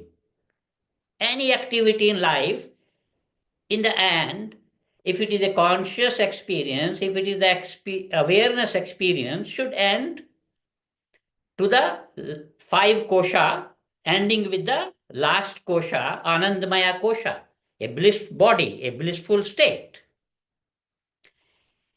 And Shiva was the first spiritual scientist in the world history who practiced a beautiful self-enquiry meditation practice, which I just introduced in my short talk also, where you experience the witness state, where he used to sit palms downward on the knees, keeping the attention in the third eye, and connecting to that vast infinite cosmic space. And that beautiful self-enquiry resulted in deciphering and answering the 3 vital principles of Shiva teachings.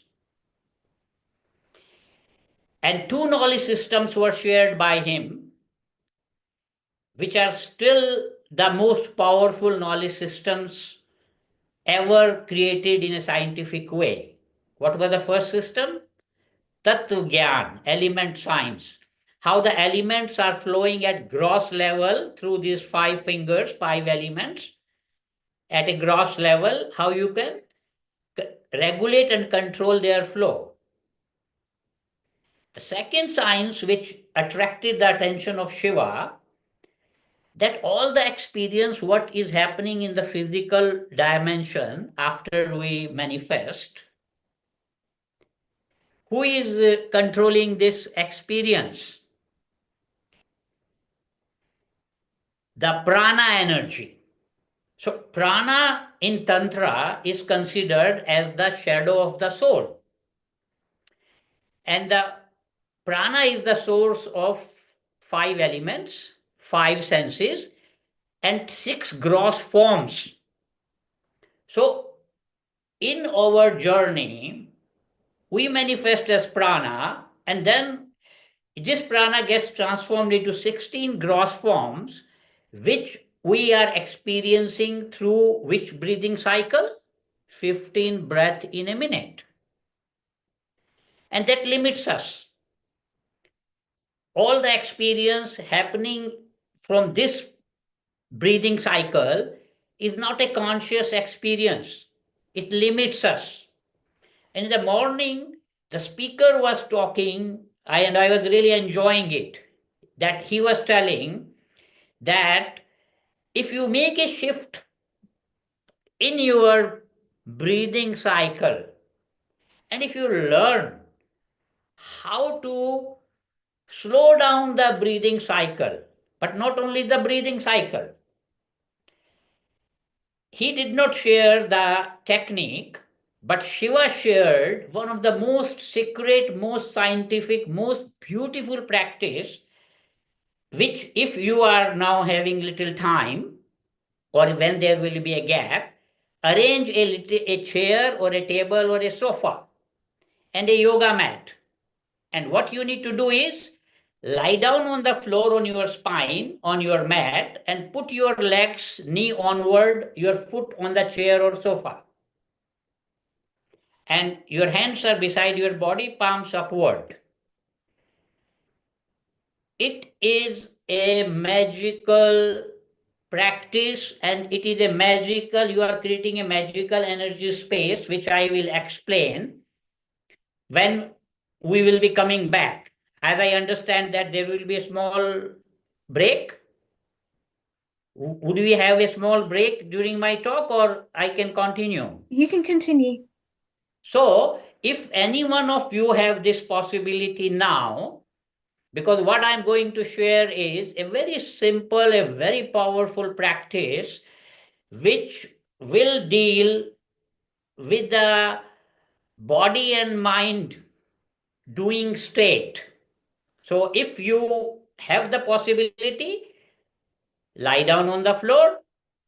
Your back is on the floor, your legs are on the sofa or chair, your palms are upward. And what you need to do in this practice is, you first need to create a non-doing state of your body. Drop your body.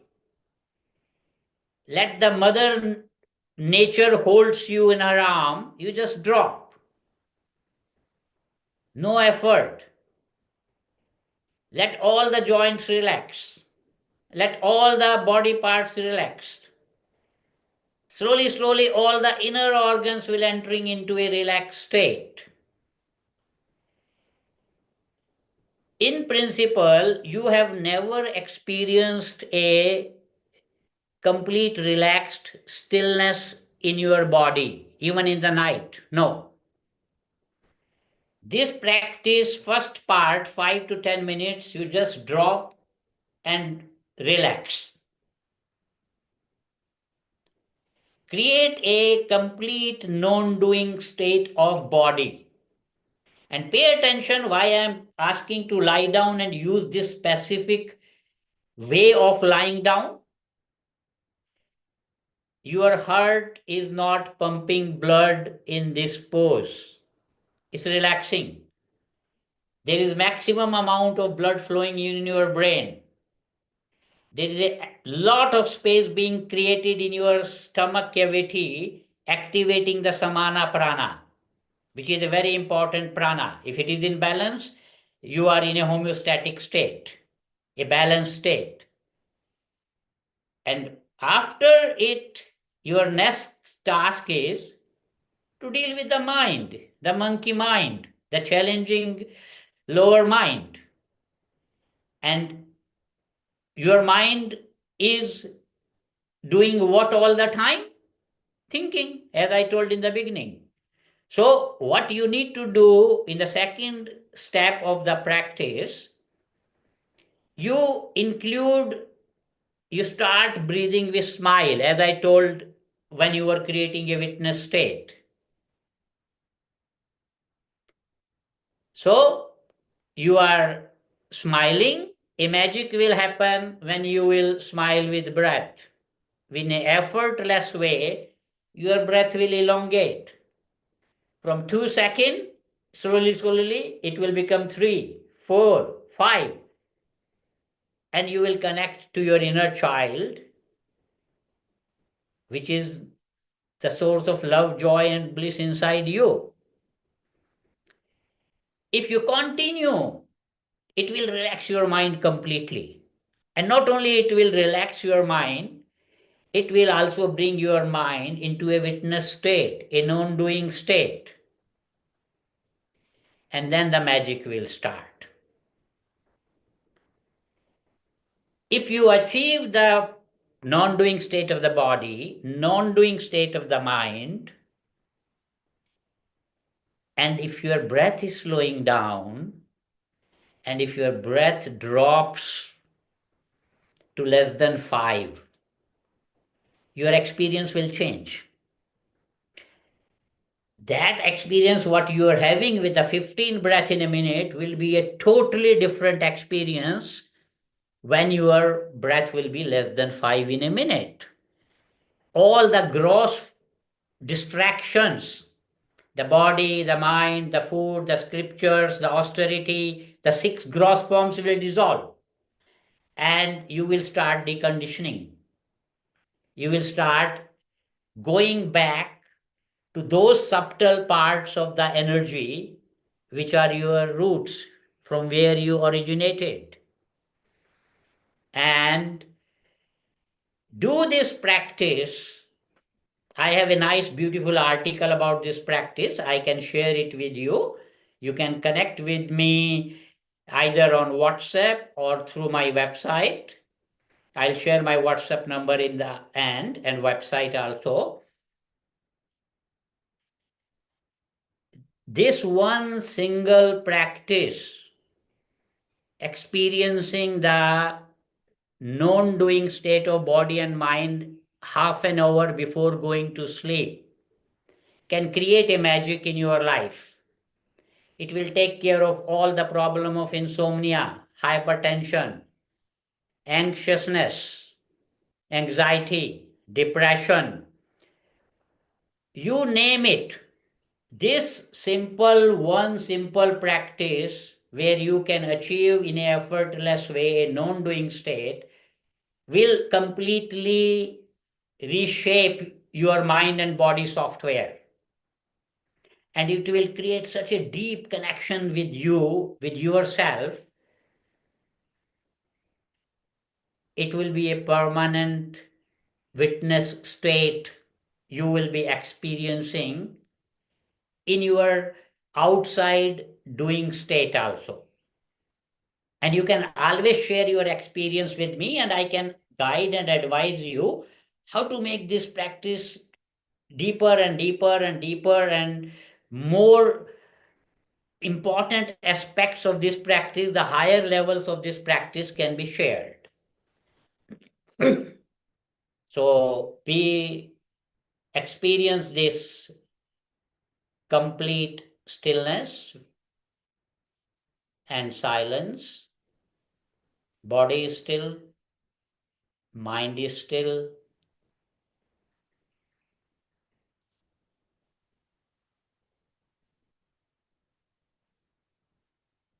and you are slowly entering into the original state, the witness state, the cosmic state, the Shiva Tattva, that oneness with the cosmic self.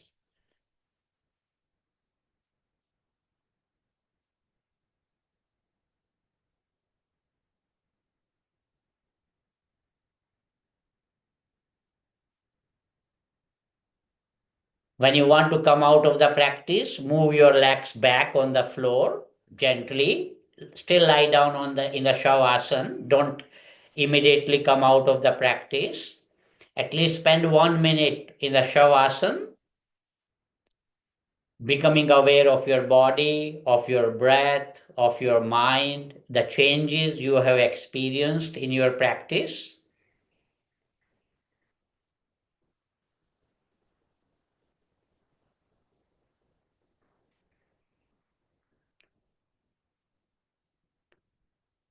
Experience this new version of you.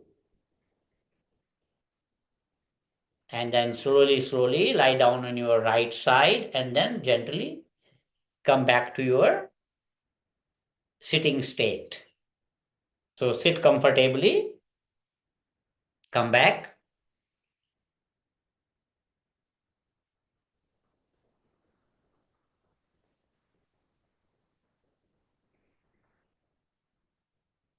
How is everyone feeling? It's magical, believe me. When I was doing my scientific research, actually I was so much inspired by Shiva that I decided that whatever I will study in my life, in my career as a student, it will be just to have a very deep understanding of Shiva knowledge, because it was so magical, so simple, and so life changing that I started studying everything related to the body design. What is the human energy design? I studied bioscience, life science, biochemical engineering, and biotechnology in IIT Delhi. I did a PhD also with one single aim to decipher this gift. Shiva was really a great scientist, first spiritual scientist. And he created a knowledge system with one single purpose: to empower us, that to make us master of our own experience. So we are not at the mercy of this outside world. He showed how in an intelligent way, by changing the element flow, you can change the flow of prana, creating different states. If you put your palms downward on your knees and stay for 5 minutes, a magic will happen inside you. You will activate your parasympathetic nervous system by this arrangement of 5 elements, relaxed state of the 5 elements. Do this practice today for 5 minutes and see what you experience when you sit with your palms downward and just following your breath as it is flowing. You will become aware.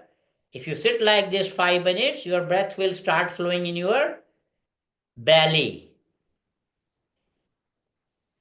You'll have your childhood breath, and it will activate your parasympathetic nervous system. And don't forget smiling. It is the most important gift. You are enjoying it 700 times a day as a child. Now see the magic of these 5 elements and the prana flow. Just do one small change. Put your now palms not downward, upward, and put your hands back on your knees. And start following the breath flow inside you. A magic will happen. Just by changing the 5 element arrangement, now keeping the palms upward, your experience will change. You will activate the sympathetic nervous system. You will create an active state. More and more prana will flow in your lungs, in your chest area.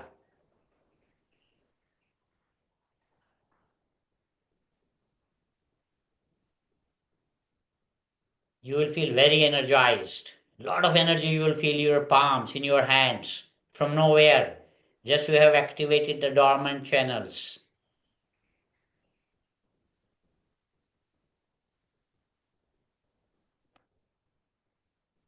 And any one of you remember there was Buddha Purnima not long ago. And there is a beautiful posture Buddha used to practice, which is called Dhyan Mudra. So, if you put your left hand down, palm upward, right hand on the left palm, and combine both the thumbs, tip of the thumbs together, and put your hands below the navel point, 2 fingers. This is the switch of your Swadhisthana chakra. Close your eyes and see what happens to your breath flow, and then you will understand why the great meditation master Buddha, the best student of Shiva, used to sit with this hand gesture. And it's very interesting, the 7th limb of Ashtanga Yoga, meditation, dhyan, is also coming from this dhyan mudra. So this position of hand is, mudra is, gesture is dhyan mudra. And a magic will happen inside you. Why Buddha used to sit like this? Where the breath will start flowing if you sit like this. A magic will happen, breath will start flowing in your spine in an effortless way. The divine path, the spiritual path. And your breath will go and activate your inner teacher, inner guru, your intuition energy. It will transform your lower monkey mind into higher mind.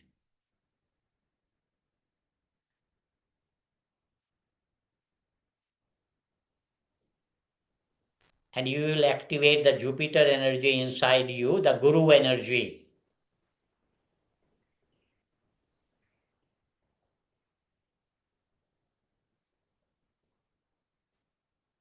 A lot of people are not aware that everybody saw Buddha used to meditate for days and months and longer periods without even moving, completely disconnecting him from the outside.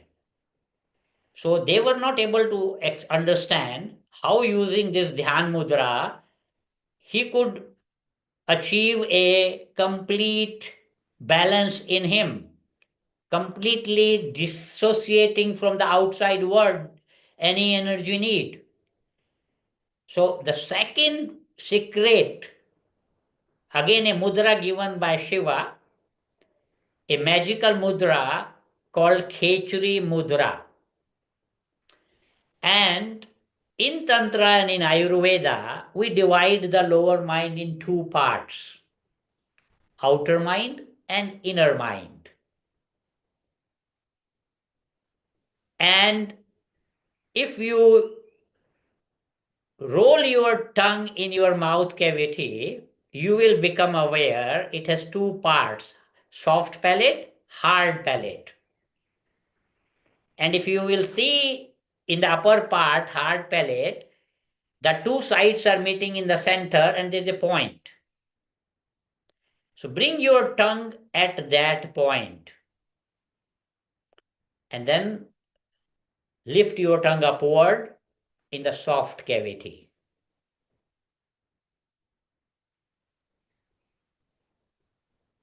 A magic will happen with this mudra. Your lower mind will disappear. How? Lower mind has two habits: chatting, non-stop talking, and snacking, non-stop eating. Doesn't matter you are hungry or not.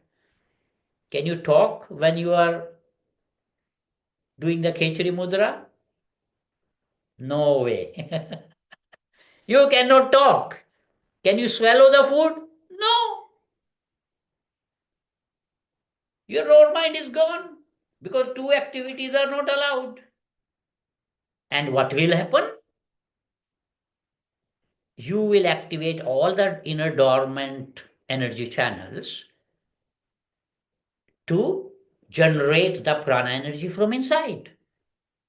And that is how the tantrics were experiencing the immortality. Soul is immortal, but they wanted to make the body immortal. They were very wise when challenging people. And this combination of Dhyan Mudra with Khechri Mudra was the secret of the third desire of the Shiva prayer. Lead me from death to immortality. And this knowledge is vastless. Of course, in such a small session, I cannot even give you few glimpses of it. But even what you did share with us, Vijayji, was absolutely amazing because we could see the activating breaths and the deactivating breaths, the legs up the wall or the legs in the chair, and how that impacts on the breathing itself and just helps the mind to relax and restore.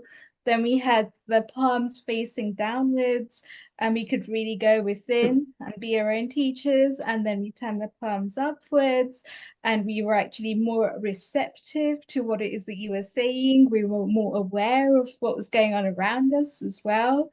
And then we had the Khechri Mudra experience, which was really starting to wake ourselves up to going beyond the senses. It reminded me of the three monkeys of not speaking, not hearing, and not seeing any evils. So when we take away those external senses, we're really starting to turn internal.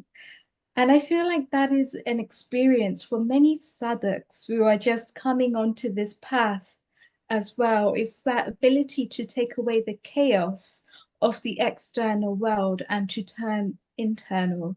And you've got 5 more minutes, and I'd like you to expand on this if you could, of how exactly would you actually guide somebody that's on the path and that wants to go to the next level to really turn away from the external noise and to go within? Is it just what are your thoughts on it? Yeah, thanks a lot, Riddhi. And as I was telling that I started at the age of 5. Soon in 2 months, I will be 64. So it's like a beautiful journey. And I'm still feeling journey has not started yet, actually. There's so much energy coming from the Shiva practices. And I also have shared some links in the chat about a talk which I did during COVID time. I saw that a lot of people were suffering in the COVID time with breath related issues. This is a 1 hour talk. Also is describing my journey, my experience, and my practices in detail, so people can watch it. I also did a online course on Vigyan Bhairav Tantra level 1 Shiva teachings, and I have also shared those 8 videos for the sadhaks, people who are inspired by the Shiva knowledge. They can watch that. And also I have shared my website shivohaminstitute.com and .org. So this can So we have the Shivoham Institute website that's just up on the screen now, and it says the complete program with yourself embarking on a transformative journey through the physical and the mental by unleashing your potential, harmonizing the body and the mind, the integrative practices that can be done. And there's also ability there for people to book a free discovery call and to connect with you further. We can watch your karma and astrology consultation as well, which is on an via individual level that's suited for the individual, because you also have a very customized approach for your teachings. And tell us more about the retreats, Anandji, that you have coming up as well. And Riddhi, if you go through the website, there is also complimentary discovery call. So that's beautiful.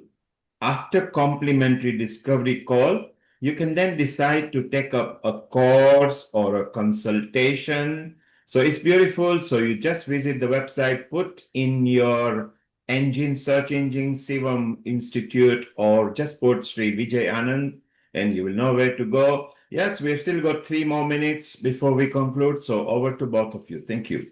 Yeah, so the journey, I wanted to say that now I came to UK, although I'm in UK for quite long, but you know the English weather. So it always helped me exploring the warm destinations during winter. So most of my winter I spend in South Goa. So I have my own place there to live. And we organize a lot of training, retreats, workshops.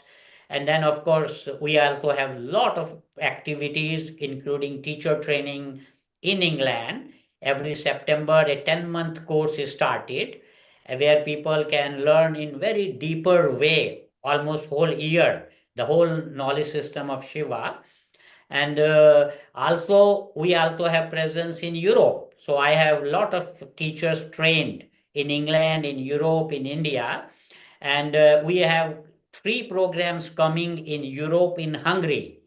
So some people in my team are in England working with me, but they are from Hungary. And some people are from Spain and other countries. So there's a yoga holiday in August 14th to 17th in Hungary. A 1 week silent retreat. We do few silent retreats in England, in Europe, and in India. The next one is coming again in Hungary, 1st to 7th of September. And then we are also having a special European teacher training intensive course starting on 12th July, 5 online weekends, followed by 1 week residential training in Hungary. So there are several trainings coming in England. In India, we are having almost like 12 trainings at Goa, at Gokarna, at Rishikesh, at Dharamkot. So if you feel that you want to avoid the winter here, you are most welcome to come to Goa, and it's magic there. And also for those people that find that traveling is a bit of an issue, you've also got an online version that's Exactly. All the options, like these two websites are there. shivahominstitute.com is for England and Europe, and shivahominstitute.org is for India. Right. Like you can get all the information on these two websites, and there are regular online new moon meditation coming on this Thursday. Then there are full moon meditations, and there are so many activities done. Like I have a very active team of teachers doing a lot of activities throughout the year in India, in Europe, in England.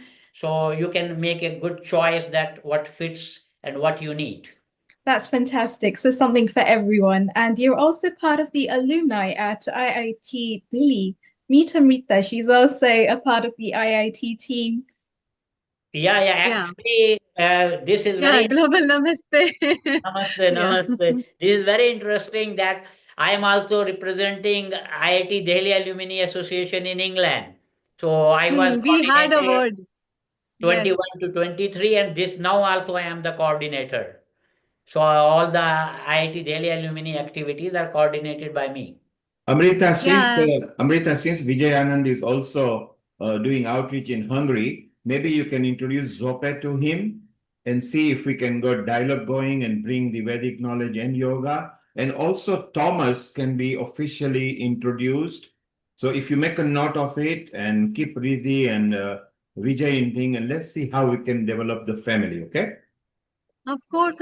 And he has his centers at Dharamkot. I have been teaching so many years at Dharamkot, that's yoga TTC programs. So definitely I'll be in touch. Yeah, it would be a pleasure to visit your institute also. It's a very famous institute where you are doing research and sharing this wonderful knowledge. And I'm always there in India from October to March. So generally I stay in Goa, but I travel wherever I am needed in India. Okay. Wonderful. Definitely most welcome. So I think I've already connected both of you via WhatsApp. So it's lovely that you're both already having wonderful conversations. Shiananji, thank you so much for joining us and sharing some of your wisdom and experiences with us. It's been wonderful to take part in those activities today as well. And it's just a taster for people that really do want to go deeper and to look at the retreats and the online activities that you have to share as well. And it's wonderful work as well that you're doing at the IIT Delhi. Keep up the good work, and it's lovely to speak to you. Global Namaste. Om Namah Shivaya. Global Namaste. Om Namah Shivaya. Thank you. Om Namah Shivaya. And Amrita, that brings us on very nicely to Sharon, who's in the USA. A very global namaste to you, dear Sharon. Global namaste, Sharon. Global namaste to all of my beloved friends at Healing Our Earth. It's, as always, this is such a wonderful experience for me every Sunday, or almost every Sunday, to be with you all and feel the bliss, really feel the love that you all emanate. Thank you, Sharon. Let's bring on Siobhan here, who was there very recently on one of our episodes. She's a very powerful expert in not just Tai Chi and Qigong. She's also a holistic expert, integrated expert. Introduce her, Sharon, and you got 25 minutes before we say goodbye to everybody. Over to you, Sharon. I am so happy to to bring Siobhan Hutchinson onto Healing Our Earth this time, for her to give us a glimpse of her incredible background and her knowledge of Qigong, Tai Chi, healing, so many things. Siobhan spent 25 years in medical sales and started taking Tai Chi in 1996. Since then, she has studied with a number of teachers, as well as traveling to China to study Guzhen Qigong, Hopefully I'm pronouncing that right. She created Next Step Strategies, LLC in 2004 to educate and encourage individuals to discover their body's natural healing ability. Along with holding a master's degree in holistic health, Siobhan is an accredited Tai Chi Chuan Seijaku Gujen Qigong Reiki master teacher, medicinal aromatherapist, and certified clinical Eden energy medicine practitioner. The United Fellowship of Martial Artists awarded her Holistic Healing Artist and Qigong Master. She's also the programming director of the Global Transformation Project Productions. We know about the Global Transformation Project, started by William Douglas, our dear friend, who's on the show very often. And this is dedicated to mindfulness practices as a part of public education. She offers in-person wonderful classes. She's an amazing teacher, really, with such deep compassion and such deep understanding of not only the world of traditional Chinese medicine, but healing in many different aspects. She teaches in Central New Jersey and Bucks County, Pennsylvania in the USA, as well as online classes and sessions. So it is a true joy. She's also the, the chairman of the Research and Education Committee for the National Qigong Association in the US. And I'm very honored to be part of that committee, along with our dear friend, Amalia Watching, and others that have been on the show. So global namaste, Siobhan. Thank you so much, Sharon, for that wonderful introduction. I'm blushing over here. And although Sharon did a fabulous job talking about me, I do want to say that as a teacher, I'm also a student. I have some expertise, but I'm not an expert on everything that she mentioned. So I do have some knowledge, but I humbly share whatever I learn with you and with my students. So Sharon had asked me to talk a little bit and also demonstrate something called 6 healing sounds, and it's within the practice that I mainly teach, which is Tai Chi Cha. Not to be confused with Tai Chi Chuan. So Tai Chi Cha, the best way to describe it is sort of like a combination of Tai Chi and Qigong, but it is a non-martial art. So we focus on the healing aspects of these practices. So Tai Chi Chuan translates to knowledge of the fist. Qigong, or our practice at Tai Chi Cha, translates to knowledge of the supreme ultimate or the vital force. It's the energy within. So we're not about this, we're about this. So it is a very healing practice. It was created by Justin Stone, who's a Renaissance man. You can read up about him. But this practice, I'm very proud to say, has been studied extensively by UCLA, especially. Most likely because it's only 19 movements and a pose. It's very easy to learn, and I caution here, it's easy, but it's also complex. And the reason I say that is the more you do the practice, the more it reveals to you. So even the teachers who've been teaching it for 30 plus years, like myself, have said it just keeps going deeper and deeper into the practice. Now, the research has demonstrated that this particular practice can improve your immune system.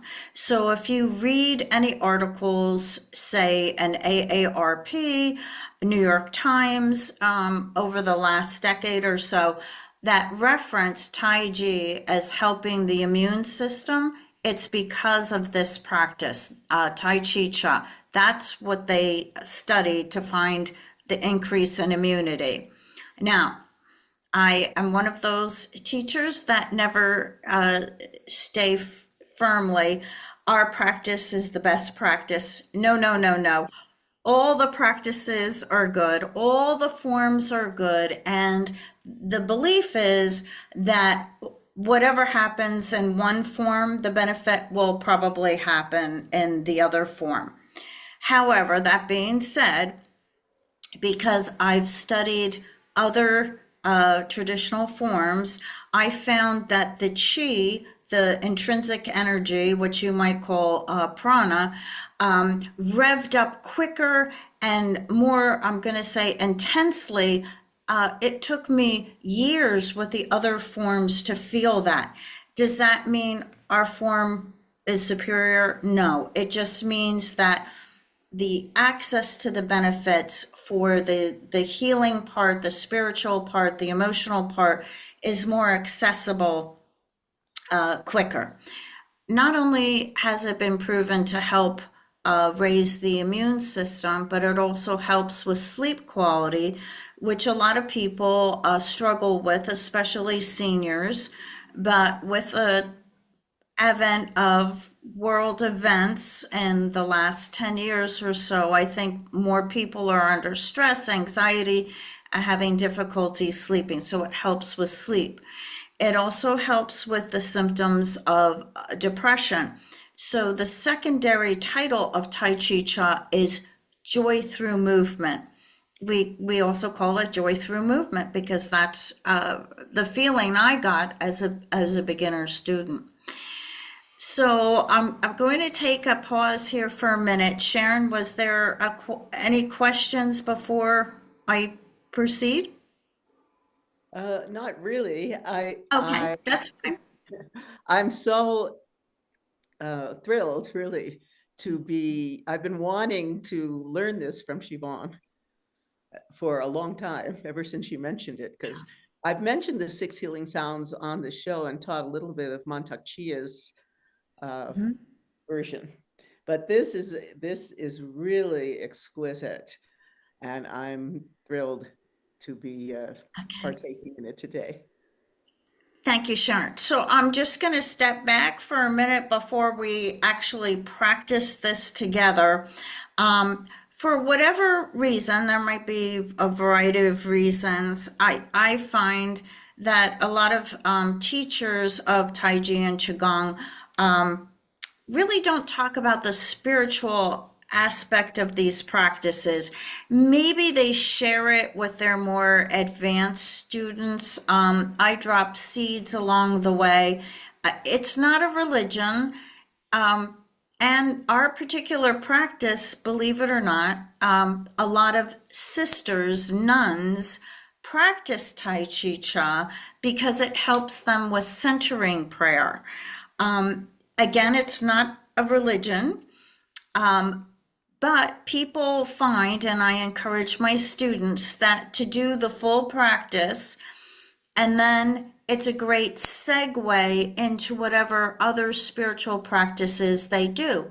It's a great segue into meditation or prayer, chanting, whatever spiritual practice you have. It's really lovely. I came to it because I was very high energy, type A personality, was in medical sales for the longest time, loved all my clients, but sometimes my bosses would be very angry people. And I would come into class like almost shaking because I was upset about what happened at work.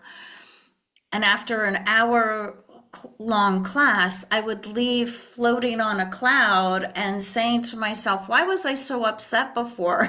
And that really caught my attention. I was rather young when I came to the practice. I didn't have any chronic ailments, so I couldn't say, oh, it's helping my back, it's helping me sleep better. But when I left, I just felt calm, and it opened me up. It's all about letting go. This practice is all about letting go, physically, mentally, emotionally. It's helped me amazingly, and that was the reason why I became a holistic health practitioner, because it opened me up and I wanted to explore more. So, in the Ayurvedic tradition, which I am not an expert on, I believe that you have one sound, Om.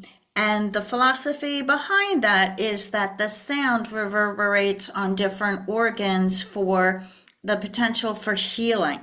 So when I explain the 6 healing sounds to my clients, I say to them, think of your favorite piece of music, and you might be having a rough day, but maybe Frank Sinatra comes on, or Sting comes on, or whoever's the Beyonce comes on, and your Or favorite Ravi Shankar, or Zakir Hussain, or Shiv Kumar Sharma, or yes.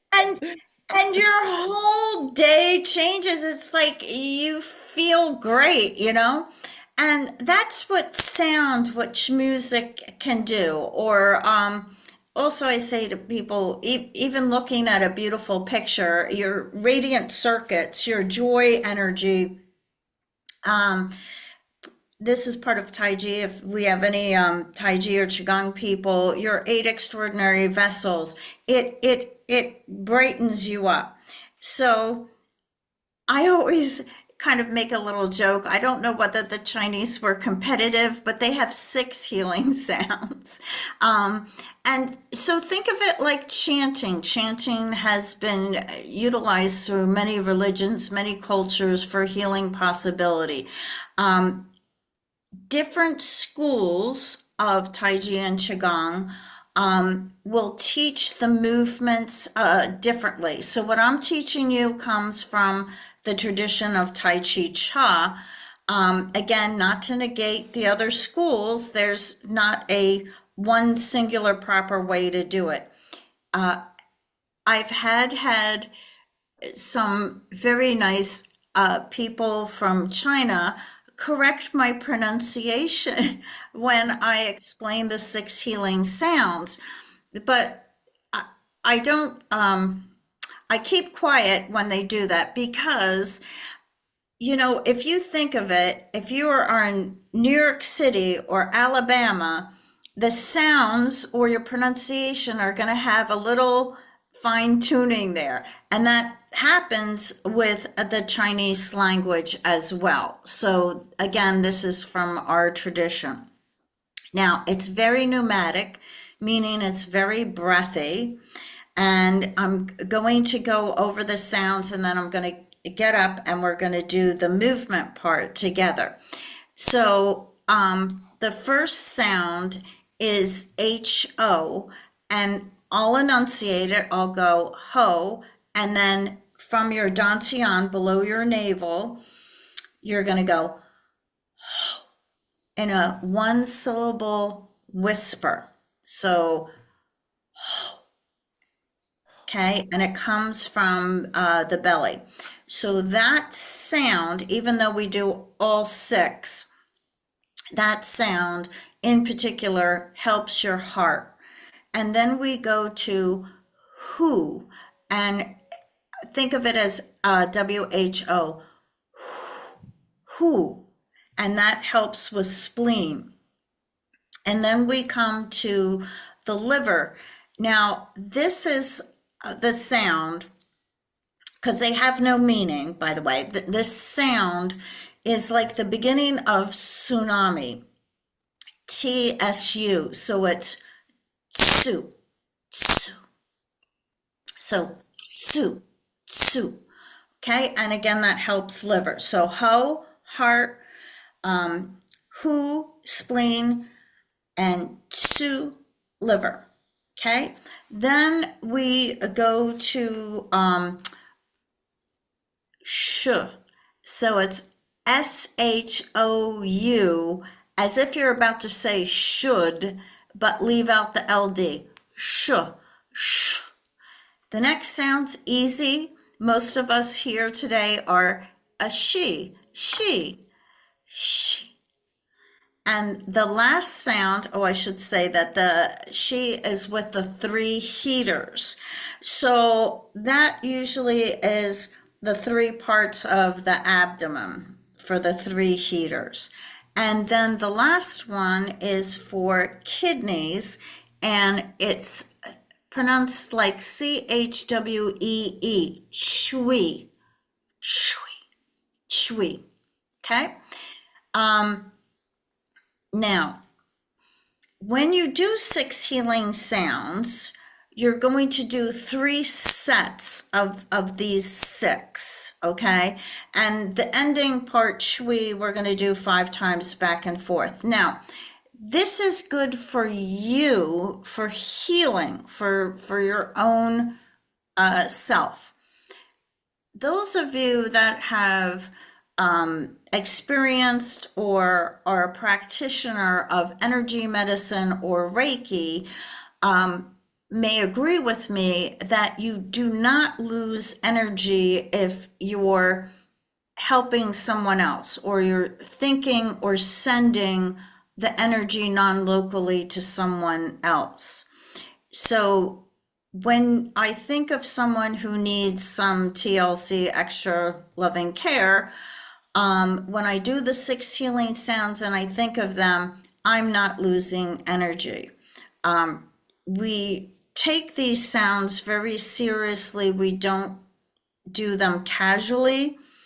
And when I have a large group, like for World Tai Chi and Qigong Day, we make a circle around 1 or more people who have different ailments, and some really amazing things have happened. So I don't want people to get the wrong impression here.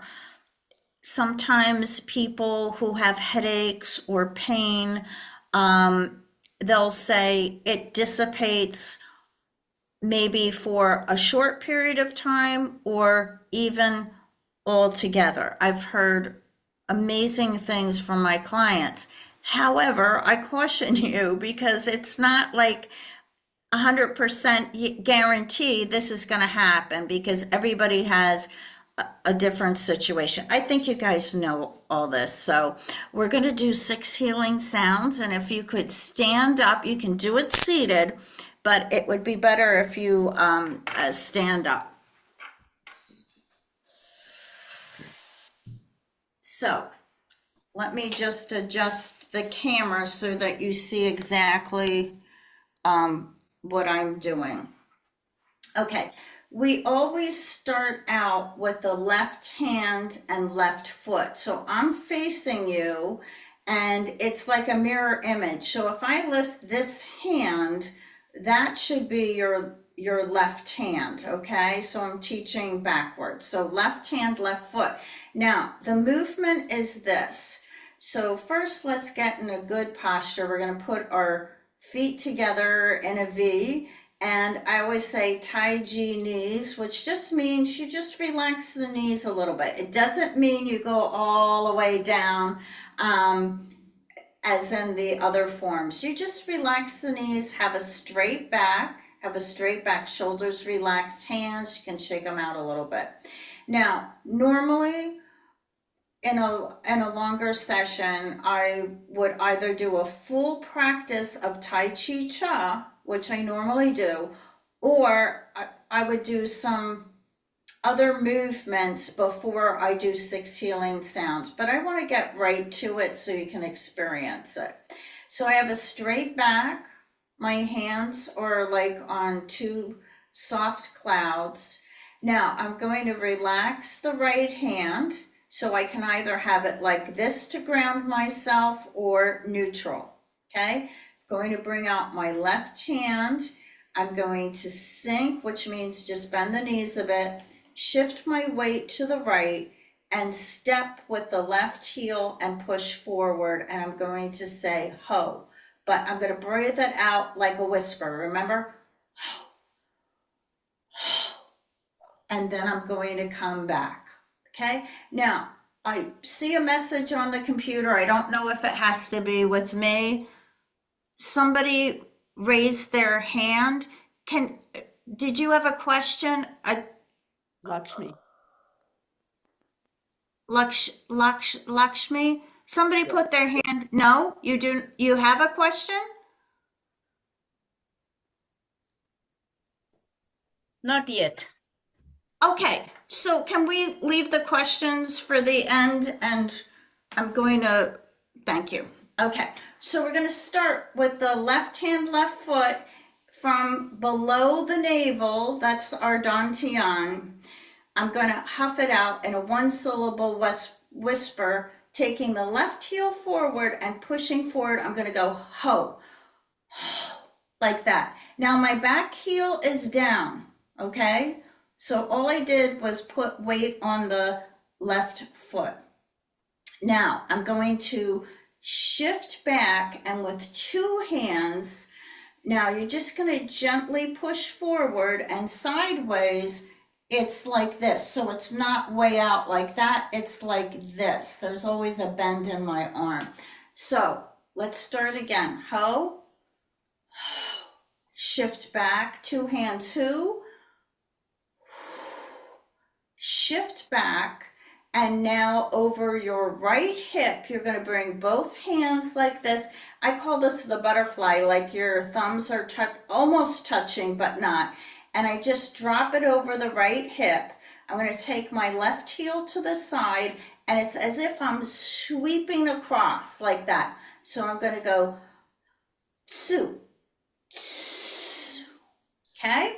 Now I'm going to step through with the right hand, right foot, and I'm going to huff out S-H-O-U, shoo, shoo.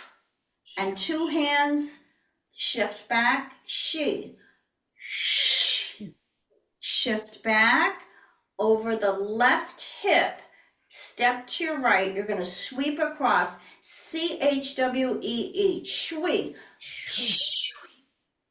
second set, step through, left hand, left foot, ho, two hands, ho, over the right hip, step to your left, su, right hand, right foot, shu, two, shift back, two hands, she, shift back, over the left hip, step to your right, shui, third set, ho, two hands, hu, over the right hip, step to the left, two, right hand, right foot, shu, two hands, she, over the left hip. Now we're going to do chui back and forth 5 times. So we're going to go to the right and we're going to go chui. All my weight is on the right leg. Now the left heel lifts up. I place it down, chui. Right heel up, right heel down. Right heel up. Left heel up, left heel down.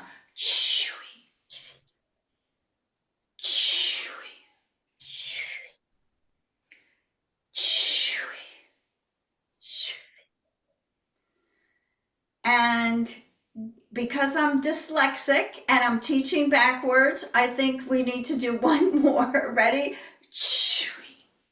And come across, and you should close with the left heel. Okay? Good. All right. So from there, because this is revving up the chi quite a bit. We want to ground, and I'll teach you how to ground that energy in a minute. But at this point, I would like to take any questions that you might have. So I see that Sharon, you've raised your hand for a question. It raised my hand. I didn't, but I have a question. Okay. So when you are doing the sounds, are you thinking of the associated organs? You're just doing them and it just... Okay, that is a great question. So thank you so much. I personally do not.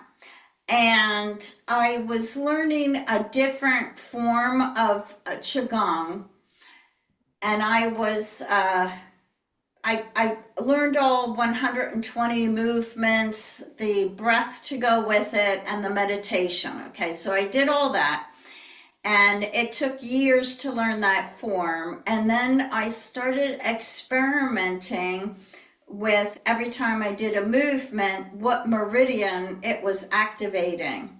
And for me, doing that, I left depleted, completely exhausted. I tried it for a couple of months and it did not work for me.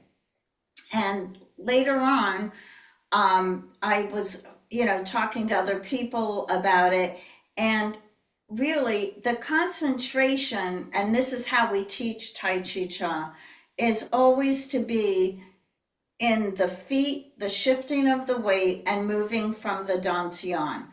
And that's it, being very mindful. The chi goes where it needs to go.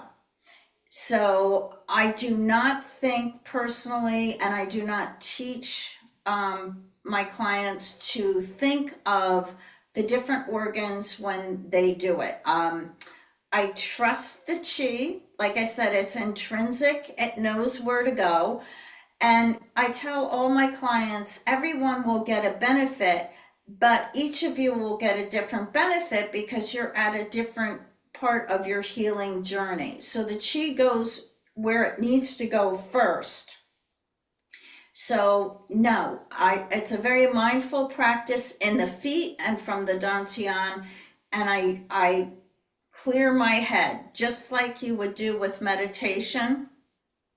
So our grounding point in the practice is in the soles of the feet and moving from the dantian. So when our mind wanders, those are the two places that we go to. So no, I do not think of the different organs when I do that. Anybody else have any questions? We'll do it one more time again, but anybody else have any questions? Okay, you're all good? All right. So we'll try this one more time again, and I just had a thought, so give me a second. When you do this, the sounds are huffed in a one-syllable whisper. So when we do this as a healing group, I always tell my clients, don't get concerned if you step out with the wrong foot, mispronounce. It's the intention. Your intention setting forth is more important than the technical aspects of these practices. And I believe you all feel the same way. Does someone have a hand up again? Yeah, I think Lata has a question. Yes. And when we can, Sharon, we can have a panel discussion afterwards. Okay. Yeah, Lata, please. Hi. So my question, I'm intrigued that you've actually dyslexic and that you still managed to do this and share it. I think that is a marvelous courage. But what I'm wondering, because when I was learning Tai Chi, is it Qigong you're doing or Tai Chi?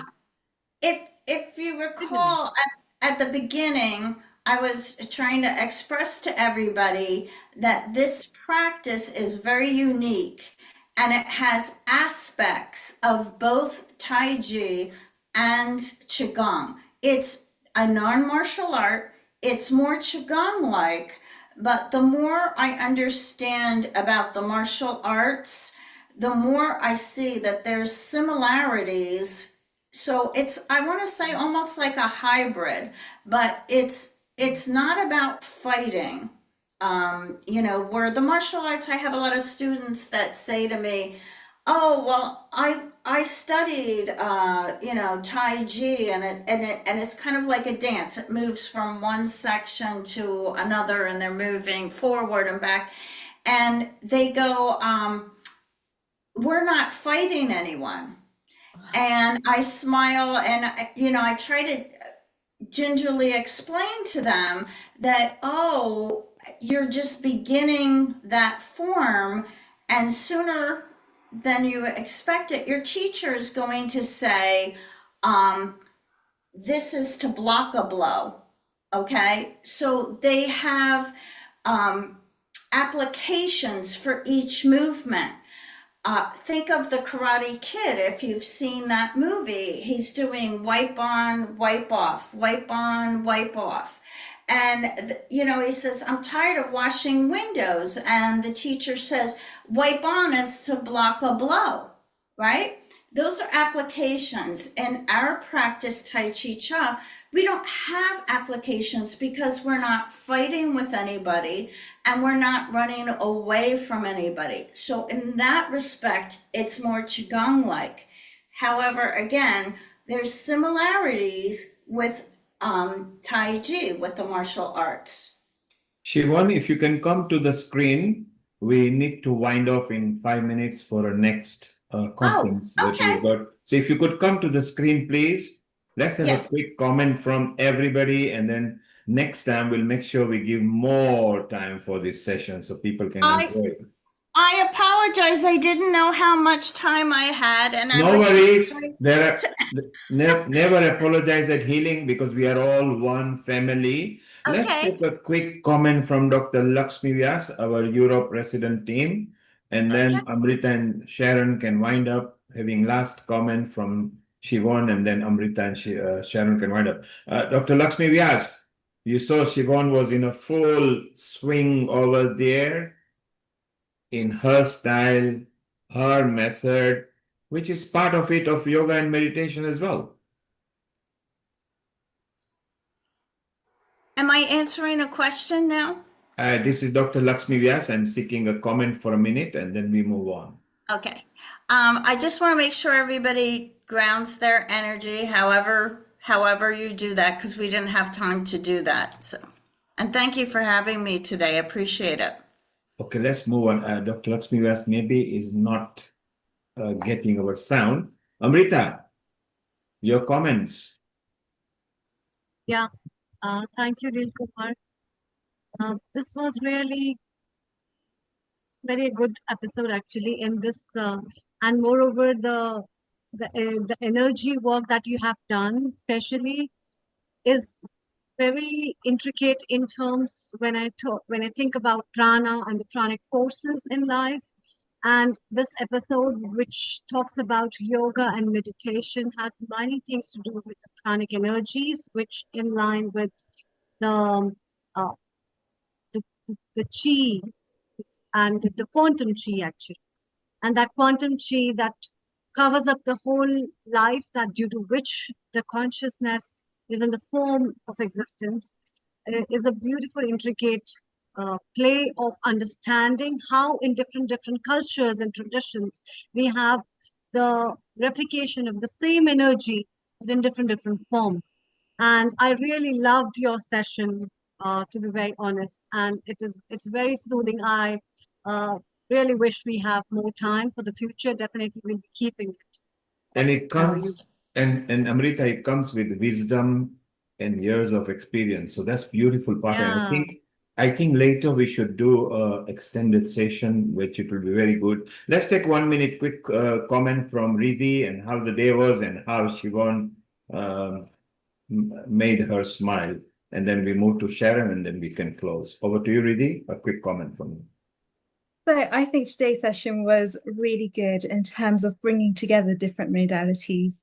we saw things not just from a yoga, meditation, Ayurveda perspective, but we also saw things from a science perspective. And that is so important nowadays as well, within the whole area of research, to be able to back up the findings that we have on a yoga meditation level from a science perspective, because then we're able to gain accreditation within the whole yoga industry as well. So the work that is happening behind the scenes is equally important, because the work that is happening on screen is what's giving weight to it. And we've had fantastic array of speakers today who have been able to share things from their own perspectives, be that from a PhD perspective, be that from master's perspective, or just be that genuinely from a place of caring. And I feel like that's where, Shobhan, you've come in today as well, with an energy practice. And you had all of us joining you on this practice as well, and just seeing how the chi flows within the different organs and within the dantians and systems, which is similar to what Amrita was saying earlier, in terms of having the flow through the pranas and the chakras, and just seeing how these systems complement one another. When we had Keith on earlier, he was talking about things from a Tai Chi and Qigong perspective. Equally important to see how all of these sciences work hand in hand, work tandem with each other to complement each other, but also to fill a much bigger picture, which is a much bigger holistic picture. So I'm grateful to each and every single one of you. I think you've all done amazing work here today. And Sharon, over to you. Thank you, Riddhi. So that was wonderful. And of course, when it comes to quantum chi, who better than Sharon, a movie producer, a narrator, a director, and a new movie coming soon as well. So Sharon, if you could conclude, and then either you or Amrita can go with Gayatri Mantra. Siobhan, as usual, you bring bountiful of wisdom, personality, and knowledge. So you are obviously now an integral part of healing our earth. Over to you, Sharon, and we need to conclude in 2 minutes for next conference that we need to move. Thank you. Siobhan, it's been a real joy to have you on today, and maybe we could bring you back for one of our integrated health programs so that we could do more and continue. I'd love to. Thank you all so much. Thank you. Yeah.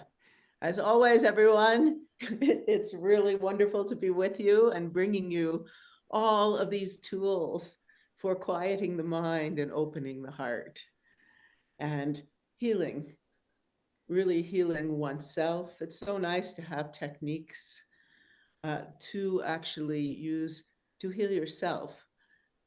And this program really brings so many techniques and from so many different perspectives.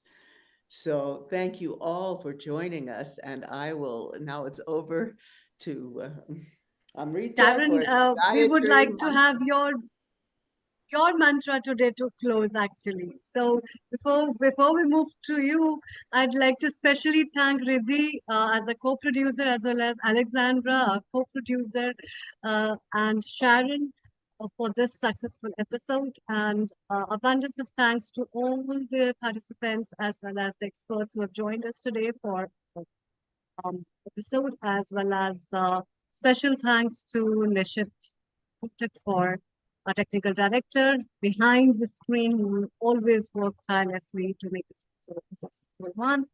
And yes, let's have Sharon over to you. You would like any a mantra. Okay. I've been in last week, we have Tibetan doctor Amshinima here from Nepal. And so I think what I'll do, there's a mantra that's the 100-syllable mantra of Vajrasattva. Vajrasattva, and so while I'm saying it, and I always use it when my mind is spinning, I just start with this mantra and the visualization, and by the time I'm finished, I'm calm. So I'll do this mantra. It goes even when I'm sleeping now. You imagine that Vajrasattva, beautiful, a deity in union. Please go ahead, Sharon. There is only 1 minute left before the next session. Please go ahead. Imagine that on your head, and this nectar is flowing through all your chakras and channels.